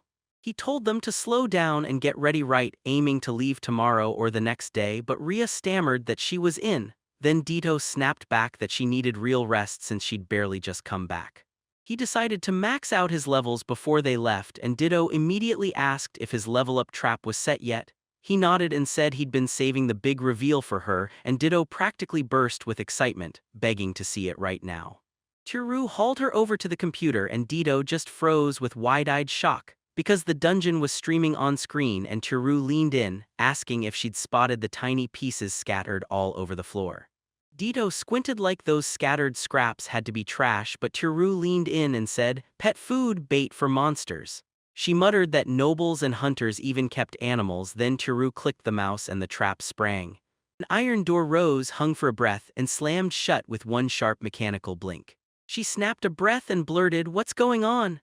As a giant centipede crawled into view and Tiru told her to watch, then warned it had to be beaten because it was lethal while he stayed icy calm and clicked the mouse to spring the trap. The iron door slammed down with a brutal crash, crushing the centipede on the spot. Dito stared as Tiru snapped straight and a jolt of power shot through him. He blurted out that she'd hit another level up, a damn F asterisk.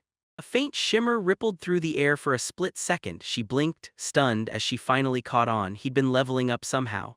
Then he leaned in and dropped the bomb. His system was running on its own, even while he slept, but Anami was at the door and that made everything dangerous.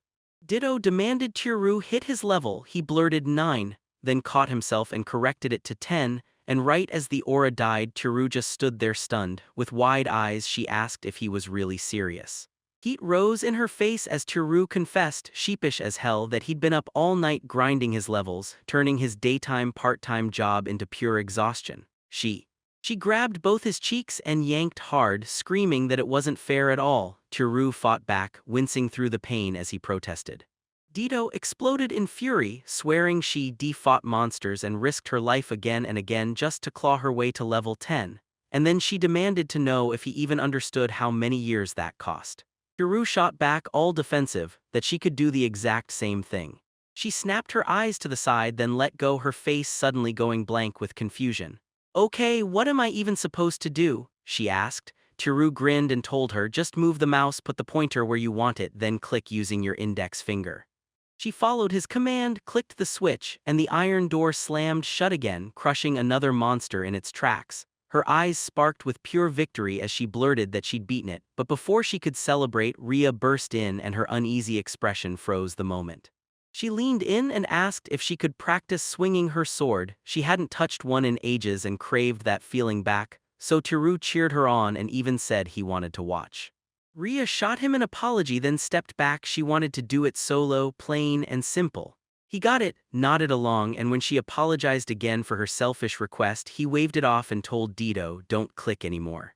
Rhea just nodded back. Tiru promised he'd be gone for an hour so Rhea could slip back in safe. No way she'd get through the apartment door otherwise. She thanked him and stepped into the dungeon hallway.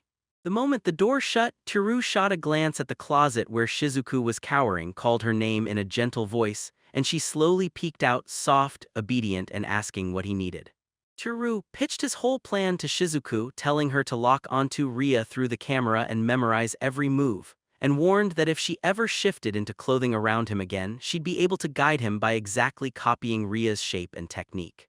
Shizuku nodded right away, agreed on the spot, and promised she'd give it everything. Then he said he'd head to the shop to grab ingredients for dinner, told Dito and Shizuku to watch the apartment. Dito waved him off like it was nothing, and Shizuku bowed with a heartfelt wish for him to have a safe trip. Tiru bolted out of the apartment, hit the city streets, and grabbed top-notch meat, while Dito had just gotten home, so he pushed everyone to come together for soup. He darted back with bags packed to the brim with groceries, then hit the table for sukiyaki together. Dito sprinted up to him, breathless and panicked, while Shizuku burst in shouting that something was seriously wrong.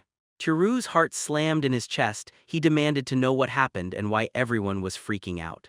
Their reply hit him like a punch to the gut. Rhea had collapsed in the dungeon, and on the camera they saw her sprawled on the stone floor, totally still. In the hush of the Keisha estate's ornate room, Rhea faced her old master, bowing so deep her shoulders tightened as soft light washed over the noblewoman's calm smile, who thanked Rhea for her service, while Rhea muttered in a strained whisper that she didn't deserve a single bit of that kindness. The noblewoman closed the distance, her voice soft as she snapped Rhea out of it. She wasn't her master anymore, so there was no need to bow that low.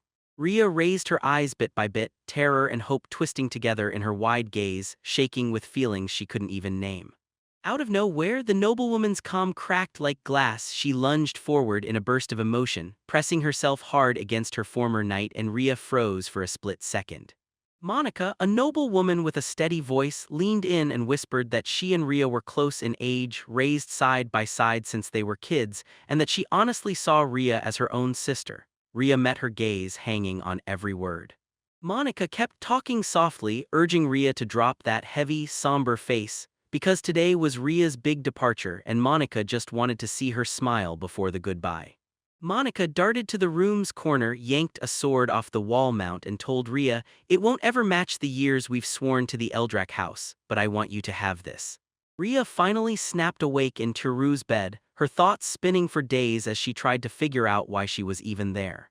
Her hands shook as she clutched her chest, swallowing quiet sobs while the truth of her collapse finally crushed down on her. Outside the room, Dito, Shizuku, and Tiru held their breaths, staring at her as she fought to wake up. Then Dito went first, telling her there were zero outside injuries and that her breathing and heartbeat were steady, and Tiru finally let out a huge, relieved breath. He demanded to know why she collapsed and Shizuku told him straight up. While they were keeping watch, she suddenly froze, sword still in hand, then dropped out of nowhere. Dito chimed in that it was probably a mental meltdown, not a physical problem.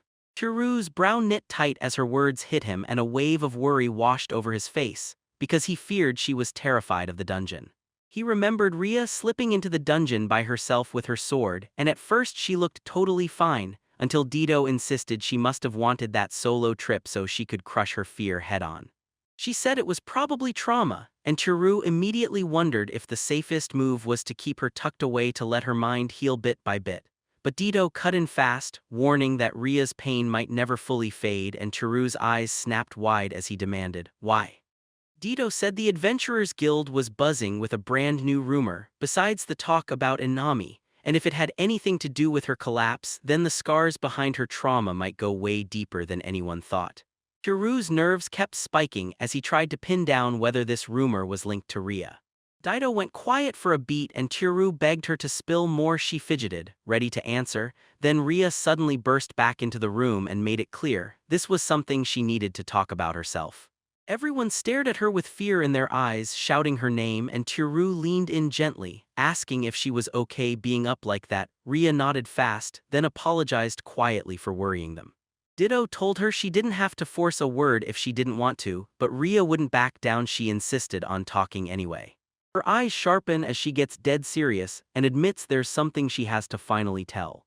And she made it clear she needed Tiru and Dito to hear every word of her story right now. The moment she said it, Tiru and Dito locked eyes, worry flashing on their faces.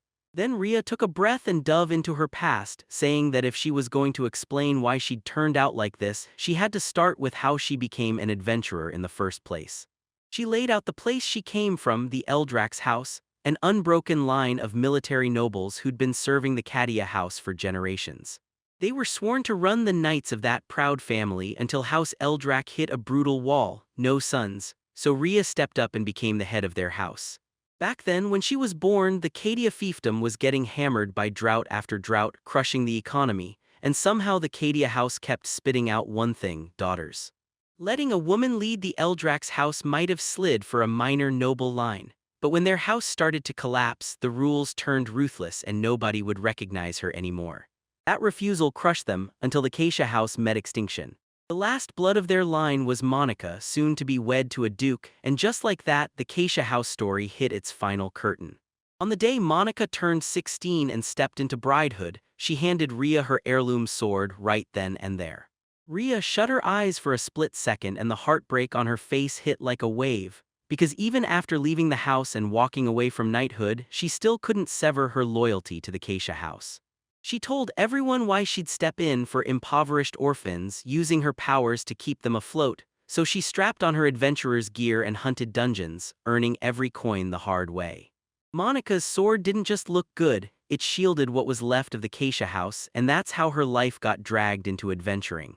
Dito nodded, clocking that Ria had fully embraced this life change from a knight to an adventurer. Then Ria admitted the truth. The sword isn't just her weapon, it's basically her only real skill, so she pays her way with pure physical power, not clever strategy.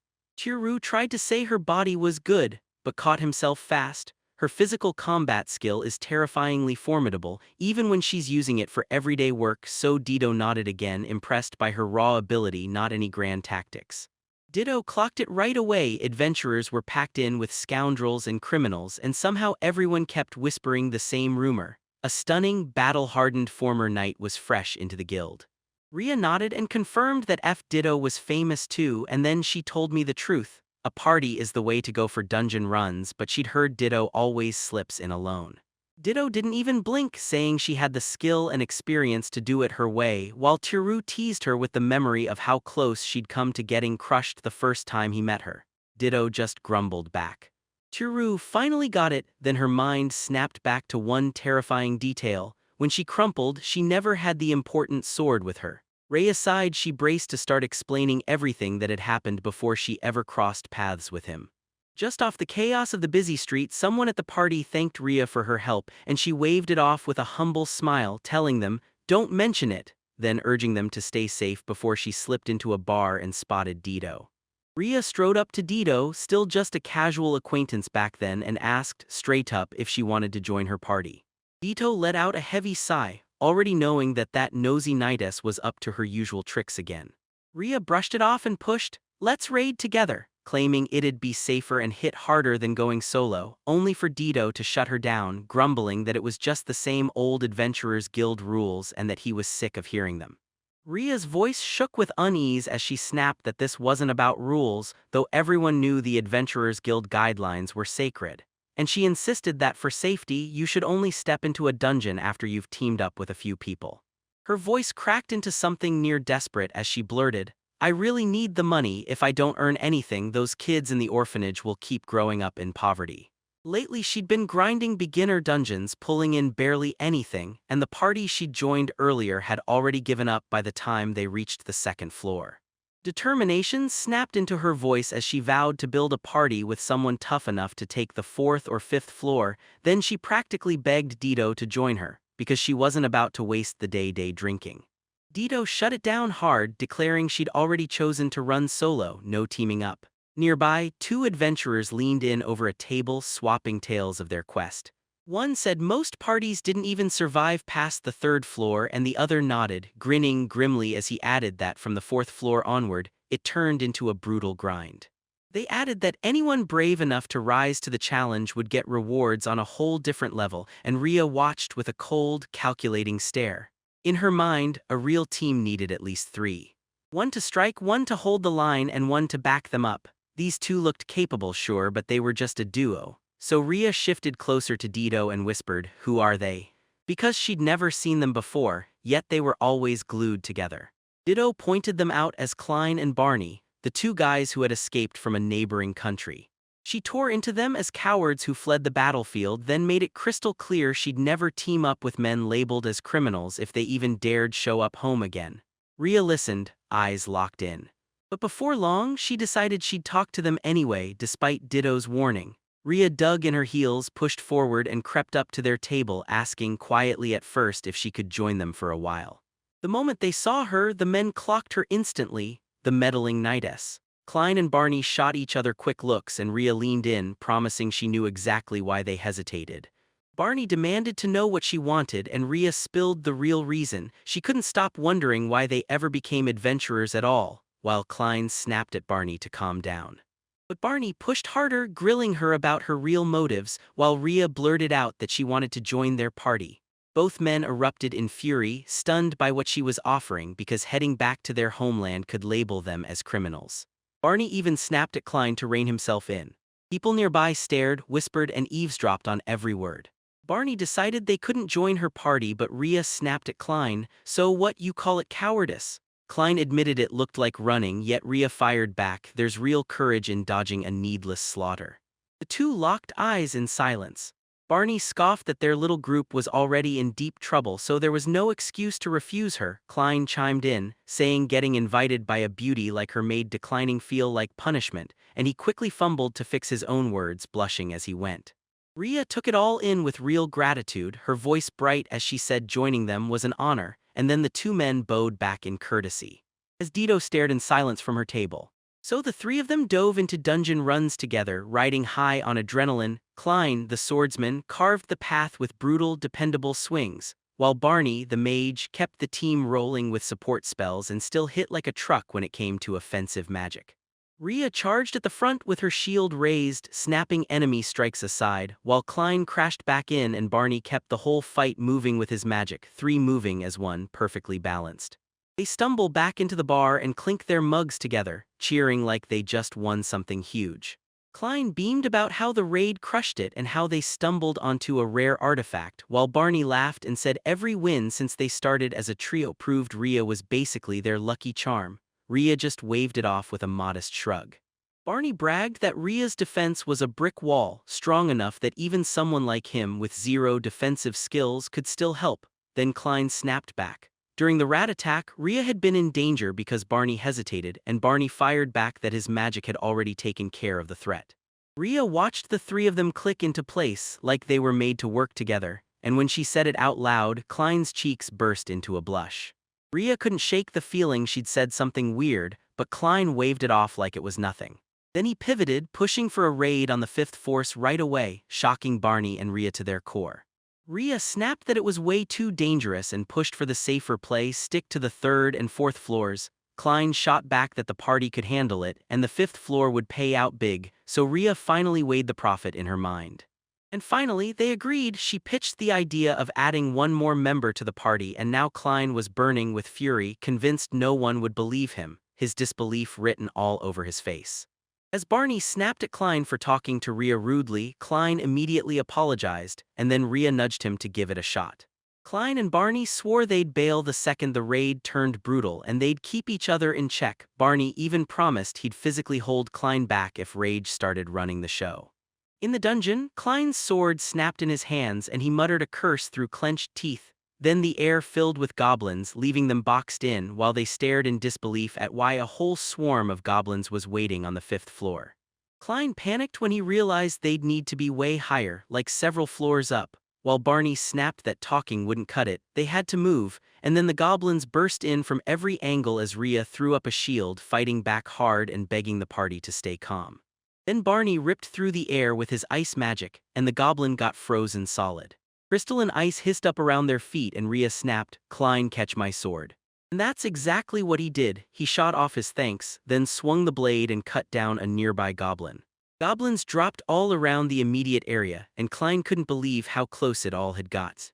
Barney snapped at him for neglecting his sword, and Klein had no choice but to admit he messed up. Because before they could even get their footing, a whole flock of armed goblins came crashing onto that floor and Rhea shoved them back with one warning. It was way too early to be on the fifth floor. Klein called it time to retreat. He asked Rhea if he could keep using her sword until they finally broke the surface, and she nodded, pointing out that since he was the frontline hitter, that blade had to be in his hands.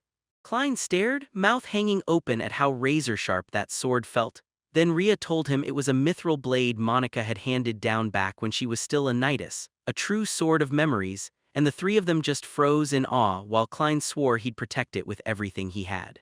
Just as they backed off, one goblin kept moving. Rhea shoved Klein out of the way and barked, "Watch yourself." The goblin spat poison from a tube, splattering Rhea's leg as she shielded Klein. Klein snapped, cursed, and cut the goblin down on pure rage. Then they rushed to check Rhea right away.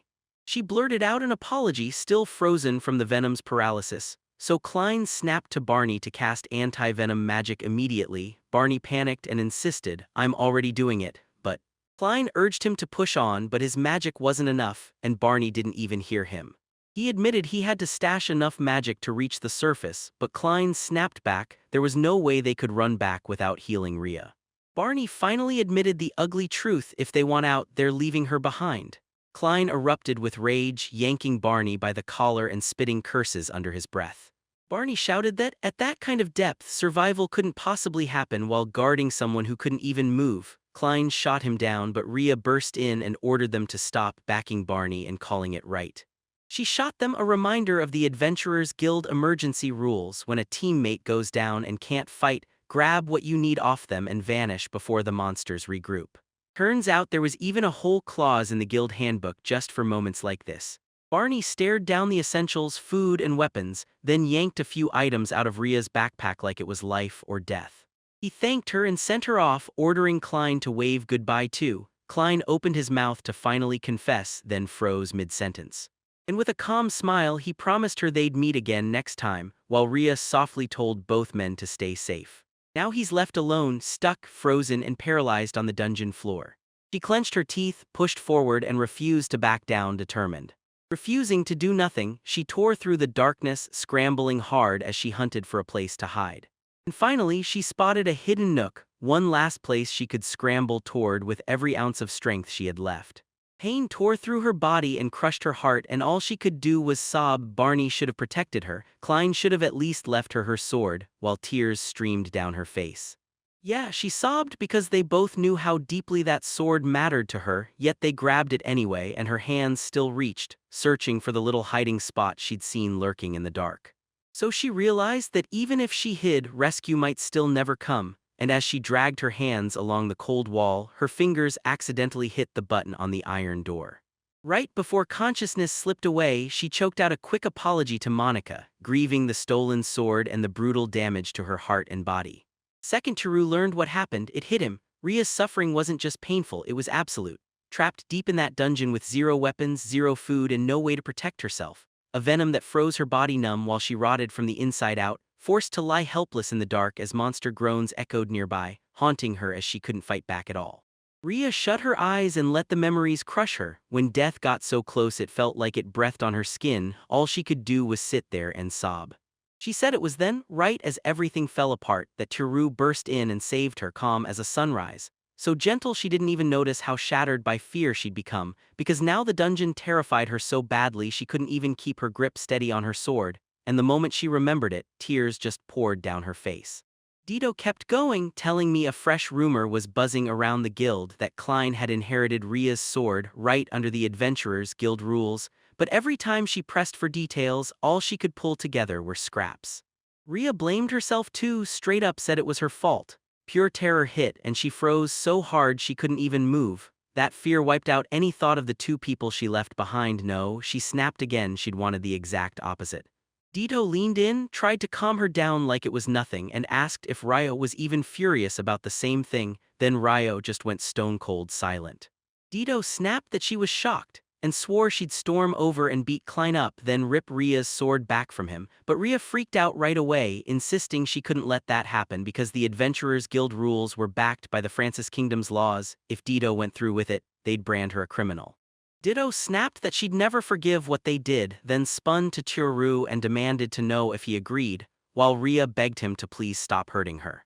Dido finally realized Teru had been silent this whole time, and then Teru snapped, saying he couldn't forgive them at all. Both women froze, staring at him in total shock.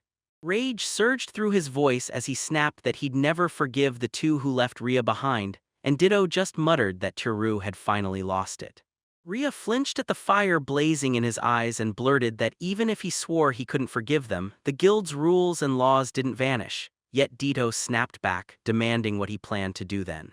Teru, still seething, said she understood perfectly, and promised he'd make Klein and Barney swallow the same kind of terror they threw onto Rhea while Dido rushed in to help, and that only made Rhea panic more.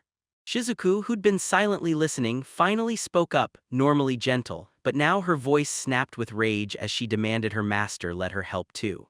Rhea snapped her eyes open in shock. Right in front of her, a white slime was talking with jaw-clenching resolve, and Teru didn't even flinch, he just barked, "Get to work." Fist clenched, he vowed they'd snatch Rhea's sword back from the cowards who broke her heart. Dido and Shizuku answered him in perfect unison. They dove straight into strategy, and Rhea listened with bated breath as the three of them huddled in close and hammered out their plan together. Inside the dungeon, Ditto screamed her magic inferno and a brutal wave of fire ripped outward, turning every nearby monster to ash in the blink of an eye. Klein and Barney broke into wide, open admiration, faces lighting up like they'd just seen something legendary. Barney shrugged and said it was exactly what veteran adventurers do, while Klein nodded, calling her rock-solid reliable. Ditto slid right up beside Klein, and the second he felt her near, his confidence crumbled. He got visibly flustered and blurted that a beauty like her should join their party for good, like he was trying to score points. Ditto put on a sweet, girlish giggle and said she'd think about it, but inside, she recoiled. She couldn't believe someone who could ditch a teammate like Rhea would act so relaxed, almost flirtatious. And now she was left wondering if that was really the kind of person the two men were. As they kept moving, Dido watched them like a hawk, and every little habit felt totally off, nothing like Rhea had described. Klein acted with an unsettling. That comfy, overfamiliar vibe kept pushing into her space nonstop. Meanwhile, Barney kept locking eyes with her, calm and calculating, like he was sizing up exactly how much she was worth. Dido reminded herself that Rhea was the gentle type, the one who could spot good in almost anyone, even these two. And when Dido fell quiet, Klein tried to snap her focus back by waving at something she wore, an artifact that looked weirdly useful. His gaze slid right to her chest instead of the artifact, and disgust surged inside her like a fireball. But she kept her composure and smiled, claiming it was a moonlight stone necklace that lit up everything even without a torch, the most valuable thing she owned. Barney got curious about the price, convinced it had to be insanely expensive, but Dido stayed cool and quietly shut him down. Klein's sword looked worth way more.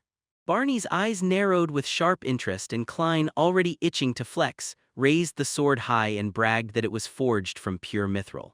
Dido instantly knew that blade didn't belong to him at all, and rage boiled in her blood. She was ready to move right then and there. But she clamped down and stayed frozen in place because Tiru's plan demanded patience. Her thoughts snapped back to the kitchen, where Tiru told her to drag Klein and Barney to the iron door outside the room they were targeting. Dido even promised it would be easy, since those two were already set on pushing straight to the 5th level. Right back in the present, Barney slammed on the brakes, grabbed Klein's attention, and demanded he finally look. Klein snapped back like a kid, but that warning lit a fuse in Dido, because sure, Klein acted foolish, yet it was Barney she couldn't stand to trust with his calm eyes and calculating mind. Barney then pointed out Dido's insane capability, clearly shocked that someone as skilled as her had actually shown up with them, while Dido shrugged and said basically, "Yeah, it's a pretty reasonable idea, honestly." Her mind snapped back to every step she'd taken to lure them in. Then, once Tiru's plan hit her, she bolted back above ground and nailed a flyer onto the guild's bulletin board. Later, Barney slid up to her in the bar, buzzing with excitement, and Klein stood right beside him, both guys itching to team up, form a party, and start raking in money together. They pointed out how wild it was for Dido, someone who usually runs expeditions solo, to suddenly hunt for a temporary partner. And Dido only shrugged that she needed to cover her expenses before grilling them on how they'd pay. Barney answered that the payout would hit once they pushed all the way to the dungeon's 5th level. Then he brought up the memorial service, and Dido already knew what it meant. Dying dungeon adventurers got stripped for their gear, and their belongings were scavenged to recycle every last item. Most of the time, the deceased's gear looks beat up and barely pays. Dido remembers staring at it hard and snapping that there was no money in any of this, calling the whole scheme taboo, especially since it was wrapped around a former teammate. Still, Barney wouldn't back down. He swore this time was different, that it could rake in serious cash. Dido pointed out that Rhea's old knight's armor and shield, her gear, could be sold, and that the three of them should split the profit, and Dido couldn't help thinking in the quiet dark of his head that some adventurers really did enjoy crossing those lines. And yeah, these two were right in the mix. She finally got it. They'd grown used to snatching valuable stuff like it was normal, even a flawless mithril sword. And worst of all, these weren't just thieves anymore, they had developed a sick taste for memorial service. Just like she feared, those guys were still hunting for a third member so they could push back up to the 5th floor again. After all, their name was already ruined, and they were that sketchy duo who somehow ended up with Rhea's sword. No wonder nobody wanted to team up with them until her. She stepped in with a totally different goal and asked straight up where the knight's body was. Klein said it was off a passage to the right, and the two of them practically rushed ahead. While they were descending, Klein said something dumb, claiming Rhea would get jealous if she knew Dido, of all people, had tagged along. Dido let out a harmless little laugh, but inside she fought every inch of the urge to clock him. Then Barney steered them to the exact spot he said Rhea collapsed, and told them to start tearing through the area. Dido lagged behind, tracking every move with ice-cold focus. Klein and Barney started tearing through the area, hunting for Rhea's armor and shield. While Dido silently told herself the rest of the job was now Tiru's problem, she lifted a finger, pointed straight ahead, and snapped their attention to the thing waiting in front of them. Klein and Barney instantly went rigid, staring in total confusion as shock twisted their faces, trying to make sense of what they were seeing. Chapter 19. Dido pointed toward a figure on the dungeon floor and called out, alerting the group, asking if that was her. Klein and Barney's eyes popped wide as they spotted the blonde woman drop to the ground. and pure disbelief hit them all at once. Both of them muttered under their breath, stunned beyond belief. How in the world was this happening? They'd shown up expecting a memorial service.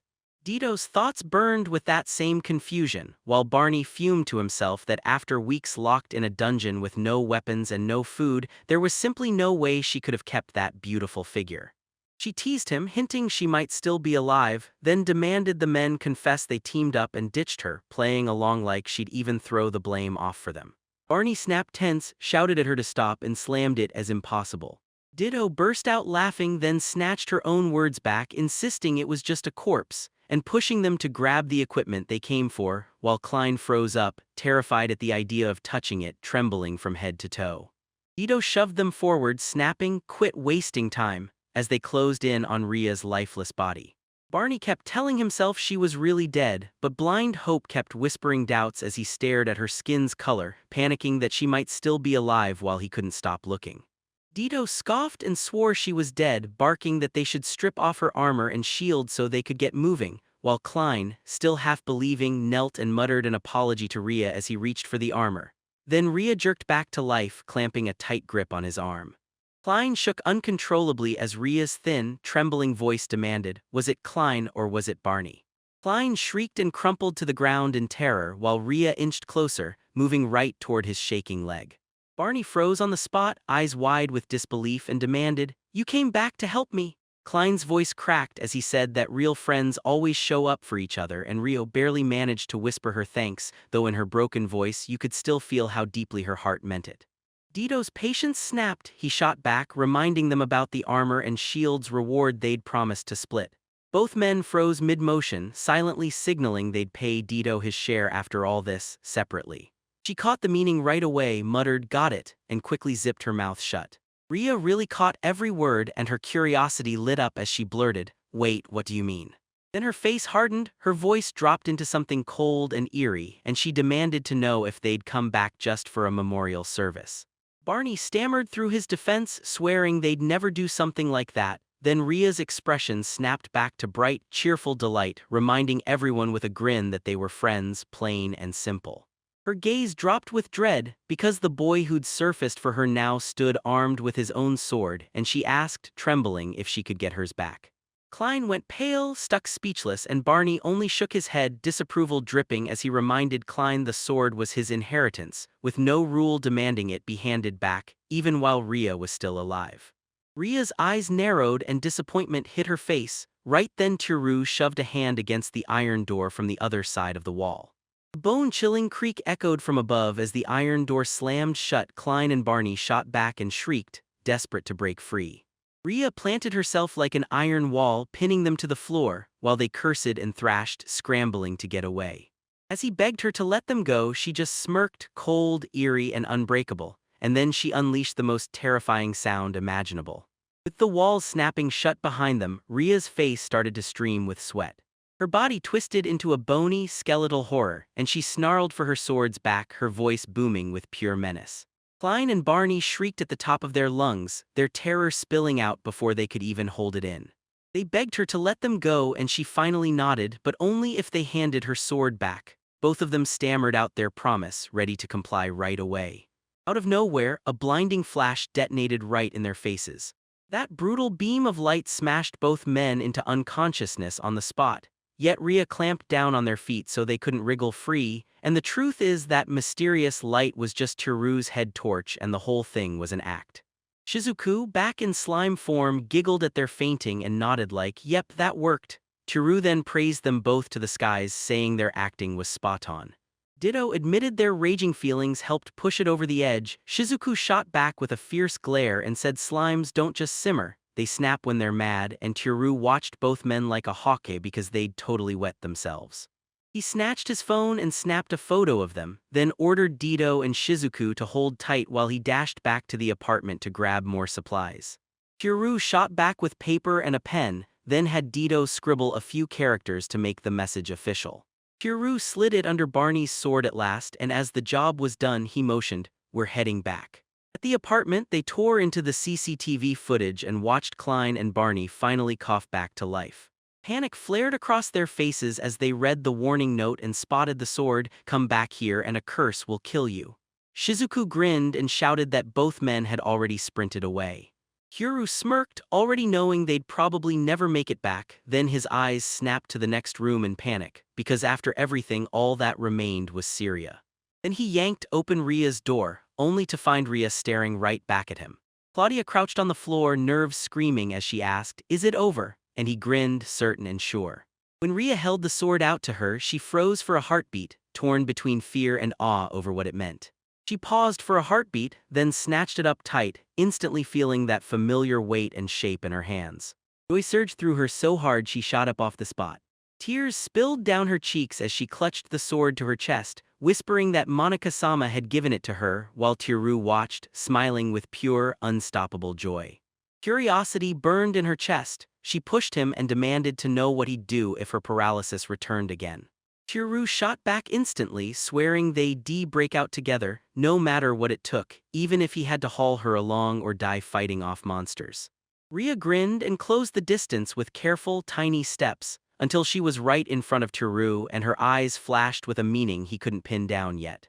Right before he could even process the change, she slipped in close and kissed him out of nowhere, so their lips parted, breath catching in a sudden, soft gasp. Ria's cheeks ignited with color as she told him deep down she already knew he'd fire off something like that. Teru stood frozen for a heartbeat, mind racing, then a sliver of worry crawled onto his face. He leaned in and told her he had something she needed to hear. Ria stayed calm and curious, asking, "What is it?" At last he finally confessed he wasn't anywhere near a great sage. And he finally swallowed his pride, apologizing for every lie he'd told. Ria's face eased up, concern replacing the anger in her eyes, and she admitted she had a gut feeling he wasn't the kind of guy who would do this. He couldn't believe it.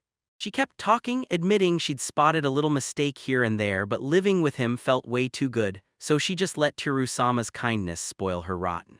Then she insisted she was the one who should apologize for all the trouble she caused, and he only gave a light shake of his head.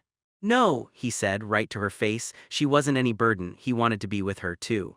They locked eyes for a painfully slow beat, that silent understanding buzzing between them, and Ria softly breathed his name. Then she leaned in and asked, "If you're not a great sage, what are you really?" He hesitated, he truly didn't know and he couldn't even find the words. Ria let out a little giggle like it didn't matter at all, and then, out of nowhere, she dropped to her knees, shocking him. She dropped to her knees like a true knight, spine locked straight, pride blazing in her chest like the sharp edge of a sword.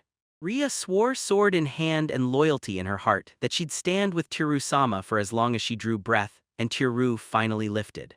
He threw both hands up in a frantic stop sign, insisting she hang on because no matter what she said, he wouldn't accept it. Ria blinked once, then calmly asked, "So you're saying that's true?" Without even a blink, she threw out a wild alternative, "Let me be your bride." Then she shut her eyes tight, bracing for the embarrassment to hit. With one reckless breath, she shoved him back against the door and pinned him there in a fiery rush, and then she went straight for the heart of it. Knight or bride, either way was fine. She didn't want a title, she wanted him as her new master. "I'm nothing without one," she insisted, and while she'd lean toward the bride if she could, she'd take whatever came first. Teru's face flared red as he tried to play it safe, blurting that it'd be fine, like a knight, because he'd be counting on her for their adventures, but Ria's smile crumpled and she pouted hard, clearly let down. She turned her face away, shut her eyes, and pouted like she couldn't believe him. Then, in a half-playful voice, she declared that her sword and her loyalty belonged to Teru-sama. He couldn't help but wonder if that's what knights were really like. Then Ria's tone sharpened. They had adventures coming, and if Teru-sama wanted, he could pick Dido-san or Shizuka-chan too, so she looked anywhere but at him, crushed by the thought he might just be one choice among many. She spoke softly, hope trembling in her voice, telling him that if he ever wanted her as his bride, all he had to do was ask. Then her face lit up with a fragile, honest glow that showed just how deep their bond had truly grown. Chapter 20? At the center of the stone chamber, Ria stood steady and composed.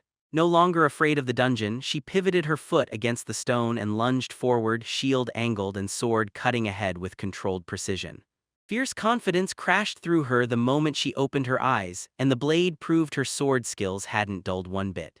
Rhea finally exhaled a small puff of breath as the tension drained out of her, and right as the door behind her swung open, Tiru stepped out grinning, cheering her on for a job well done. Rhea stared at Tiru with bright, sparkling eyes, and it hit him. After she'd gotten her pure mithril weapon back, she'd been hacking away in the dungeon every single day, like she'd finally broken free of that trauma and bounced back to her usual bubbly self. Tiru shook it off, announced dinner was ready, and Rhea practically lit up as she agreed. Dido beamed so bright her smile practically sparkled, humming softly as she looked forward with joyful curiosity, already wondering what today would bring. Tiru stood in the kitchen with a pot balanced over the stove, letting the steam curl up as he unveiled today's dinner, then paused just long enough to grin. Sukiyaki, the simmering goodness ready to hit the table. He told them he'd cooked the meal just for them because they'd been too slammed to eat right, and when the pot started to steam and smell up the room, Shizuka leaned in, Rhea tasted the scent and grinned, and Dido lit up like he'd just won. He waved them in and practically begged them to dig in, and Rhea and Dido thanked him with big bright smiles as they munched in peaceful, happy silence. Dido raised her fork and dug in, her face lighting up as that first bite exploded with rich, incredible flavor. And Rhea devoured it right after. She loved it just as much, too, cheering at how tender and sweet the meat was, both of them clearly thrilled from taste one. Tiru beamed and said that the wagyu was top tier and somehow even better once it hit the rice. Then he hooked a slice with his chopsticks and Shizuku took a bite, her whole body giving a little wobble as pure delight hit her like, "Oh wow, that's so good." While they were digging into the meal, Dido tossed out a warning. It would take at least 2 days to crawl out of the dungeon and finally hit the surface. So Rhea leaned in, brimming with questions, and asked what kind of food they'd pack for the road ahead. Dido stopped cold, then snapped into action and laid out the plan. She told Ryo, "You and I take the monsters," and asked Tiru to carry the food, even though she stalled for a second, unsure if that choice actually made sense. He didn't hesitate for even a second. He agreed with full-on excitement while she worried the food might feel too heavy. He shot back fast with a confident promise and told them to get ready because the thing he was about to bring was going to be worth it. With the plan locked in, Tiru faced the door that led from the dungeon to his apartment, fingertips gripping the knob as his pulse raced. Then he twisted it slow, click asterisk, the lock snapped shut. He then declared it was time to reach the surface, and Rhea and Dido stared at him with wide-eyed curiosity until Rhea finally asked what he'd been doing at the wall. Then he just calmly admitted he'd only locked the house door. Dido squinted at the stone wall, convinced something was off. He couldn't spot a single door anywhere. Tiru figured the folks in this world couldn't even see the apartment door, so maybe locking it was pointless, but the thought of anything slipping inside made her slam down on the safest choice. "Lock it." He said he had a spare key and begged someone else to keep it safe if the main one ever slipped. Then Dido snatched it instantly and grinned, ready to guard it. Without a beat, she shoved the key deep between her chest, and Tiru looked up, confusion crashing in as he stared at what he'd just seen. Alarm hit him hard, his face flushed as he realized the key felt too risky, like it could slip away.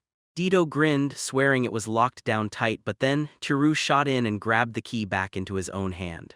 Nervously, Tiru shoved the key into Rhea's hands like he couldn't stand the thought of losing it, and she took it without a shake, telling him he could count on her. Dido shot out a pouty protest, and Tiru flinched back a little while something in the air quietly snagged Rhea's attention.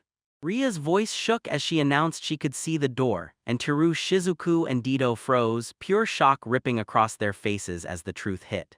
Dido spun around, baffled by the darkness. Shizuku admitted she couldn't see a thing either, so she started to wonder if only Rhea could spot a door. Rhea gulped and nodded at the stone wall, saying she saw the way into Tiru's room, and then Tiru finally pieced it together. Tiru suddenly snapped into a plan and yelled at Dido to hand over the key, then Dido's grasp made it click, and Rhea's eyes widened as she realized she could finally see the door clearly because the key was in her hand. Tiru immediately urged Rhea to try, and she leapt forward, eager to test the door right away. With everyone staring, Rhea's hands trembled, but she kept her eyes locked in and jammed the key into the slot. She twisted it, and a sharp click snapped through the air. The mechanism woke up, and when the door finally eased open, relief lit up her face. Joy lit up Tiru's face. He'd been right. If Rhea could spot the door with the key, she could open it and get inside. The realization hit hard, and he immediately shouted the others over, then practically dragged them into the apartment.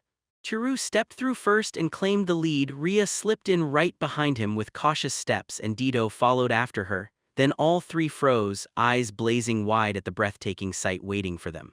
They stopped by the big window and the sudden glare beyond the glass hit them like a wave, leaving both women frozen as the wide sky opened over the buildings.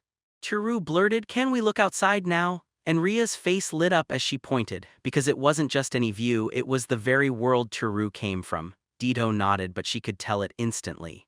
That skyline was unmistakably his. Then Ria handed the key to Shizuku, and the second she finally looked out, all of them just froze, stunned, breathless, staring at the world laid before them.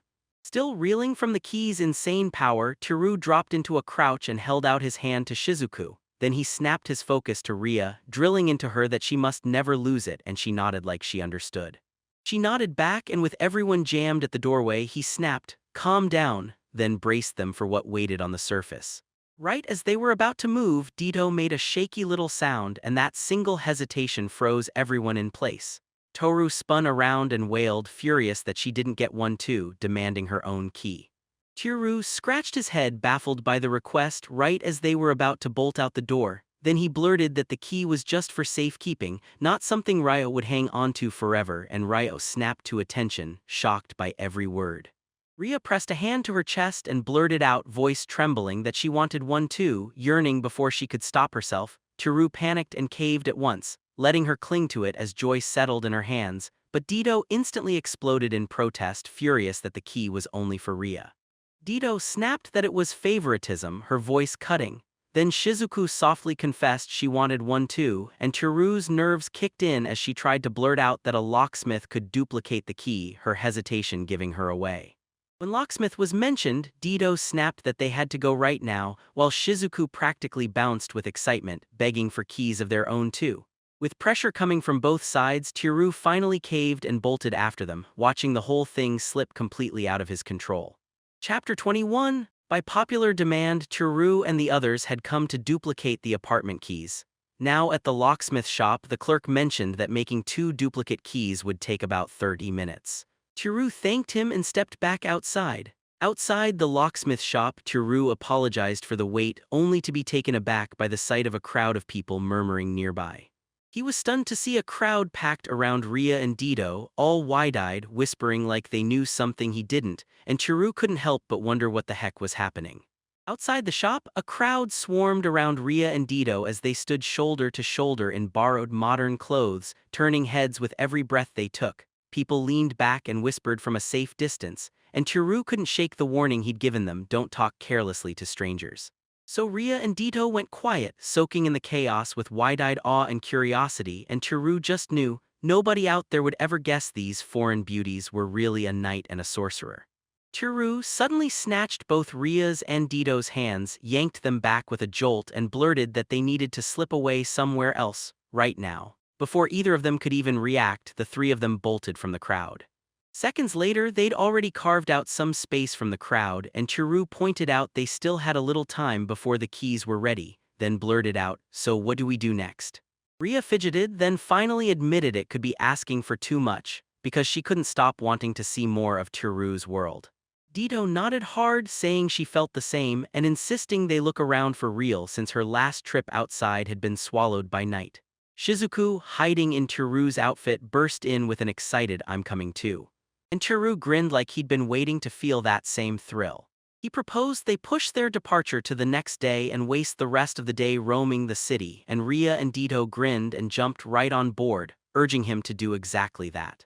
As they roamed the city, Ria craned her neck in awe, staring at those towering buildings that seemed to steal the sky and watching cars roar past the road like they were faster than horses could ever dream of, while crowds surged around them, spilling through the streets.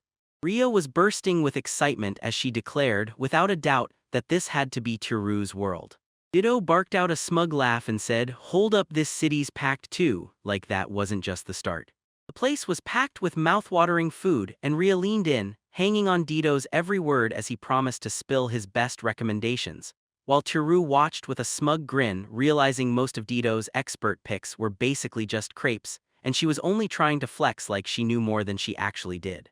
Rhea suddenly looked rattled and blurted that she had zero of this world's money. Dito waved it off, saying Tiru already promised to foot the bill, then snapped his gaze back to him, eyes wide, caught off guard by Rhea's nerve, and Tiru just stalled, frozen in confusion. Then he burst into laughter and swore he'd absolutely cover the bill, and right away, Ditto snatched Rhea's hand and hauled her along, yelling that it was time to move.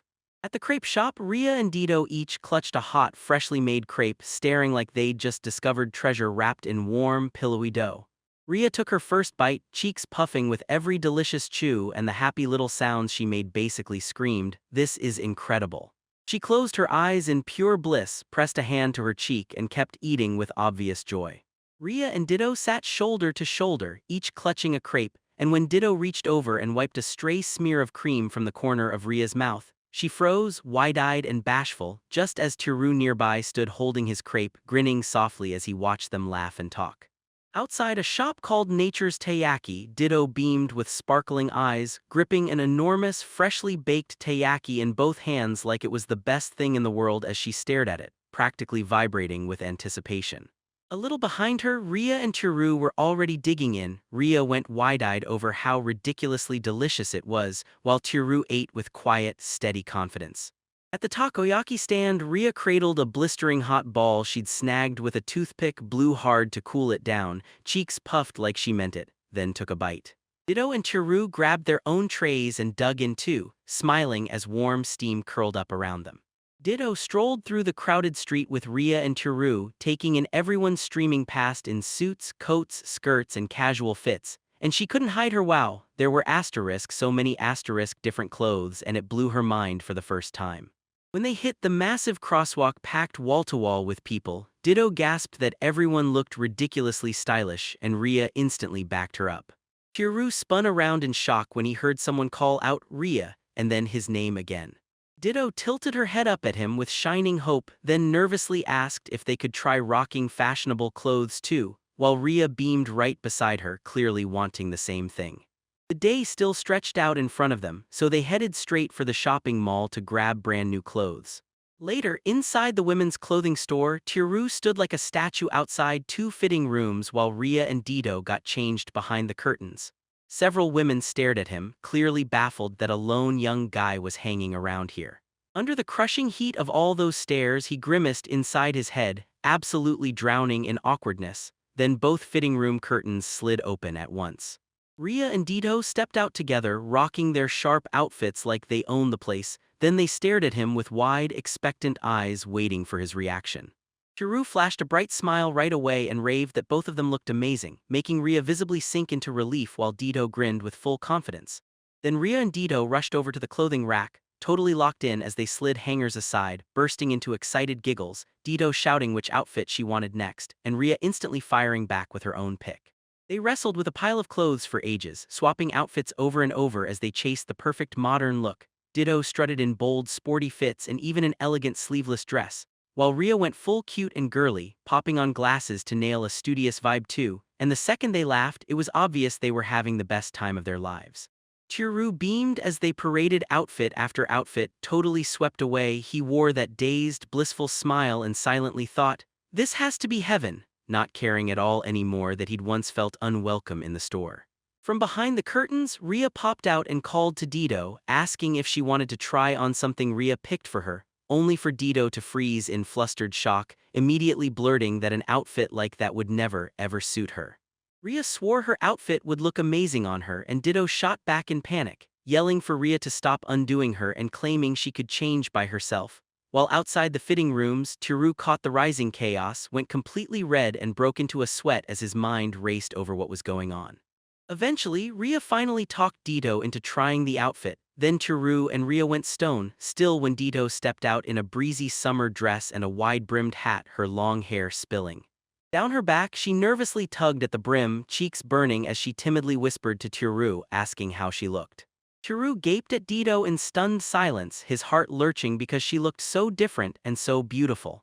Ditto blurted that it might look weird on her, but Tiru shot back fast, telling her she was gorgeous, which only sent her cheeks blazing, yet she was clearly thrilled. Then Rhea slid right up beside them and loudly agreed that Ditto looked absolutely adorable. Ria's energy exploded as she bolted back to the racks, snatching more outfits like she couldn't wait for the next reveal and kept pushing Dido to try one more, while Dido, still flustered and overwhelmed, begged for a quick breather as Ria steamrolled ahead, hyped up the whole time. Brightly, with their shopping done, Ria and Dido practically floated out of the store grinning ear to ear, fresh clothes stacked in their bags as they thanked Teru with all their hearts. Teru beamed at them with that awkward but warm smile, insisting he was fine as long as they were, brushing off every worry about money, because deep down he figured once they got back to their original world, they'd rake in gold coins.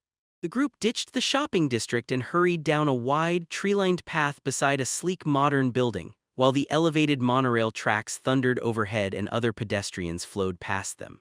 Crouched on a bench under a huge tree in a calm city park, Dido glanced around at the spotless streets and sleek buildings and said Japan felt crazy advanced. Then Ria took it all in, nodded, and told him it also felt peaceful, like the whole place was holding its breath. Ria whipped around to Teru and demanded to know if any wars were raging in this country, and Teru told her Japan hadn't touched a war in roughly 70 years, so Dido mulled it over and her conclusion landed hard.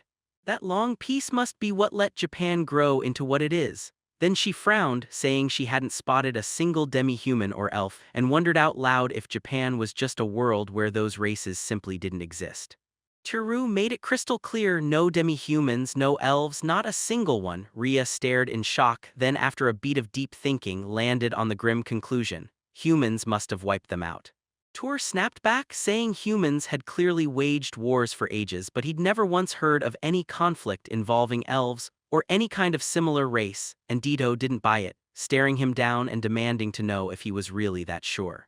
Teru thought it through and said giants and demi-humans were nothing but myth here. No one treated them like real, living things.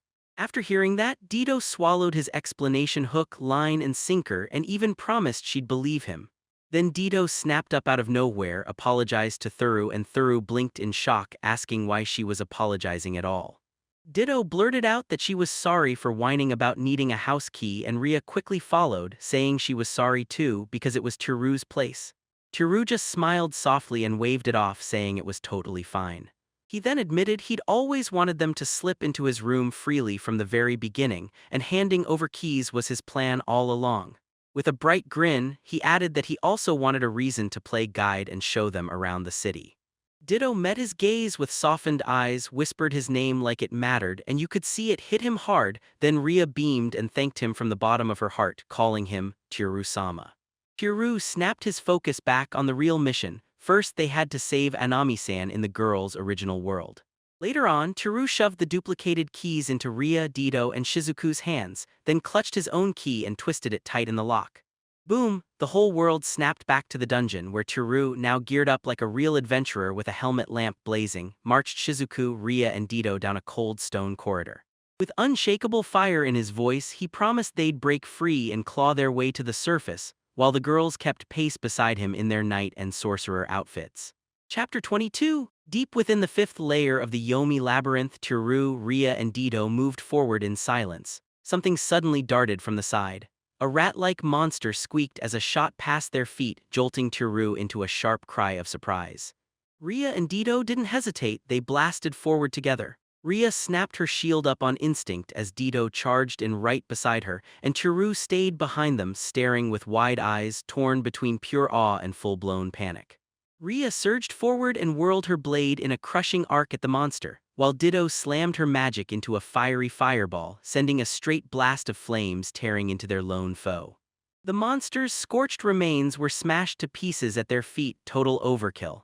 Teru gasped with a shaky breath while Dido just smirked and needled him for overreacting like he was only too tense the whole time. Still rattled, Teru muttered, "Of course I'm on edge. Back in Japan, monsters don't exist." Dido snapped back, "With your level right now, giant rats are nothing." But Teru couldn't shake the doubt that kept gnawing at him. Even after Teru finally scraped his way to level 10, he couldn't shake the doubt, were his stats truly crushing or still painfully weak. Remembering the character appraisal skill he'd learned, Teru's eyes brightened and he wondered if it could spill someone else's stats. Dido's face lit up as she begged him to try, and her excitement sparked fresh energy in him until he nodded and agreed. Two status windows snapped into view. Ditto Macaron, a 221-year-old high elf sorcerer at level 48, and Rhea Eldrax, a human knight of 18 years at level 32. Tiru choked out a strange breath, frozen in shock that he could actually see their stats and that their levels were so insanely high. Spots missing from the display made Tiru curse under his breath, saying he couldn't read everything. Dito explained his skill level was too low and that more details would pop up as he leveled, and right then it clicked. Tiru nodded like, yeah, now I get it. In his head, Tiru clocked just how far Dito had leveled up. Her cap was 47 before, but after she kissed him twice, it jumped to 49. He also remembered she'd been spending her free time grinding with that clicker, and honestly, yeah, that's exactly why she kept climbing. As for Rhea, her level sat below Dito's, but her level cap was way higher, and when Tiru replayed it in his head, he remembered something wild. He'd kissed Rhea once too. Curious, Tiru leaned in and asked Rhea if her level cap really jumped. Rhea smiled softly and said yes, but admitted she had no clue why, then wondered if Tiru could figure it out. Tiru started to speak, but Dito cut him off with a flash of sharp, simmering glares, snapping his name out like a half-angry warning, while Shizuka sat there on his shoulder, watching the tension crackle between them. Red-faced and seething, Ditto blurted out whether Tiru and Rhea had teamed up while she and Tiru were still in the dark. Then sweat started pouring as Tiru stammered, panicking to get a clean explanation and desperately trying to calm her down, while Rhea stood off to the side, scrunching her face with a confused little tilt of her head. The party pushed deeper into the dungeon's dim stone maze, Rhea charging in first with her shield up and sword poised, eyes locked in focus, while Dito stayed right on her heels, and Tiru guarded the back as their shadows swallowed them further down the dark passage. They burst into the dungeon's fourth layer, and those thick, twisted roots crawled over every wall and the ceiling, then dropped down onto the floor like dead forest claws reaching for them. Breathing in hard, Tiru demanded to know if they'd finally reached the fourth layer, then, still gasping, shot a nervous look down the twisting corridor, praying this maze of turns was the real way. The absolute shortest route. Ditto swore it was the quickest way and said they'd gotten there fast, but Tiru snapped right back. 4 straight hours of trudging, getting jumped by monsters the whole time, and fast still felt totally insane. Rhea said pretty calmly, yeah, it does feel fast, and then she remembered how she once drifted around for over half a day just to reach Tiru's room until the poison finally got her. Dito shot her a smug look and bragged, I'm used to this route, like every surface trip made it easier. Then Tiru let out a weary sigh and told them, let's take a breather, normally it's already lunchtime by now. Dito shot back in a rush, then pointed at a water fountain right up ahead and told them to keep going, so when Tiru demanded how far it was, she said, about an hour, and left him frozen, staring like she just lost her mind. Rhea pushed them deeper into the dungeon, guiding their steps across the jagged floor and over a thick tree root. Then Tiru suddenly stopped dead as a human skull snapped into view, his breath heaving after the brutal trek and non-stop obstacles. Right next to him, Rhea and Dito just watched on, completely unbothered, like the dungeon hadn't even slowed them down. When they finally stepped into the room with the water fountain, Tiru blinked at how huge it was, and somehow he could move through it smoothly even with the roots in the way. Dito nodded, said we made it, and pointed right at the fountain. Tiru froze in awe, staring at the water fountain like it was casting a spell right in front of him. Then his focus snapped to the room's corner. Their 3 adventurers were sprawled out nearby, catching their breath. Watching the 3 adventurers, Tiru couldn't help but say that folks in this world were built different, and Shizuku nodded in silence. Then he slid her gently into his bag, whispering that as a precious white slime she had to stay out of sight. Dito leaned in and told him, we're safe, explaining that the adventurers' gilded rules keep them from attacking their own, and if someone dares to provoke them they can get a bounty. Then she tossed out like it was nothing, they're not even that strong. Tiru went slack-jawed and Dito just shrugged, go see for yourself but don't judge the short red-haired one. When Tiru demanded answers, Dito snapped that the guy was probably a thief with a perception skill, meaning any appraisal would get noticed in seconds. Since that could spell disaster, Tiru gritted his teeth and decided to appraise the man with the cross-shaped scar instead. Tiru flicked open his status window and boom, the name Dan popped up, a 38-year-old human swordsman, level 12. Shock slammed into him when he saw Dan was just 2 levels ahead. Ditto's expression turned serious as he pointed out the brutal truth. Dan was only average, which meant to reach level 10 and survive, he'd probably been an adventurer for at least 3 solid years. Chiru blurted out, "So that's really how it works." Dito nodded and said that even fighting a single monster under level 10 almost always ended in death, and that nobody at that stage had ever killed a giant centipede. With a straight, dry stare, she added that Chiru had been leveling safe from his room the whole time. Then she just kept clicking, and Chiru's smile turned awkward as he asked how she could tell the adventurers weren't exactly strong. Dito shot back, confident as ever that she could tell just by looking, and Chiru nodded like only a seasoned adventurer would, then collapsed hard onto the stone floor, spent and breathless. Once he finally caught his air, he pushed for a break and declared they should stop for lunch now that they'd made it this far. The trio sank to the dungeon floor to catch their breath while Shizuku curled up right by Ria's knees. Ria shot Chiru a quick look to make sure he'd cooked, and he just shrugged, saying since he couldn't fight he'd make himself useful in the kitchen, plus, he brought more than enough to share. The moment Dito heard that, his face practically lit up with pure excitement. Dug through his bag, Chiru weighed his choices, then with the water fountain right there, he grabbed a 5-pack of instant ramen marked best miso, and declared that was what they'd eat. Chiru set up a tiny camping stove, poured in water and coaxed it to a boil, then walked them through every step like it was nothing. Noodles in, soup powder up next, dried vegetables last, before telling Ria and Dito to hang on a little longer as they leaned in close, eyes wide with eager curiosity. Steam curled up as Chiru swirled the pot with his chopsticks and declared the ramen ready. Ria inhaled that rich aroma with half-lidded eyes, raved about the scent, and asked what it was called, while Dito stared, stunned at how fast it was made. Chiru set the steaming pot down and declared it his best miso, and Ria's face lit up. She knew she loved Chiru-sama's miso, while he grinned and explained it was ramen flavored with miso as he poured their bowls. Dito repeated the unfamiliar word, and when Chiru finally said it was time to eat, Ria clasped her hands and thanked him for the meal. Ria and Dita leaned in as Chiru blew a few gentle breaths to cool the noodles, then slurped them down and tasted every bite like it mattered. After a brief chew, he nodded with a grin like the flavor hit just right, and the loud, eager munching had the two girls shooting nervous glances between his face and their bowls, waiting for their turn. Ria and Dito crept up and carefully matched Chiru's moves, blowing out another risky set. They tipped their bowls just right, lifted the noodles with care, and took their first cautious slurps, letting the flavors flood their tongues. Both girls' eyes sparkled, Ria hummed with pure approval and Dito beamed, cheeks lightly puffed as she took in that rich, hot miso ramen like pure bliss. Dito and Ria sprawled on the dungeon floor, grinning as they dug into their bowls, and Dito couldn't stop admiring how that dish tasted deep and layered even though it was whipped up so fast. Meanwhile, Shizuku inched toward Chiru, batting up those big, pleading eyes and opening its tiny mouth like it was ready to beg. And with a satisfied grin, Chiru finally reached a hand her way. Chiru fed Shizuku a bite of ramen, and the slime jiggled with pure joy. Then he flicked his eyes sideways and caught the other adventurers staring right at them. As the loud slurping hit and that rich aroma rolled in, eyes snapped toward them fast. Chiru leaned in and grilled Dito about what dungeon adventurers usually ate, and she told him that on good days they gnawed dried fruit, dried meat, and salt-pickled fish. But on bad days they chewed bread so fiercely it had to be soaked just to swallow, making Chiru flinch hard until she murmured that 4 adventurers were lurking behind them. As Chiru fired up another batch of ramen, Ria leaned in and asked if he was still planning to eat it himself.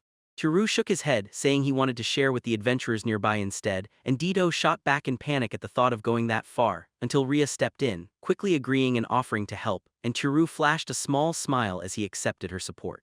Chiru poured steaming soup and noodles into a bunch of cups, splitting it up to share, yet Dito still couldn't shake that uneasiness and begged him to stay put. Chiru stepped forward anyway, telling her to hang back and keep an eye on Shizuku. Chiru slid up to the seated adventurers, hands shaking as he shoved a steaming cup into their reach, and the scarred, muscular man in the middle slowly lifted his gaze, then hit Chiru with a cold, hard stare and a short, sharp reply. Chiru clocked their guarded faces and knew something was off, so he plastered on a nervous grin and told them they'd cooked way too much soup and wanted to give it away, while the adventurers just stared and the scarred leader leaned in, wary, asking what it would cost. With a dazzling grin, Chiru swore he wanted nothing back and then shoved the cups into their hands. When he was done, the adventurers sank into awkward silence, eyes locked on the bowls in their hands, and after a tense beat one of them finally snapped, blurted out suspicion, and demanded to know if the soup had been poisoned. He froze when the accusation hit. One adventurer demanded why he was spitting monster words, another stared down their weird artifacts, and the third whispered that the food in their hands was unlike anything they'd ever seen, leaving the tension to choke the air. Panic slammed into Teru the second he realized Japanese counted as a monster language here, so he bolted forward, shouting that the soup wasn't poisoned and that adventurers wouldn't turn on each other. But the men just stared him down, dead set on the fact that in a dungeon the truth gets buried with the ones who die. As the adventurers grumbled in dark tones, one of them suddenly snapped, "Wait, Ria, are you the nosy knight they call Arya-san?" Ria froze, then confirmed it, and the man hesitated, adding that she'd helped him once before. Dubious told them he'd heard Ariasand was dead, and Teru stared at the records like Ria's still listed as alive. Then Ria grinned, shot her fists up, and declared she was very much alive. Teru swallowed his pride when he saw how suspicious his crew looked from every side, and he quit the argument before it blew up. He forced a tight smile and told them to toss the soup if they didn't trust it. Then he turned away with heavy, slumped shoulders while Ria watched in silence and the adventurers stayed put behind him, still clutching their untouched cups. The bald adventurer blurted, "Fine, I'll eat it after all." And Teru whipped around in pure shock as everyone froze, but the second that rich aroma hit, the guy was already drowned in it, slurping from afar like it didn't even matter if he died. He grabbed the cup, slurped those noodles, and the others just stared in tense silence until his expression stiffened hard and the anxiety practically burst out of him. Then his eyes snapped wide and he blurted, "This is unbelievably delicious," demanding to know exactly what this food was. Thrilled to the core, Teru leaned in with pure excitement as the adventurer snapped into a huge grin and blurted out loud praises about how unbelievably amazing the food was.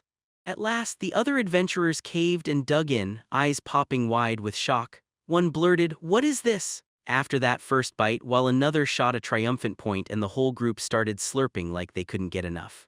At the worst possible moment, mid-meal panicked and screamed for everyone to stop. Everyone else froze on the spot while Teru just stared, completely baffled. Teru watched them with shaking nerves, terrified they still didn't trust him. Then the adventurer suddenly hit a brilliant realization, saying if they dunked that rock-hard bread into the soup, it'd taste wildly better. The adventurers didn't waste a second. They dunked their bread into the steaming broth and tore off a bite with total hunger. They burst into cheers the moment the warm, fluffy bread drank up that rich flavor, laughing and shouting as they dug in. As their excited voices rang out, Ria and Teru rinsed off with gentle smiles, finally breathing easy now that the once suspicious group had fully fallen for them. Just as Teru's party was ready to roll out, Dito blurted that she couldn't believe they'd actually swallowed the food, and then teased that Teru's comfort around others might be a blessing or a jab, leaving him totally confused. Then Ria spotted something in his hand, and Teru admitted the adventurers had handed him a flower as thanks. Dito and Shizuku froze, staring at the tiny bloom in pure shock as Dito blurted out that it was an ancient tree flower. When Teru pressed if it was really that rare, Shizuku snapped back that it's the key ingredient for mid-tier potions. She leaned in and revealed the truth. This flower was rare as lightning, hunted like treasure, and only a few adventurers even knew where to harvest it. Then she let it sink in. Some people hoard priceless knowledge in silence, while everyone else stays clueless. She accepted the gift like it was a secret clue to the one place on this layer where the flowers burst, right near the roots, and Teru grinned as if to say, "See, the best miso gets you flowers, that's your reward." Ria beamed as she watched the adventurers genuinely enjoy the meal, and clutching that flower, Teru just stood there smiling while Shizuku hyped him up with big praise. Then Dito grinned and said, "If we run into each other again, treat us to this feast." With a quiet, pleased smile, Teru stared at the old tree flower in his hand and promised he'd do it again if their paths ever crossed. Chapter 23. The party has finally entered the third layer of the Yomi labyrinth, emerging into a vast ruined hall shaped like a grand castle. Teru stared up in disbelief at the idea of a castle hidden underground, while Dito cheerfully confirmed it, asking if he was surprised. Dito told me it all blew up decades ago when someone first uncovered the dungeon, and the golden castle ignited a total frenzy because the halls were crammed with solid gold, so adventurers flooded in, chasing fortune like their lives depended on it.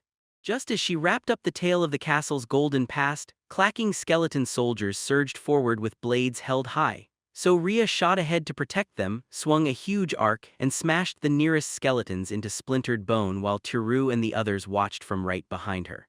After Rhea shattered the skeletons into pieces, Teru froze, staring. Could these skeleton monsters even be real, or were they something that just wasn't meant to exist? To be strong? Dito waved it off like it was nothing, admitting the truth: they were weak as hell, moving slow and lifeless with no real muscles and fighting with nothing but battered, worn-out weapons. Ditto flashed an eager grin and declared the weak skeletons were exactly what Teru needed to train. Then Teru balked in disbelief, thinking he might not be able to face them alone. Ditto told Teru straight up, if she kept only clicking, her real battle instincts would never sharpen, no matter how high her level climbed. Flustered, Teru reluctantly admitted he had a point, and Rhea jumped in, offering to carry their luggage so he could train with her massive shield. Teru heaved Rhea's huge shield, staggered under its weight, and stared in disbelief at how effortlessly she carried it. Rhea stepped in and teased him about not liking strong women, making him blurt out a panicked denial, while Dito looked mildly fed up and snapped them to quit flirting and get moving. Teru dug his feet in, lifted Rhea's shield, and braced himself, because now there was no turning back. Rhea just smiled softly behind him. Dito grinned and tossed out a quick, good luck, as Teru surged ahead with a shaky battle cry straight at the waiting skeletons. Shattered bones crunched across the castle hall as panting filled the air. Teru clutched his pickaxe and shield, sweat streaming down his face, gasping for breath and realizing the truth. Sure, every skeleton was weak by itself, but together they were the real nightmare. Racked with exhaustion and drenched in sweat, Teru tripped over loose rubble and nearly face-planted with a startled cry. Then Rhea shot in like a flash, caught him, and held him steady with a worried gaze while he blushed at the embarrassing relief. Teru finally admitted he was wiped out after a whole day in the dungeon and still forced a weak little smile as he spoke. Rhea, all bright and steady, told him they were almost at a great camping spot and begged him to hang on a bit longer so they could get some real rest. The party pushed into a rest area inside the ruined castle, and there, already set up, were other adventurers' camps. An armored man gestured to a clear spot along the right edge. Dito nodded his thanks, and then he ushered Teru and Rhea over to claim it. Teru's stomach dropped when he realized their assigned spot was a dim corridor packed with iron-barred prison cells, and the idea of camping there made his skin crawl. Rhea stayed cool and told him monsters barely ever get this far, while Dito chimed in that guild watchers were posted nearby, so it was way safer than the open halls. The party stomped into the cell block, utterly drained to the bone. Teru slumped, realizing the long day had drained him completely, while Rhea soothed him that they still had another day waiting and needed real rest. Beside him, Dito and Shizuku smiled warmly, ready to call it a night. After they shoved down warm bowls of porridge, clearly not Dito's favorite, they tossed their sleeping gear inside the cell, turning the cold stone floor into a rough little camp. Teru slipped them a quiet goodnight, and the whole crew finally crashed, ready to tear into tomorrow's exploration. The next morning, Teru thrust high-calorie rations into everyone's hands as Rhea and Dito snapped awake, itching to dive back into their hunt. Then the whole crew left their prison cell camp behind and pushed deeper into the ruined castle, slipping under cracked arches and a chandelier that had been smashed to pieces. They pounded up a long, winding stone staircase, spiraling higher and higher along the dungeon wall as every single step hauled them closer to whatever waited above. The party spilled out of a round stone tower straight into the eerie Yomi Labyrinth's second-layer forest, staring at giant pale tree trunks that loomed like something from a dream, while Teru, Rhea, and Dito froze at the tower's crooked doorway, taking in the weird, almost surreal sight around them. Teru grinned and said, "First an underground castle and now an underground forest. That's the surprise, isn't it?" Seeing the brightness everywhere, he wondered if they'd somehow slipped above ground. Then Dito explained that old forests carpeted the place with light moss, and Teru capped it off. They didn't even need lamps, the glow came straight from nature. The party pushed through the underground forest on a dim trail under the thick canopy, with Rhea leading the charge and Dito right on his heels, cutting down clusters of bizarre mushroom creatures as they went, until Teru spotted a perfect place to catch a quick breather. The crew rolled into a forest clearing for a meal, and Teru dished out steaming curry over rice straight from a portable pot. Rhea and Dito dug in, smiling with every bite until Dito abruptly froze, her face snapping as a crucial memory came roaring back. Dita shot them a warning soon they'd hit the Yomi Labyrinth's first layer and told Teru and Shizuku to stay razor-sharp, because this place was basically an underground slum. People the surface rejected, power-hungry groups battling non-stop, and violence living there like it's normal. Ditto went on to map out the first layer, its power split between a thieves' guild packed with pickpockets and pros, and a merchants' guild that ran the show with serious trade. Black market goods plus a fast-rising mercenaries guild that took care of all the heavy lifting with muscle and no mercy. Teru said the first layer sounded terrifying, but Dito brushed it off. So long as they kept their distance from the mercenaries guild, they'd be okay. Teru warned that the thieves guild sounded like a whole new nightmare. Getting robbed would trigger endless trouble, so Ria snapped along fast, calling it just as deadly and insisting they couldn't afford to brush it off. Ditto waved their worries aside and said the Thieves Guild only went after nobles and fat wallets, not regular adventurers like them, because they didn't look rich or important, so the guild wouldn't give their party a second glance. Ria snapped back that even the mighty Keisha house had been hit, pointing straight at the Thieves Guild, and Ditto coolly shot back that fancy estates always invite petty thieves, so this looked less like a crew and more like reckless kids running off with whatever they could grab. Ria fired back that it would be way better if those kids ended up in a real orphanage, and Dito shot back that she had no business whining if she wasn't saving every street child herself. Sensing the tension crackling, Teru swooped in fast and steered the talk to something safer, the Merchants Guild. Dito said the Merchants Guild wasn't some clean-cut good or evil. When they peddled life-saving food, weapons, and armor, adventurers still lined up to buy, even if the guild ran darker games too. Ria shot back that she'd heard they were neck-deep in slave trading, gambling, stolen goods, and drugs the surface swears are illegal. Dito figured that as long as folks kept craving forbidden goods and services, the Merchants Guild would always be that grim, necessary evil. Then Ria dragged up what she'd heard at the guild pub. Dito was sneaking into the Merchants Guild gambling den, and Teru's unease slipped out in a low, restless mutter. Teru, desperate to dodge the topic, fired off a question about the Mercenaries Guild. How did it stack up against the others? Dito and Ria snapped back in perfect sync, flat out calling it the absolute worst. From what Dito had heard, the Mercenaries Guild hunted rookie adventurers, smiling like bodyguards, then flipping the script, extorting them and grabbing every last piece of loot. Ria added that they even control the key route to the lower layers, and they charge anyone who dares to try to pass. Teru said they sounded like the Yakuza, and he couldn't understand why any adventurer would dive into that kind of shady business, while Dito shot back that it was smartest to stay totally out of it. He fired a clear warning: mess with them and you'd get crushed because you'd be wildly outnumbered. Clutching his curry plate, Teru admitted his stomach sank at the thought of stepping into the first layer after hearing how lethal its factions were, and right beside him, Shizuku quietly shared that same uneasy dread. Dito sized everything up fast. Teru's strange outfit was screaming target, and that rare white slime form of Shizuku in the first layer would practically paint a bullseye on them, so Teru stopped mid-step, swallowed the warning, and started rethinking every move. Teru's face lit up the second an idea hit. He was sure that if Shizuku transformed into his clothes, they could dodge every bit of trouble. Ditto and Ria jolted in surprise. Ria snapped that Teru's weird outfit would get him flagged fast and would tip Shizuku off as his gear, so Teru hurriedly insisted he'd never wear Japanese clothes, then told Shizuku to change into something more ordinary so he could blend in. He leaned in and asked Shizuku if she remembered what the adventurers on the fourth layer wore, and that happy little slime practically chirped the answer right away. Then he told her to slip into standard adventurer gear to stay out of sight, and Shizuku snapped into action, slithering up to his waist without wasting a second. Her gelatinous body swallowed him whole, then reshaped and hardened around him until it was done, and when it finally released him, he stood there in plain adventurer armor, the perfect fit erasing every trace of his old look. Teru strutted in his brand new armor, wondering if he'd finally blend in and realizing it even helped keep Shizuka out of sight. Ria lit up and said he looked like a true veteran adventurer. Shizuku nodded with a grin, and Dito Grant, straight up admitting it, said the whole look was pretty damn good. Teru inspected the armor and snapped. His disguise would collapse if he kept swinging that pickaxe alone, so he decided he'd have to carry an iron sword too just to make the whole look and the gear match. Hearing that, Ditto grinned and swore that once they cleared the first layer, she'd buy Tiru and the iron sword, and Tiru practically burst with joy, lighting up at the thought. Tiru fired the group up and shoved them into motion, yelling for everyone to move out, while Ria took point toward the upper floors and the whole crew followed her down the forest path.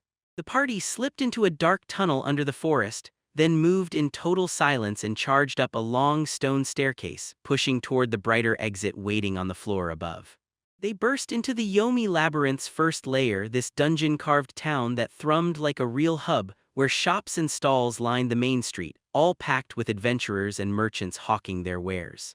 Tiru swept his eyes over the chaos of the streets, and then admitted the rumors were true because this place felt even sketchier than he'd feared. Ria told Tiru that the Merchants Guild ruled this district, so it was one of the safest corners of town, and Tiru just froze, stunned in quiet disbelief. A bunch of cheerful women suddenly shouted for Tiru, grinning as they waved him over like, "Come on, play with us." Tiru spun all the way toward them, grinning like a kid, his mind sprinting at the sight of elf women and all that attention, while Shizuku muttered that every last staircase was aimed straight at her master, and Ria and Dido shot daggers at him from behind, absolutely not buying it. Red-faced, Tiru stammered that these were the first elves he'd ever seen besides Dido, but she exploded on him, furious, claiming the women he was staring at were just normal elves anyone could run into, and reminding him loud and clear that she was a proud high elf and not some other kind he could toss into the same box. Chastened yanked his gaze away and chased after Ria and Dido as they surged down the first layer's main street, neon shop signs stuttering and flickering all around them. Tiru's eyes snapped to a storefront plastered with crossed swords and he practically screamed, pointing it out like he'd just found treasure, the kind of place that sells weapons. He nudged Dido about the sword and she said she'd only buy it if it was dirt cheap, while Tiru practically lit up, finally seeing a shot at real gear. Inside the weapon shop, Tiru and Dido faced a long counter piled high with blades of every shape and size, while spears, axes, shields, and more weapons crowded the walls. Dido sifted through the rack and picked out a few swords that looked battle-ready, and when Tiru snatched one up, the shine and solid weight sold him instantly, so the shopkeeper beamed and praised him for his razor-sharp taste. As they stormed out of the shopkeeper waved them off with a polite goodbye, and Dido couldn't stop bragging that they'd snagged Tiru's sword for half the usual price, an absolute steal. Tiru nodded along, practically buzzing with excitement, while Ria asked to pull the blade out and inspect it up close. Ria casually drew the blade and Tiru proudly demanded she admit it was amazing for the price. Then she took one quick look, shrugged it off as nothing but a plain iron bar and left Tiru standing there stunned.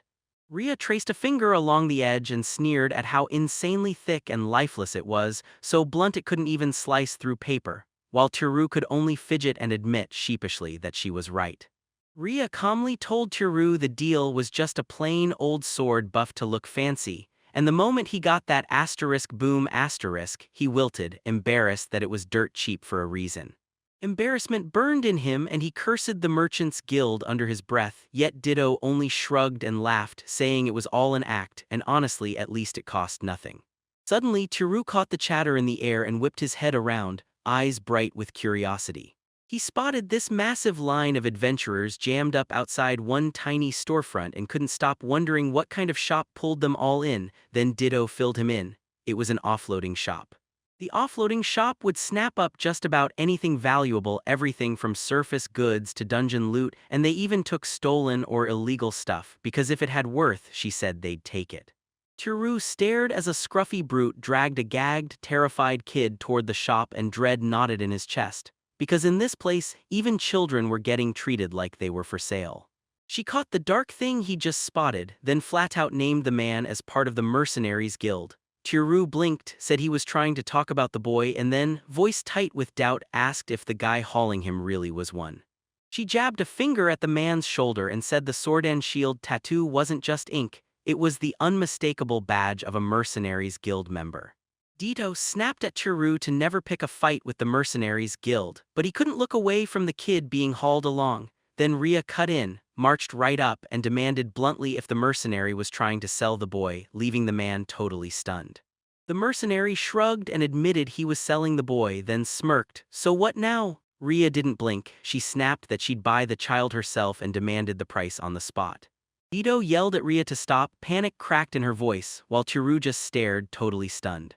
Rhea brushed Dido's warning aside, murmured that the boy was safe now, and steadied him. Still shaking, he managed a weak, shaky answer.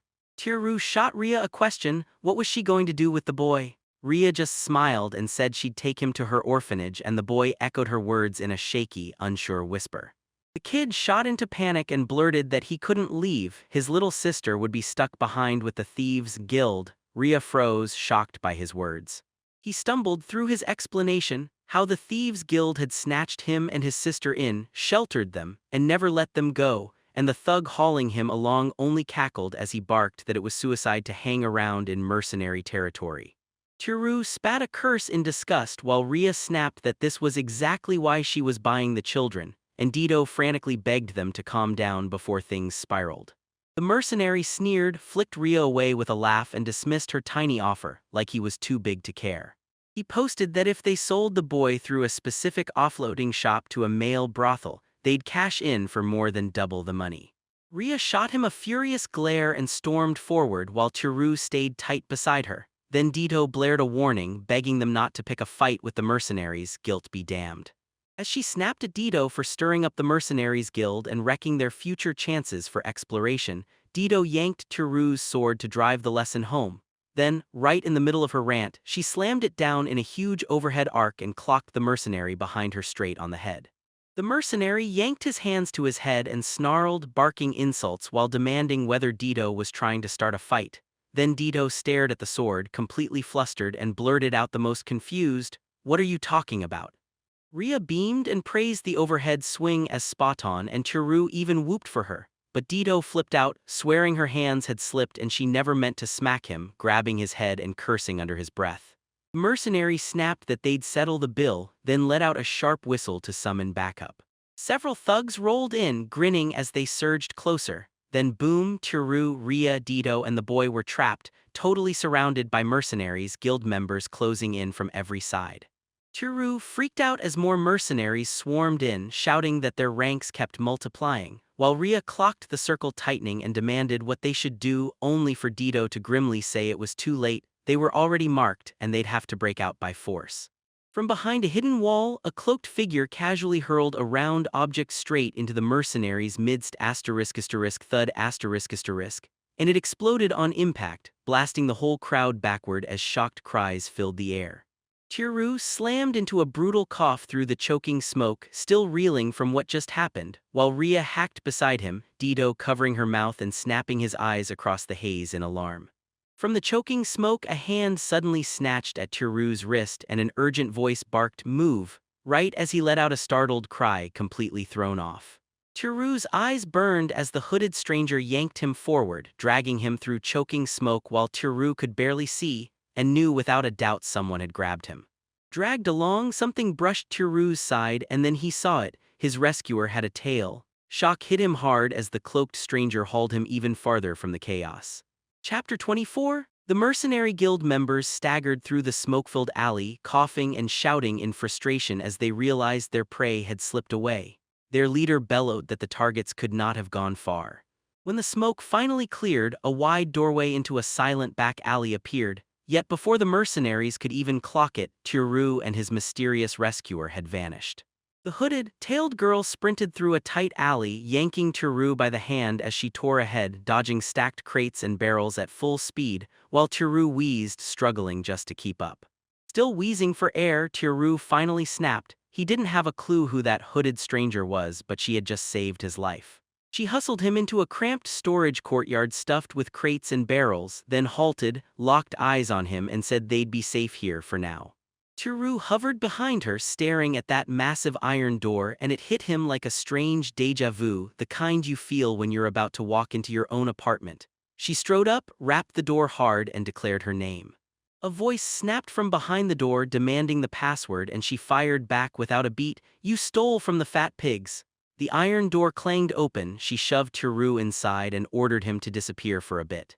He protested that 2 friends and a boy were still outside, but she insisted they'd been pulled out separately and were safe, leaving Chiru wondering if he could really believe that. The hooded rescuer yanked Chiru safely inside, then snapped at the guard to call headquarters at once. His subordinate nodded, answered politely, and gestured them out. They stood in tense silence as the hooded man vanished, and just seconds later the door slammed shut with a brutal thud, revealing a secret storage room stuffed to the brim with crates and barrels. Right inside, Tiru finally exhaled. He'd sensed it was a warehouse, and up close the crates proved him right. The girl yanked her hood back, fluffy cat ears popping into view, and with a bright grin told him to just sit anywhere. Still reeling, Tiru blurted out how shocked he was to spot her cat ears, staring like he couldn't believe his eyes. Her ears flicked and she pouted, clearly seething. The cat-eared girl snapped, demanding to know if getting saved by a half-beast ever bothered him, and as her eyes blazed she lunged in. Tiru recoiled fast. Tiru frantically flailed his hands and swore it didn't bother him one bit, he was just caught off guard. He gratefully thanked her for saving him and his friends, then hesitated, before finally asking why she went out of her way to help them. She leaned in and casually revealed the real goal, rescue Nick, and somehow Tiru's crew just happened to be right there with him. Tiru kept saying the boy's name, remembering Nick's claim that he and his sister were taken in by the Thieves' Guild, and then he leaned in, asking if she was really part of them. She beamed and swore it was true. Tiru mumbled that it should have been obvious, remembering the guy earlier had the very same hood she'd seen. She told them the Thieves' Guild couldn't strike openly, then smiled and thanked them for luring that mercenary's focus at the exact right time, because when one of his buddies knocked a thug clean out, it took a huge weight off their shoulders. She asked his name and he nervously fumbled through an introduction, then she repeated it like she loved the sound, smiling as she said, "Everyone calls me Cat." Cat flashed a smile and thanked him for saving Nick, then offered him a reward, but Tiru snapped back right away, refusing it cold, saying their escape was reward enough. Cat wouldn't let it go. She pushed to repay the favor, and when Tiru told her he could ask for anything, she practically shoved him to say what he wanted. Tiru swept his eyes across the room and with a gulp asked if he could have the whole space, only for Cat to go completely still. Seeing that reaction, Tiru spun back and hurriedly said he didn't need anything, while Cat tried to smile through it. Yeah, even she knew that was a pretty wild request. Tiru clocked that the layout looked just like the spot near his own quarters, and the question burned in his mind, could they be connected? He brushed it off for a second, then told her it was absolutely worth digging into. Cat swallowed her nerves and apologized, admitting she couldn't make a call like that by herself. Then Tiru took her answer like it was no big deal. He tossed in a new request and begged to at least look around. Cat blinked in shock, then repeated what he said, demanding to know what he meant. She leaned in with a sharp glare and demanded to know why right then and there. Blushing beyond control, two guys sputtered out their story, terrified he'd sound like a suspect. Then Cat suddenly clapped her hands and blurts out, blazing with excitement, "Wait, are you a scholar?" She mused that it finally explained why he spoke the monster tongue and acted nothing like a normal adventurer, so she let out a nervous laugh and nodded. Cat let him roam and take it all in on one condition. She stayed right there beside him, and when he finished, he thanked her from the bottom of his heart. They pushed deeper into the storage room side by side, slipping past stacks of crates by that iron door. Then Tiru's eyes snapped to a weird, one-of-a-kind pile that screamed something S off. Cat suddenly blurts out, "Do you hate half-beasts?" And Tiru jerks around, stunned. She quickly explains that loads of humans actually do. Stunned, Tiru confessed he had no idea, and then he revealed that people in his line of interest actually respected half-beasts. Cat blinked, tilted her head, and said, "That explains the way you've been acting." Curious, Tiru blurted out, "Is Cat really your name?" She shot back that it was just an alias, and that made him squint. Why pick something this obvious? Then he started weighing whether he should use character appraisal on her to dig out the truth.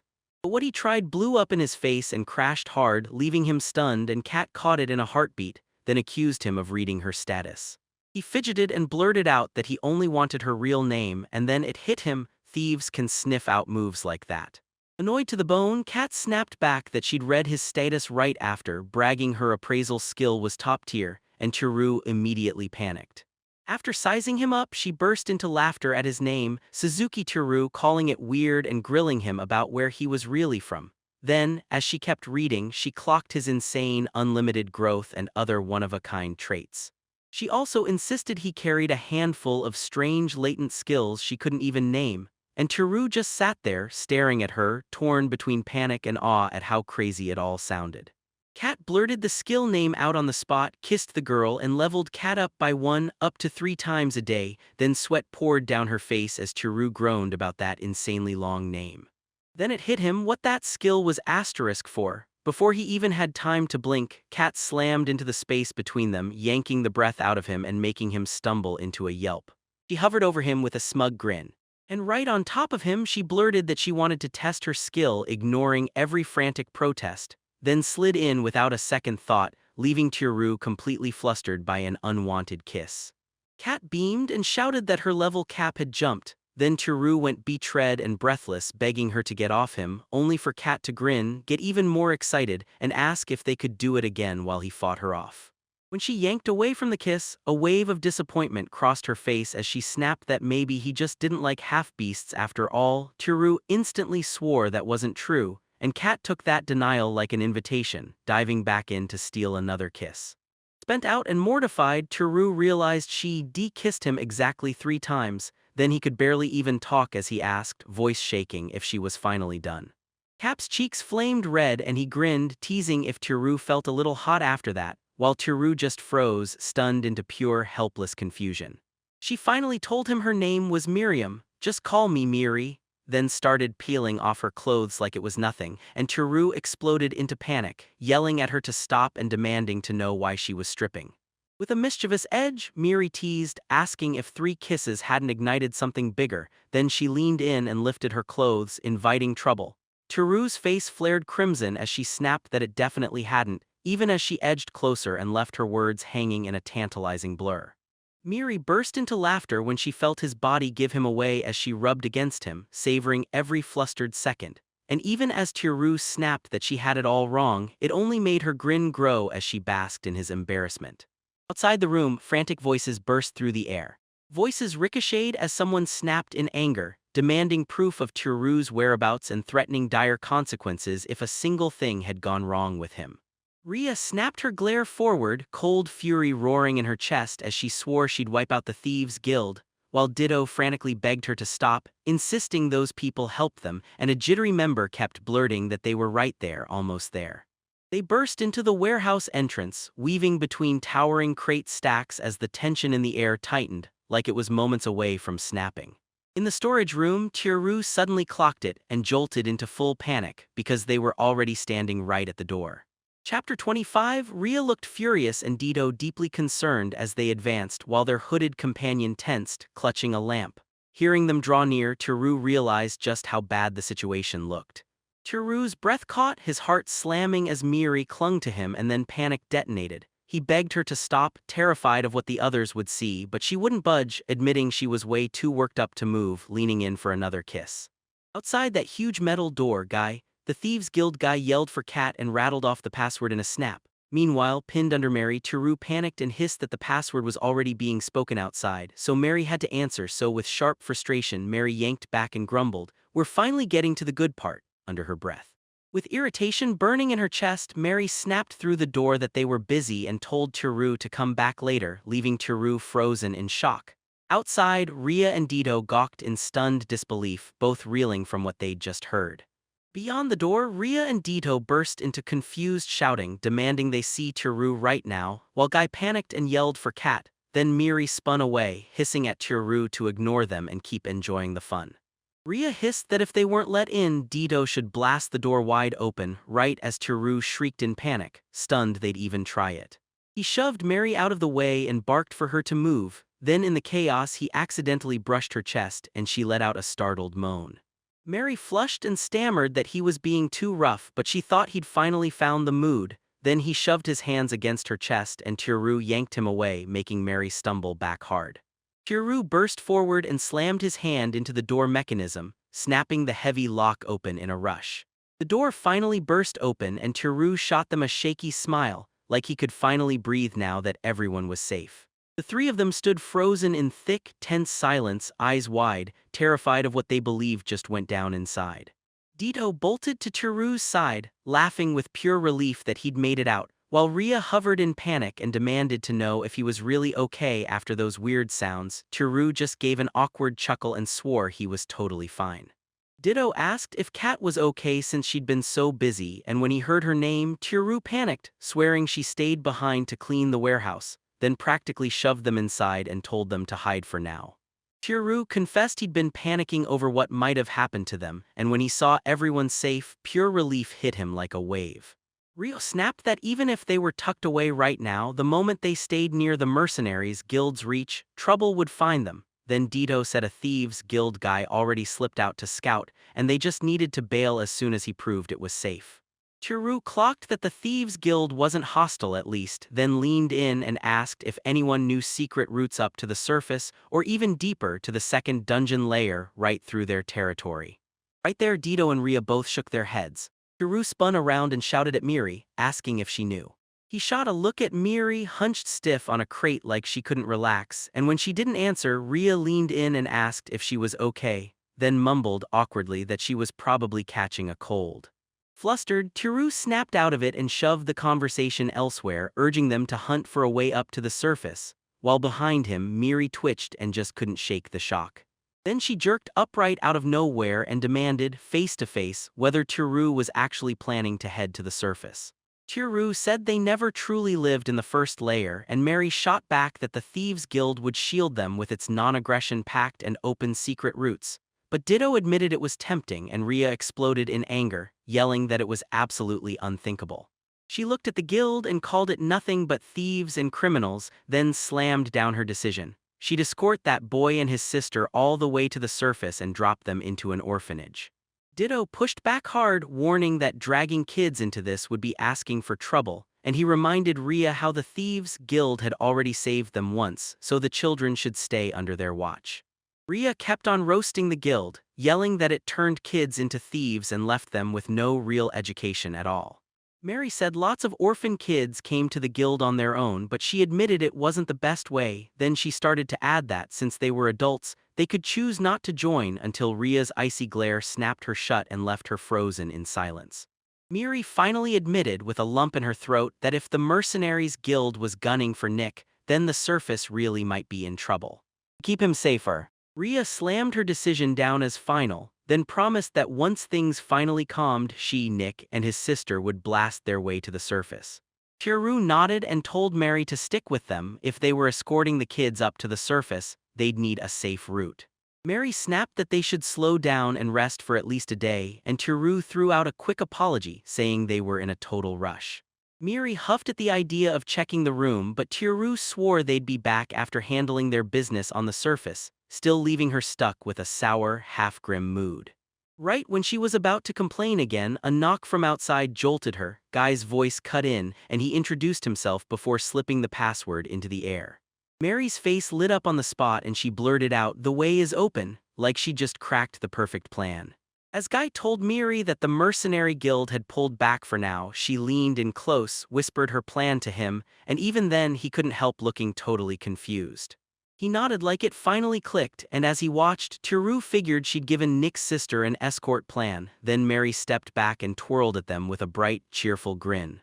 Then they announced their boss wanted to thank them herself for saving Nick, and she pushed them to follow her. Tiru froze on the spot, trying to back out, and Dito snapped into shock. Just as Tiru tried to push out his excuse, Dito shot forward and slammed both hands over his mouth, silencing him cold. With Dito's hands still clamped over his mouth, she blurted a desperate warning, "Don't you dare say something reckless." Tiru squirmed in confusion, and Tiru's own words flew as she accused him of almost turning down the boss's invitation. Still clamped a hand over her mouth, Dita hissed that folks like them lived and breathed honor. Messing with their boss could get you killed.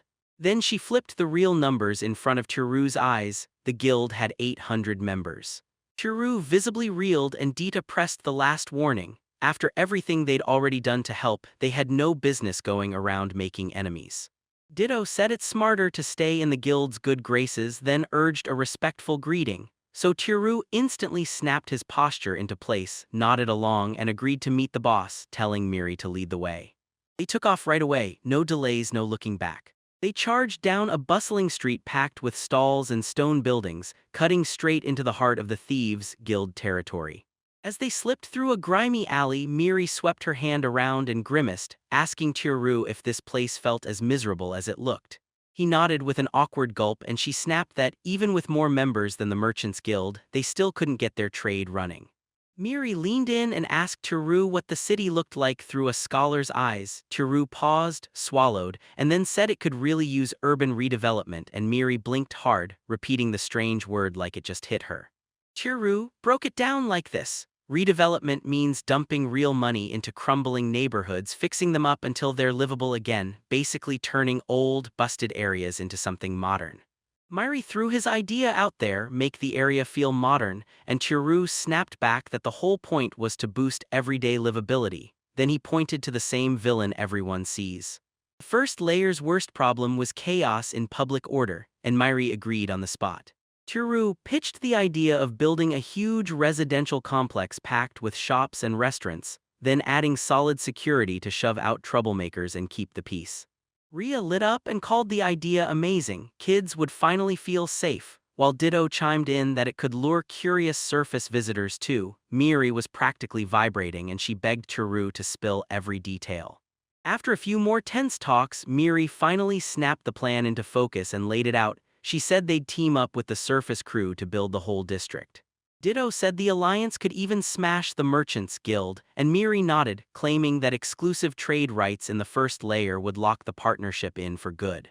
Miri wrapped Teru in a warm thank you and told him she finally felt hope for their guild. Then he warned that redeveloping it could turn messy, and Miri pushed back, insisting they'd make it work because the plan was his idea.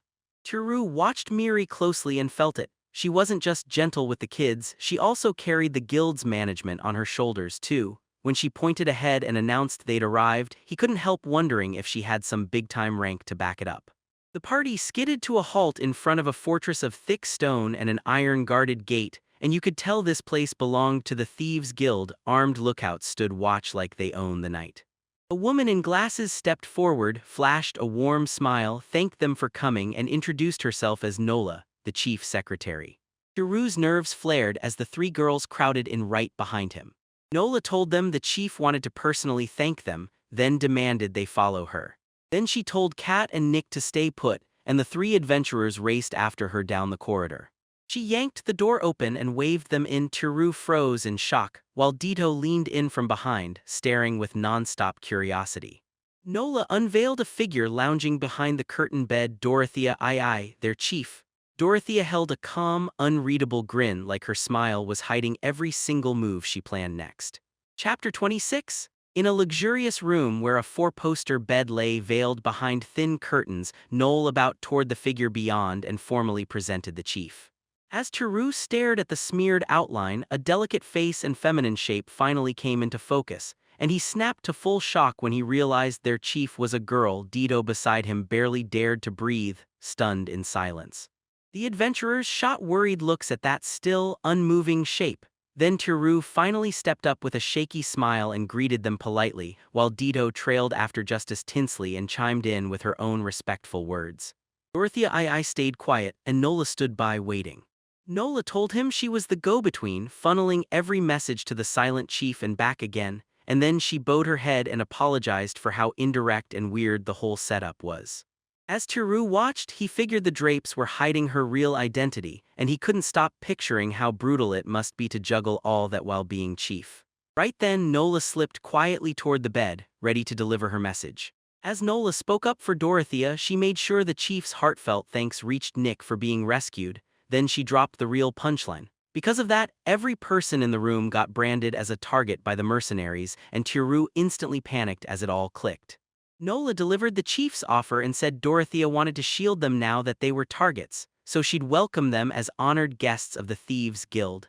Everyone turned to Teru for his polite no, but before he could finish, Ria stormed forward and cut the offer down with a fierce refusal. Ditto snapped at Ria for being rude, demanding she act right, but Ria brushed it off and insisted, no hesitation, that she and Nick would bring him and his sister along personally to guard the kids. Nola spoke her mind and calmly shut it down, because the Thieves' Guild never forced those kids to join, and if anyone asked the children directly, they'd hear the exact same truth. Ria nodded to the explanation, but she still snapped that consent didn't erase the danger the kids were stuck in, and they deserved safer lives. Right then, Dorothea leaned in and whispered, and Nola told the armored lad to step aside and speak to Rue instead, which totally jolted him. Nola pressed Rue hard. Could he really promise Nick and his younger sister, Mary, a safe, peaceful life and take the whole weight on his shoulders? He froze for a second, then forced himself forward and swore it, loud and unshakable. Swearing right then and there that they'd take care of the siblings no matter what. Tiru and Nola stared each other down in tense silence, both measuring the weight of that promise. Then Tiru, soft but firm, asked for some time alone, and Nola just nodded, cool as ice. Tiru figured that the orphanage Ria ran had to treat its kids right, because Ria cared that much. Ria nodded back with fierce sincerity, and Tiru just let her words settle in quietly. Turning to Dito, Tiru admitted this was a brutal ask and asked if she could still count on her support. Dito nodded back with a resigned smile, and when Tiru asked Shizuku too, she lit up and started happily jiggling. The three of them broke into relieved smiles, and without a word they all silently agreed to take in Nick and Mary together. Then he spun back to Nola and Dorothea, eyes blazing, and they swore, right there, that they'd keep their promise. Nola gave them the good news. The chief would let them take the kids, but only if a Thieves Guild member stayed with them until they finally reached the orphanage, and that twist hit the whole party like a punch. Nola shot them a calm, confident look and promised that with an escort on their backs, the other guilds wouldn't dare cause trouble, making it way easier for their group to move around and handle everything. Tiru listened, nodded at once, and agreed, promising they'd leave right away and come back to report after the kids were safely delivered. Nola shot the chief a thankful smile and promised that when they came back, a warm welcome would be waiting for them. After they slipped out of the room, they regrouped in the reception hall, and Nola promised, "I'll call for an escort, just wait here." As Nola stormed out, Tiru let out a shaky breath and confessed the meeting had him on edge. Dito huffed in agreement. As they waited, Tiru suddenly realized Miri was already gone, and a sharp letdown hit him. He really wished they'd gotten one more look at her. Later, Nick and Mary burst into the hall, sprinting straight toward Ria and yelling that she was their big sister, so Ria dropped into a crouch, met their eyes, and promised they could count on her. From the back corner, Mary shouted for Tiru. He spun around thinking she'd just wave goodbye, then froze when she blurted that she was coming with them. Miri leaned in hard, grilling him about why he hesitated as Tiru stammered out an answer. She said she just wanted a change of scenery up on the surface, flashed a bright smile, told him to take care of her, and the whole group nodded along, letting her join. Mary blew everyone's minds by revealing the boss had approved her to lead them through a hidden Thieves Guild passage straight to the surface. Ditto lit up with pure joy, and Tiru finally let out a relieved smile. With their pack strapped tight, Miri grabbed the lead and snapped her hand forward, then the whole crew surged ahead, starting their march, rushing side by side toward the surface. As they strode along, Miri leaned in and asked Tiru what he thought of their boss, and he said Dorothea felt genuinely kind, even from their quick meeting, like even her silhouette alone somehow screamed beauty. Miri didn't hesitate, she agreed and kept right at his side. Flustered, Tiru blurted out an inappropriate comment about the chief's figure, and Miri instantly snatched his backside to shut it down.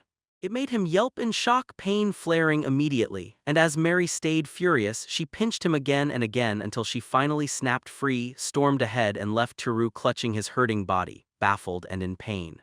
The group finally slammed to a stop at a massive gate at the end of the stone corridor, and Tiru stared up at it, grinning as excitement surged. He could barely wait to see what the surface had in store for them. Mary froze at his remark and shot back, "So you never come up to the surface?" He squirmed and admitted, "Yeah, not often because of a pile of reasons." They keep winding up the endless staircase in dead silence, Tiru in front, the others sticking close and padding steadily behind. Then someone spotted a light up ahead, and bright daylight poured down from above like the world was finally opening. They stepped out and the world hit them all at once, open sky, rolling forests, and jagged mountains fading in the distance. Tiru blurted in pure awe, and Ria said, "That city down there is Heraklion, but people also call it Yomitown." Dito chimed in, "And right there is where the Adventurers Guild calls home." Ria fired off a question, "Does Tiru even like our world without computers or conveniences?" But Dito cut in fast, claiming he can't judge yet since towns still have shops and plenty of useful stuff, leaving Tiru totally stuck on what to say. Tiru went quiet, and that awkward silence dragged out so long Ria and Dito didn't know what to do. Chiru spun to Shizuku and she lit up, declaring the world absolutely wonderful, praising the air, the sun, and every breathtaking view, so Chiru beamed right along with her. Hearing that, relief hit Ditto and Ria's faces like a wave. Gazing over the town, Ditto snapped at Ria for jumping to conclusions and she quickly blurted out an apology. Then he suggested they take Chiru around town, because after all that suffering he was finally on the edge of tasting life in this world's city for the first time. Chapter 27, Passing beneath the looming portcullis with his companions, Chiru finally stepped into the town on the surface, wondering what awaited him there. Beyond the gate, Chiru stepped into the crowd and marched with the group through Herakleon's roaring streets, carts rattling, townsfolk swarming, towering buildings looming. Then he finally clocked where he was and quietly promised himself that when he finally stepped into that other world's town for real. Chiru balled his fist tight and straight up admitted his excitement was surging so hard it practically overflowed. He burst into a spirited cheer, then declared, "First things first, let's hit the guild and yank back that Namison subjugation request." Ditto visibly bristled, snapping that they were rushing straight to the Adventurers Guild, then let out a wistful sigh and insisted they should rest first and let him catch up. Chiru slammed the table and demanded they hit the guild right now, yelling that if anyone ever really subjugated Anami-san, it'd be game over, period. He insisted on getting it done fast so he could finally breathe and enjoy the world, and Ditto just glanced at the kids, frozen in hesitation. Ditto nudged Chiru and told her to look at the kids dozing with their heads on Ria's shoulder, still worn out by the trip, even them, while Chiru finally admitted Ditto was right, especially after she trudged all the way from the dungeon. With no way out left, Chiru caved, scrapped the old plan and swore they'd head straight to the inn first. When Chiru finally stepped into the inn, he stared around at the plain wooden room and couldn't stop smiling at the rugged, old-school vibe. It made him feel like a true adventurer. Behind him, Ria eased Mary down to rest, and Nick rubbed the sleep from his eyes. Clutching her cloak, Ditto shot the truth. Chiru's sleeping bags were way comfier than real beds, and declared she'd sleep until dinner. Then Miri spotted Chiru holding something out and she leaned in, all curiosity blazing. Tucked into one of Chiru's sleeping bags, Ditto grumbled that Chiru and Miri were being way too loud, then snapped for them to hush. So Chiru shoved his sleeping bag toward Miri, and she stared at it with wide, sparkly eyes, practically bursting with excitement as she asked if he really meant it. Tucked snug in the sleeping bag, Miri sighed that it was ridiculously warm. Then her words melted away as sleep dragged her under while Chiru and Ria stood there in silence, trading quick looks as they watched everyone drop off so fast. Chiru froze when he saw there was only one bed left, and Ria immediately offered to sleep on the floor with his sleeping bag. But Chiru went betread, protested fast, and kept talking until his sentence crumbled, with Ria quietly finishing it for him with a shy smile. Blushing like a wildfire, Chiru panicked and swore he couldn't possibly say something as mortifying as sleeping together. So instead, he fumbled out an awkward idea to walk around town, and Ryo admitted she wasn't sleepy at all, confessing she'd been hoping he'd take her around. Later, as they strolled through town, Ria beamed and told Teru she was thrilled to guide her, because, in her words, it was the least she could do. Walking right beside her, Teru blurted out, cheeks burning, that he hadn't done much for her at all. Ria grinned and declared they'd hit the shrine next, totally blindsiding Teru. He admitted he wasn't exactly religious, and inside he groaned, thinking that his fantasy otherworld date with a female knight hadn't come with the bonus quest of getting converted. Ria shut down the misunderstanding and promised the shrine would teach him lingua franca, and Teru instantly got it. This was the telepathy bridge skill that lets people trade words in their heads, the exact reason he could understand Ria and Ditto's speech. Teru figured Japanese was being treated like a monster language here, so adventurers only caught bits and pieces of what he said. Then he wondered if lingua franca would finally give him a way to talk with Nick and Mary, and Ria shot back that it would. Side by side, they strode down the stone-paved street toward a towering bridge weaving through the townsfolk as they went, and beyond it rose a massive, cathedral-like shrine with giant arches and a blazing rose window, Ria confirming it was exactly where they needed to be. With a deep creak, they slipped through the shrine's gigantic entrance doors, and Teru lowered his voice as he stared, amazed at the massive interior. Ria said the shrine was staffed with healers, both priests and priestesses, and Teru immediately started wondering if some adventurers were doing the same job too. Ria admitted she'd never heard of priest adventurers, though they might exist out there somewhere, And she even had two reasons. Healing magic would be a goldmine in any party, but people with holy magic usually don't chase dangerous quests because they've got safer jobs to do. Ria beams and says anyone who can cast holy magic gets a guaranteed job at the shrine, then she gestures to the busy lines of priests working there. So when Tiru sees a robed priest calmly tending an injured man, he just nods in quiet thought, realizing how priceless that power really is here. Ria and Tiru keep heading for the towering doorway, and right by the massive statue she guides him up to a priest waiting at the altar, then explains, calm but respectful, that Tiru is from a far-off region and asks for him to be granted the lingua franca skill. With a calm look of understanding, the priest tells Tiru he has to pay 2 gold coins to the shrine, so Tiru snaps the coins into a waiting pouch with a sharp metallic clink. And as the priest throws his arms wide in praise to Goddess Maria, the blessing is begged down for the young man. Once the ritual finally dies down, Tiru snaps his hand into a flex and tells everyone it's over, then he pauses because he still can't feel anything. He quietly figures the offering lands around 20,000 yen, then his gut twists. Were they getting swindled? Before he can press the thought, the priest snaps back that he finally understands what the boy meant and demands an explanation of what Japanese yen even is. Tiru keeps bowing to the priest, apologizing again and again, while Ria watches with a sly little grin as he scrambles to make up for that earlier outburst. Then the ritual ends, and Tiru and Ria step back out through the shrine's massive doors. Outside the shrine, 2 amazed onlookers marveled that the lingua franca skill was straight-up incredible. Then they grinned, insisting that with it, even folks buried in the deepest corners of the Amazon could understand him. Ria flashes a proud smile and admits that even if Tiru's world is packed with easy conveniences, their own world is just as incredible, maybe even more. So Tiru grins and rushes to agree, then immediately leans in to ask what they should do next while Ria lets out a tiny, nervous hesitation. Ria fidgets like crazy and blurts out that there's one special spot she wants to visit with Tiru, then admits it's a smaller shrine. Tiru goes, "You mean another shrine?" As her words stumble and she finally snaps back with an embarrassed, "Yep, it's the smaller one." Ria suddenly panics, blurting that they should drop it, claiming Tiru probably wouldn't even like that place. But Tiru, caught off guard, snaps back with a cheerful "let's go," and urges her forward, smiling as he beckons her on while she keeps stammering and hesitating like she's about to chicken out. The two stroll side by side down a tight cobblestone lane, homes and flower boxes sliding past, until Tiru suddenly freezes, catching music far off in the air. His curiosity spikes as the melody swells, and they follow it to a crowd huddled near another building where Ria's face lights up with instant relief, because the event she'd been praying for is happening today. Ria hears the wild noise up ahead, yanks Tiru's hand and drags him forward before he can even yelp in shock, shoving through a roaring crowd while people cheer all around them. Tiru turns toward the front, quietly wondering what big event everyone came to see.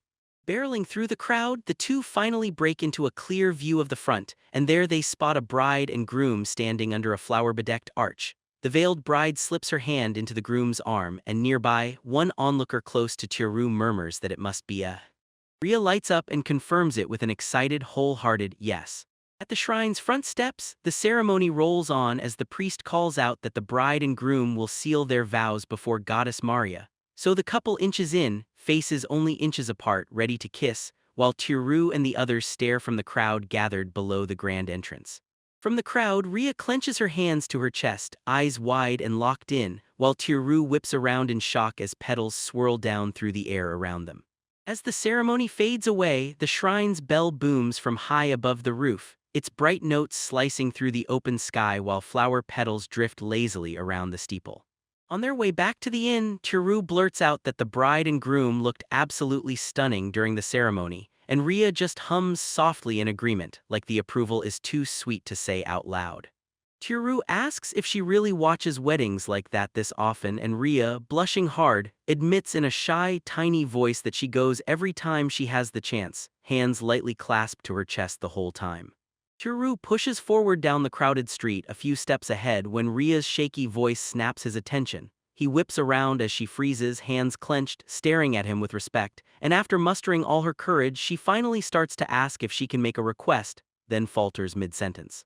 Between the crowd's rushing footsteps, the two go quiet, Then their faces crack into a small smile and they answer Ria's half-finished question with a clear yes, hinting that someday they'll come back here together to catch another wedding. Ria's face bursts into pure relief and joy, and she nods fast with a bright, heartfelt yes, clutching her hands to her chest like the promise they just made is finally real. Ryo strides toward Teru with unwavering determination, and every step closes the gap as she cuts through the glow of her own resolve, because in her heart she makes one quiet promise. Someday she'll stand at that altar right beside Teru. As the sun sinks low, Teru and Ryo stroll side by side, slipping right into the calm stream of people heading home, aiming for the inn, while her secret dream of someday standing beside him at the altar stays locked tight in her chest, unspoken but burning. Chapter 28. The next morning, beneath a clear sky, Teru and Dido stepped into the inn's front square and stretched as Teru. Yuru started remembering every bite he'd savored there, and he had to admit it, dinner was incredible, but breakfast? That stuff hit different on a whole other level. Teru spun toward Dido to check if she felt the same, but Dido just shot back a tight-lipped scowl, and Teru instantly turned nervous. Rattled by her icy attitude, Teru pushed her to relax and lighten up, but Dido snapped in a hot huff, mad that Ria had shown him around the day before like they'd been flirting the whole time. Teru shut it down instantly, but Dido sulked and claimed he'd known all along. She wanted to show him around too. Then he laid it out, that's why she'd be giving him a personal tour of the Adventurers Guild today. Dido had caused a scene the night before, so this time Teru figured he'd better head out with just her. Still pouting, Dido snapped her head away, shut her eyes tight, and refused to look at him. Teru only managed a worried groan, completely stuck on what to do with her mood. Dido marched him to a huge, unshakable building with an emblem blazing above its double doors, and Teru blurted out, awestruck, was this where the Adventurers Guild lived? Still perfectly composed, she nodded, shoved the massive door wide, and Teru sprinted right after her. Still seething, Dido told Teru that with a lingua franca in hand, he should take over the information desk and hash everything out by himself. Then he left her hanging. With a tired sigh, Teru shrugged it off, said she'd wait at the guild pub, and waved him on. Teru scanned the chaotic interior in seconds. Tables and bottles screamed guild pub, and across the room, a counter packed with adventurers marked the information desk. With his heart hammering, Teru approached the desk, cleared his throat, and blurted out that he had a work request. Then the receptionist demanded his name, and he replied, I'm Teru.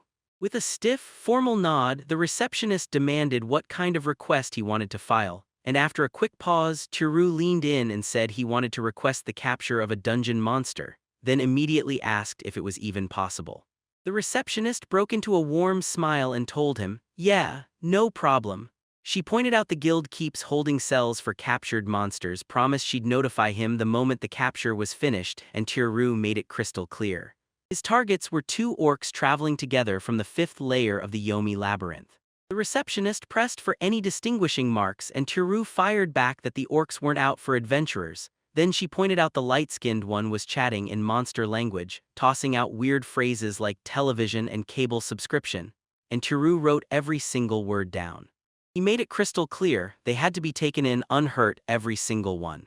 She said orcs were terrifyingly strong, so the job lands in rank C, paying 20 gold up front plus a 4 gold commission, along with a 6 gold deposit to start. Teru called it a small price to save Anami's life and pointed out they could claw back the 26 gold if they snagged him. Then the receptionist tacked on the holding fees. The bills kept stacking up, and when Teru mentioned there was already a subjugation request, her jaw nearly dropped. He remembered it. Then the receptionist snapped over to the request board, yanked down a notice, and asked if that was the one he meant. Because the reward was laughably low, barely enough gold for an orc subjugation, a brutal job no sane adventurer would touch. She told him double bookings were a daily headache and begged him not to worry. Yet Teru snapped that he did care because he couldn't let those targets get killed, and he demanded the request be pulled back immediately. The receptionist then revealed the client's name, Lucia. Teru leaned in and asked straight up if Lucio was in the guild now, really hoping to catch her directly, only for the receptionist to check and shake her head. Lucio wasn't there today. Lucia wasn't there, so the receptionist swore she'd ask about withdrawing the request next time. Teru nodded, accepted it, and thanked her. In the guild pub, Dido lounged with a drink in her hand, her hat shading her eyes, while the moment Teru walked back in, she bowed and begged forgiveness for keeping her waiting. Already a little tipsy, Dito shot her a furious glare and barked, "Where'd you take so long?" Then grumbled that he'd left her stuck drinking alone even though this was his big shot to make things right. Tiru shot out an anxious apology, slid beside her and suggested they share a drink. Then, while she kept pouting drunkly, he asked her what she'd recommend. As they sat there, a cloaked stranger strode up and bowed, asking for their attention while Ditto stayed put, cheeks burning red. The man pressed for proof, "Are you really Ditto?" Then demanded, "So you're coming with my party, right?" Nearby adventurers gasped in shock. Team Dominic was the first crew to reach her. Ditto drawled a lazy no, apologizing that she'd already teamed up with the guy next to her, and when Tiru gasped and stammered, she nodded like, "Yeah, sure," leaving the recruiters crushed. Dominic's crew backed off and the crowd erupted into shocked murmurs. Everyone swore she'd say yes if it was Dominic making the move, and with Ditto's face they were convinced she'd be recruited sooner or later anyway. Adventurers nearby whispered and grilled everyone who was Tiru. They'd never seen him a day in their lives and they doubted Ditto's claim hard since he was only level 10. Tiru just stayed quiet, listening. Ditto leaned in and snapped at him for ignoring every word. Startled, Tiru snapped upright and swore he'd been locked in the whole time. Dizzy with drink and burning cheeks, Ditto grabbed his face and chewed him out. Then, as he winced, another adventurer stepped in and asked politely if she was Ditto Dono. Two elves stepped forward and introduced themselves, Ekmont and Elmer, grinning with polished, courteous charm. Ekmont admitted they almost never partied with humans, then invited Ditto to tag along, so she waved it off, saying she was a high elf and didn't care about race at all. Ditto shoved herself close to Tiru and blurted that she was already at a party, right there with the human beside her. The elves slumped like their spirits were crushed, yet they still clung to him. Then Tiru leaned in and asked, "Do you feel better now?" Ditto snapped that she wasn't refusing because of him, and before long more adventurers flooded in, yelling party invites at her until the whole pub roared with noise. From across the room, dudes muttered that Ditto was snagging more invites than ever, whispering that she looked way cuter without her usual killer aura. And as party offers kept raining down, people couldn't shake the thought that some plain-looking dude like her couldn't possibly belong in the same party. When Tiru heard people whisper about her terrifying aura, he fell into deep thought, and then, just as the tension spiked, another nervous adventurer stepped up to them.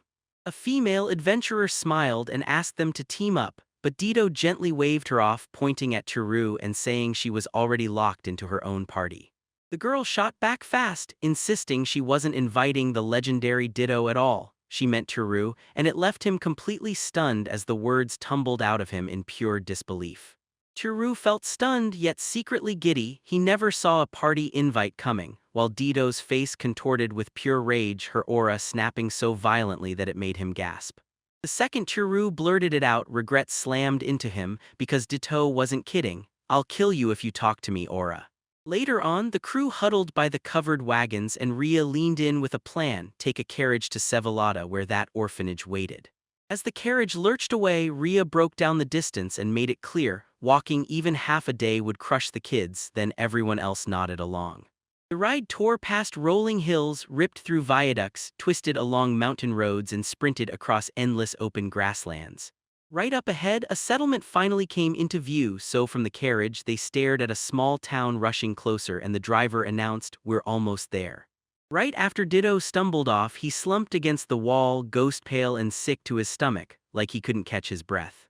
After downing that much, Tiru muttered it wasn't shocking at all. Marie snapped, "You okay?" And Ditto, beaming through her embarrassment, insisted she was fine, but when Tiru offered to carry her on his back, Ditto's face went hot and she waved him off.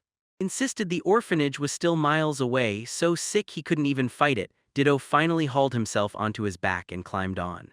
As they kept walking, Ditto's dizzy spell finally loosened, and she shot Ditto a quiet thank you. She confessed she couldn't find the words for what she felt, and that's why she acted the way she did at the guild pub. Tiru nodded like he fully got it. They got there before the orphanage even came into view, a plain, 3-story building, and they stopped dead in their tracks. The moment the kids spotted them outside, they clocked Ria at once and erupted in excited cheers. They came sprinting over and greeted Ria like family, pulling her in with pure warmth. Just as Ria greeted them, a huge looming presence surged in from behind, and Tiru jolted, flinching hard. He spun around to a scarred woman holding a wooden axe on her shoulder, and she barked out a demand. Who were they? Ria bowed politely, greeted Director Leica, and announced that she was back. Director Leica's terrifying aura filled the room, and Teru just froze, staring in shock, because she looked less like an orphanage director and more like a battle-hardened soldier. Chapter 29. Teru stood frozen, staring at Director Leica in disbelief, struggling to accept that this intimidating woman was truly the orphanage director. The director turned to Ria, visible relief washing over her face as she confirmed Ria's safety. Ria beamed back politely, assuring her that she was alive and well. Watching the axe resting casually on Leica's shoulder, Teru could not help but think she looked more like a Yakuza enforcer than an orphanage director. Teru felt curious and on edge, so she quietly tapped into character appraisal and scanned her status. Human, 28 combat class, Brigand level 29 out of 41, and the moment that Brigand popped up, something in him recoiled because it sounded like it meant mountain bandits. She smiled and brushed it off, saying the orphanage funds came from her own work years ago, then nearly knocked the air out of him when he admitted he just used character appraisal on her. She took it in stride, explaining that Brigand is a rogue specialist class and that she has perception to match. And when she pointed out his mountain bandit suspicion was written all over his face, he froze, sputtered, and denied it, completely flustered. Teru didn't say a word, but he clocked the truth. Anyone with sharp perception could be deadly, and he decided to stay extra careful. Still, the moment she let him see her status, he knew one thing for sure. She trusted Ria, the woman who'd brought them here. He realized he couldn't keep judging powerful people with those appraisals, especially after the day he got caught the first time, stuck in the doorway, and the ones he'd targeted looked drained from the road as he pushed them to come inside. Plopped onto the living room couch, Leica listened like every word mattered, nodded along, and repeated their claim. They'd all been dragged into the turf war on the first layer, and were they really asking her to take in Nick and Mary? Ria's voice came out gentle as she added, "We're hoping you'll help us." Ria's smile lit up the room as she promised Nick and Mary that they were more than welcome. Then the truth hit. The house was already packed with kids, and the two would make friends fast. Ria's face beamed, Marie and Nick's followed immediately, and everyone looked visibly relieved. Spinning toward Ria, Leica ordered her to take Nick and Mary through the orphanage and then let them run wild with the other kids. While Dito got told to lie down and rest until Leica was feeling better, Dito snapped to it instantly, and Ria smiled as she ushered Dito and the children down the hall. Once they were gone, Leica took a deep breath and calmly checked, "So you're the party leader, Teru, and you're the Thieves Guild rep, Miri?" Teru's face flushed as he shyly agreed, basically nodding like, "Yeah, pretty much. Like I told you, they should have talked while the kids were gone, and when they finally caved, they admitted it. The orphanage was in deep financial trouble. It used to run thanks to the local feudal lord's support, but once that stopped, they latched onto Ria to keep things afloat. Now they're barely hanging on, scraping by on donated crops and whatever Ria brings in as an adventurer." Leica told Ria that once she understood the whole mess, she'd only drive herself even harder. Leica wanted her to live free, unchained by this, but with everything the way it is now, taking in Nick and Mary would be a struggle. Then she said she'd go straight to the Thieves Guild and beg for funding, using her own past and all those sketchy deals as proof she knew the game. She admitted she understood exactly how the black market money moves, and she swore that the guild's backing could change those kids' lives for real. Mary answered straight up, saying the guild's business was crumbling too, stuck in old-fashioned methods, and warned that even trying to offer financial support would stretch them to the limit. Leica finally admitted her gut feeling was dead on. She'd heard the guild was getting crushed in the dungeon by rival crews, and when she saw the kids again, she understood why they'd come to her, knowing how brutal it was to keep them going. Mary suddenly lit up and swore it would all work out, then spun to Teru with a grin, claiming he had a stack of killer business ideas, so when he blinked, she caught him asking, "Wait, did you mean me?" Mary nodded fast and lit up as she reminded him, "You're the one who brought up the redevelopment idea, so if this works, the guild." Teru basically admitted, "Yeah, I said that," but then he quickly scrambled to explain it was just a guess, not a sure thing. She shot a worried frown and said, "Without a sponsor, we'll have to keep leaning on Ria," then admitted that all this non-stop adventuring is putting Ria in real danger, and she might actually lose her life. Teru sat in silence and felt it. Maybe the moment had finally come to cash in the skills he picked up in Japan. He thought of Ria and the kids, clenched his resolve, and swore he'd do everything in his power to help. Outside the orphanage, the kids queued up at the doorway, the director standing right behind them, and they waved with full hearts as goodbye echoed. Ria lifted her hand and grinned, and the whole group turned back, smiling like they already missed her. As their carriage thundered across the open plains, Rio couldn't help wondering why everyone was in a panic. Tiru snapped back that if they tried to make it on foot, there was no way they'd reach the dungeon again before the day ended. Ria's face tightened as she asked, "Are we really going straight back, no dungeon stop?" Tiru shrugged and said yes, and Dido snapped, grumbling that night was almost here and he absolutely didn't want to sleep inside the dungeon. Miri practically insisted they sleep over at her place on the first layer, and Dido asked if it was really okay. Miri shot back that it was totally fine as long as it was just the four of them. Tiru snapped them into place and said, "No, this isn't what I meant," then pointed them straight to his apartment room.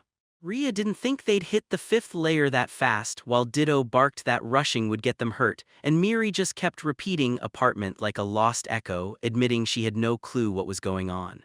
Smiling, Tiru swaggered into his explanation. Before they even crossed paths on the first layer, he'd been carefully scouting the room where he sat waiting. Ria demanded why that even mattered, and then Ditto suddenly snapped. He figured out what the iron door room meant, and pure shock hit him like a truck. Breathless with excitement, Ditto blurted, "So there's really a door to my apartment, right?" Tiru shrugged and said it probably did, while Miri just stared, utterly confused, saying nothing. As the carriage rolled up to the dungeon wall, Mary threw her head back and screamed in pure frustration, yelling that she understood absolutely nothing. Back in that dungeon, the party sprinted down the very same endless stone stairs again. Inside the first layer chamber, they hustle in and find a wall masked behind stacked crates, but Miri won't wait. She snaps that she needs to know what's so special here, grumbling that she's exhausted and might have to pick this up tomorrow. Tiru kept going, jabbed his finger at the crates and told Ria to shift them. She nodded instantly, then slid one aside like it weighed nothing. Once the crates were cleared out, an iron door. The door swung open and Ria gasped in pure amazement, while Tiru whooped inside his own head. Dido practically beamed, thrilled at the chance to finally use a bathtub. Mary locked onto the wall in total disbelief, swearing it was no more than an ordinary wall. And then she demanded answers, like someone had to explain how that was even possible. As Tiru grabbed the handle and yanked the door open, Ria's voice shook as she blurted out, "Are we really sure this is okay to show Miri?" Tiru opened it anyway, telling himself the room was in their territory, like it or not, and since Miri was there, he figured it had to be okay. Ria and Dito strode up and slipped straight through the stone wall like it wasn't even there. Miri gasped, watching them vanish right before her eyes. Tiru grinned and tugged Miri along, sweeping her inside before she could even object, then shut her eyes. She slipped through the fake wall too, and just like that she was inside the apartment. Clean tiles, sleek modern fixtures, the whole place unreal. Mary's eyes bulged and she snapped, "What is this place?" Ignoring her confusion, Tiru strode in and announced, "I'm home." Dito snapped his request for cola right away. Ria headed for the bath like a pro, and Miri just stood there frozen while everyone else moved around like this was perfectly normal. Sipping cola at the dining table, Tiru said it straight. He wasn't from this world at all, and he could hop between worlds through the apartment linked to the dungeon. Mary leaned in, listened hard, and then lit up with, "Oh my, everything clicks now." She confessed she'd always thought he was weird, but after hearing it all, she finally understood the real reason. Ditto warned her to keep the apartment a total secret, calling it her own little refuge, her special resting spot, and Mary swore to never spill a word, then added, "Come on, nobody would believe me anyway." Tiru made another bold request, begging for the connected dungeon room on the first layer and demanding only the four of them could get in, while Miri listened, fully locked in. Then she finally agreed to ask the guild boss no hints about the apartment, while Tiru pushed forward, insisting he take over the talks because he'd already planned the whole thing the moment he was told to come back, and she just stammered her agreement. Now, at the guild headquarters, the whole party stood right before the guild chief's curtain bed, while Nola leaned in and told Dorothea II, "Thank you for escorting the children safely to the orphanage." Tiru leaned in and admitted he had his own request. He needed the guild's backing to keep Nick and Mary safe, then asked to borrow the iron door room, and Nola's eyes went wide. He snapped that he wasn't begging for anything free, he had a trade ready and he'd offer something in return, so Ola pushed him to keep going. He demanded to settle it in private with the chief. Chiru blurted out, "Everyone step outside right now," and their whole group froze, shocked by the sudden command. Nola first shot down the request for the chief's sake, but then a quiet murmur slipped from behind the curtain. Right after that, Nola bowed so low and declared loud and clear that the chief had granted it. She insisted they could talk in private but made it clear the chief wouldn't join the conversation, and then she asked, "Is that okay with you?" Chiru gave it the green light and Nola and the others bolted out of the room, telling him to call them as soon as he was done. Alone at last, Chiru let out a quiet sigh, told the chief to stop the performance, then stepped up to the bed and calmly said, "I already know exactly who you are." With zero hesitation, he yanked the curtain back, and Dorothea's eyes went wide at the abrupt, shocking intrusion. Myri was panicking on the bed, gripping two melons to her chest as she blurted, "Wait, how did you know?" Chiru laid it all out, those two convenient disappearances the moment the chief appeared, her showing up at the orphanage to chat with the director, her sudden push for redevelopment and the chief never saying a single word, and Mir finally snapped. Yep, Chiru's deductions were spot on. He confessed that he hooked her with his little digs about the chief being attractive and that his crude comment about her bust was the giveaway. With a heavy resigned sigh, Miri yanked off her headdress, revealed her cat ears and snapped, "I'm Dorothea I." Mary spilled the truth about her mother, the great thief, then dropped a bombshell. She'd gotten pregnant by a half-beast. Still, her mother kept playing the noble thief, living as always while stuffing away countless lovers and guarding her child's name like a secret weapon. And because Mary was born in shadows, she grew up inside the guild as if she were just another ordinary kid. Then her mother died young and the Thieves' Guild lost its guiding star, everything spiraled into chaos.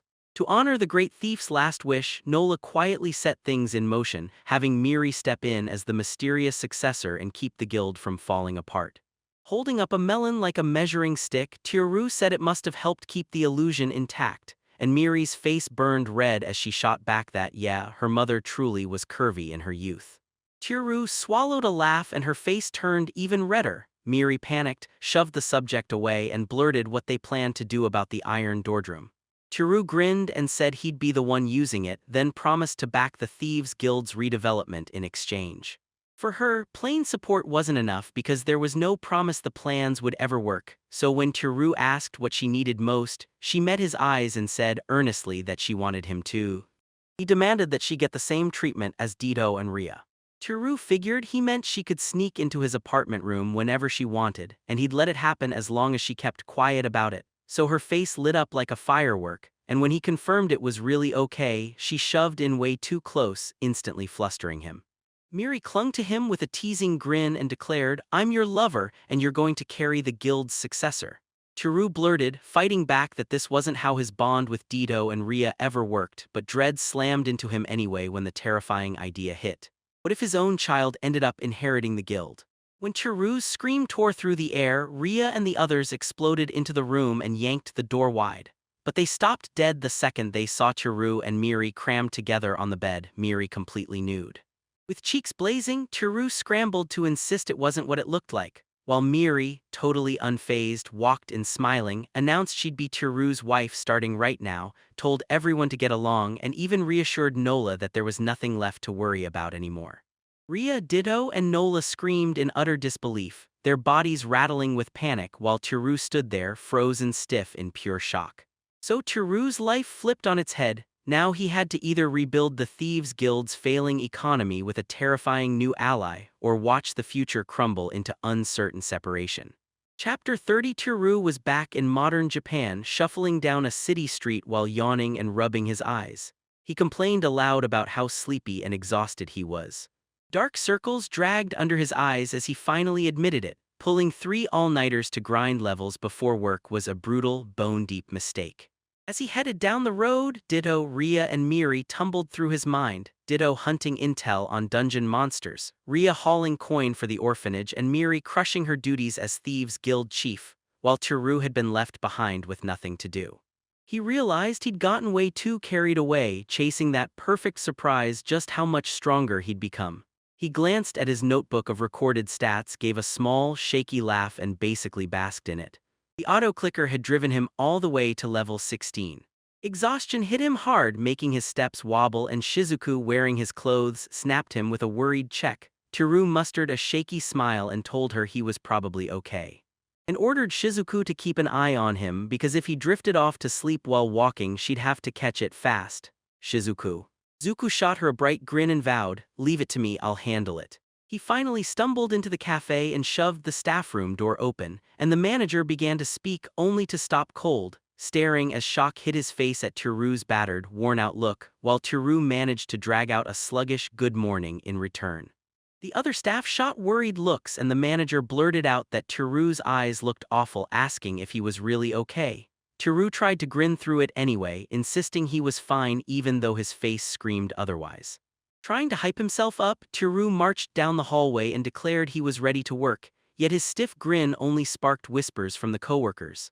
The manager fidgeted and muttered under his breath, and Heizano watched like it was happening again, sweat pouring as she hissed that it had to be that room. In the frantic rush of the kitchen, cooks moved like clockwork at their stations, calm as ever, while Teru, in his chef's jacket, clenched his fist, flashed a determined grin and swore he was ready to jump in. At some point, Teru crashed into sleep on the job, then jolted awake, gasped hard and squeezed one eye shut as sweat streamed down his cheek. As the day wrapped up, the manager beamed and praised everyone's work, then his honor chimed in that Teru had done great too. Still reeling, Teru finally realized, heart-pounding, that his shift was already over and somehow his clothes had been swapped while he wasn't paying attention. Isano snapped that he'd been acting weird all day and the way he moved in the kitchen slumped, off, totally unnatural, just screamed something was wrong. Teru's sweat poured as he fumbled for an excuse, desperate to explain himself. He shook his brain for answers until the truth hit like lightning. Teru realized Shizuku had been yanking his body around like a puppet while he slept. A blissful smile lit up his face as he mumbled that Shizuka was adorable, while his honor paled and rushed to the manager. Suzuki-kun was talking to himself again. The manager let out a heavy sigh, blaming the cursed room, and Tatishi watched it all unfold. Hisano scooted closer and whispered to Tatishi, "Help me," and Tatishi nodded, promising she'd head home to get everything ready. Once the door clicked shut behind her, Hisano spun back toward Teru and made him jump out of his skin. She told Teru in a voice both firm and sweet, "Let's walk you home," and even he could feel it, she was way more worried than he'd guessed, so he quickly insisted, "I'm fine." Right before he could even protest, Hisano snatched his wrist and demanded they leave together, and the manager just said he was counting on her, something she immediately confirmed. As they headed down the path, Hisano kept a tight grip on his hand and Teru, packed with nerves, kept blurting out where they were going. With a grim, unblinking stare, "His honor." Thano said they were headed to a shrine and Teru just kept repeating "shrine" like it didn't make sense, totally lost on why they even needed to go. Her worry clawed deeper as she hissed that his apartment was haunted and that a curse might cling to him too. Teru tried to brush it off, muttering that there were no ghosts, even as slimes and orcs flashed through his head. Izano snapped that he had to tail her because she'd get him purified and maybe even put an exorcism on him, period. Her tone brooked zero argument. Teru panicked and blurted out, "Is exorcism even real and will it cost me money?" Baisano stayed cool and said, "It'll be free because I am Chan's taking care of it." Totally thrown, Teru said the name again, then it clicked. She meant Tatishi. He even wondered if a normal high school girl could pull off an exorcism, and his honor shut that down cold, saying I am was born in a temple. They rolled up to a quiet shrine, wooden gate, tiled roof, and the whole place silhouetted against the evening sky. Strolling the grounds, Teru finally clocked that she wasn't joking, this was a bona fide temple birth, for real, and Hisano chimed in that Tatishi's supernatural senses were downright incredible. Deep in, they spotted Tadashi standing by a well, bucket in hand, and his honor rushed over, shouting that they'd finally arrived. Kneeling in her white robes, Tadashi poured cold water over herself, her face staying utterly blank as the icy splash hit the stone. Teru froze in shock, seeing just how deadly her seriousness was. Then Taichi snapped to his feet and warned that if this kept going, things would tip into real danger. She jabbed a finger toward the inner grounds and waved them in like she had secrets burning just ahead. Inside the temple, Tatishi sat face to face with Teru and Hisano, while Teru fumbled out an apology, insisting with shaky confidence that it was all just a misunderstanding. He told everyone the danger only hit because he'd been awake for night after night for days on end. Then Taichi shut him down cold, swearing it was ghosts doing it. Hisano pressed her, "Why do you think that?" Tatishi fired back, remembering the masked guy in sunglasses who once showed up, ordered food, and called Suzuki by name just to thank the chef. Then she turned to Teru and asked, "Do you remember him too?" Teru finally confessed it had happened, and a reluctant smile flickered across his face the moment the memory came back. Tatishi snapped that someone like that couldn't possibly exist in this world, and it stunned both of them wide open. Teru's stomach flipped as Asano demanded, "So, is that actually true?" Inside, Teru tried to deny it because the man was him and the chef was Shizuku, but Teichi stood his ground, insisting with brutal certainty that it was a ghost. Teru muttered that Teichi just didn't have a real supernatural sense. Then she shot to her feet and vowed to purify his apartment, and he immediately choked out a protest, trying to stay calm. She snapped, "Don't worry," and somehow you believed her, because she wasn't guessing, she'd been born inside a temple. Right after that, the three finally reached Teru's apartment and Teichi stared at the building in silence, eyes narrowing like, "So this is the haunted place everyone's been whispering about."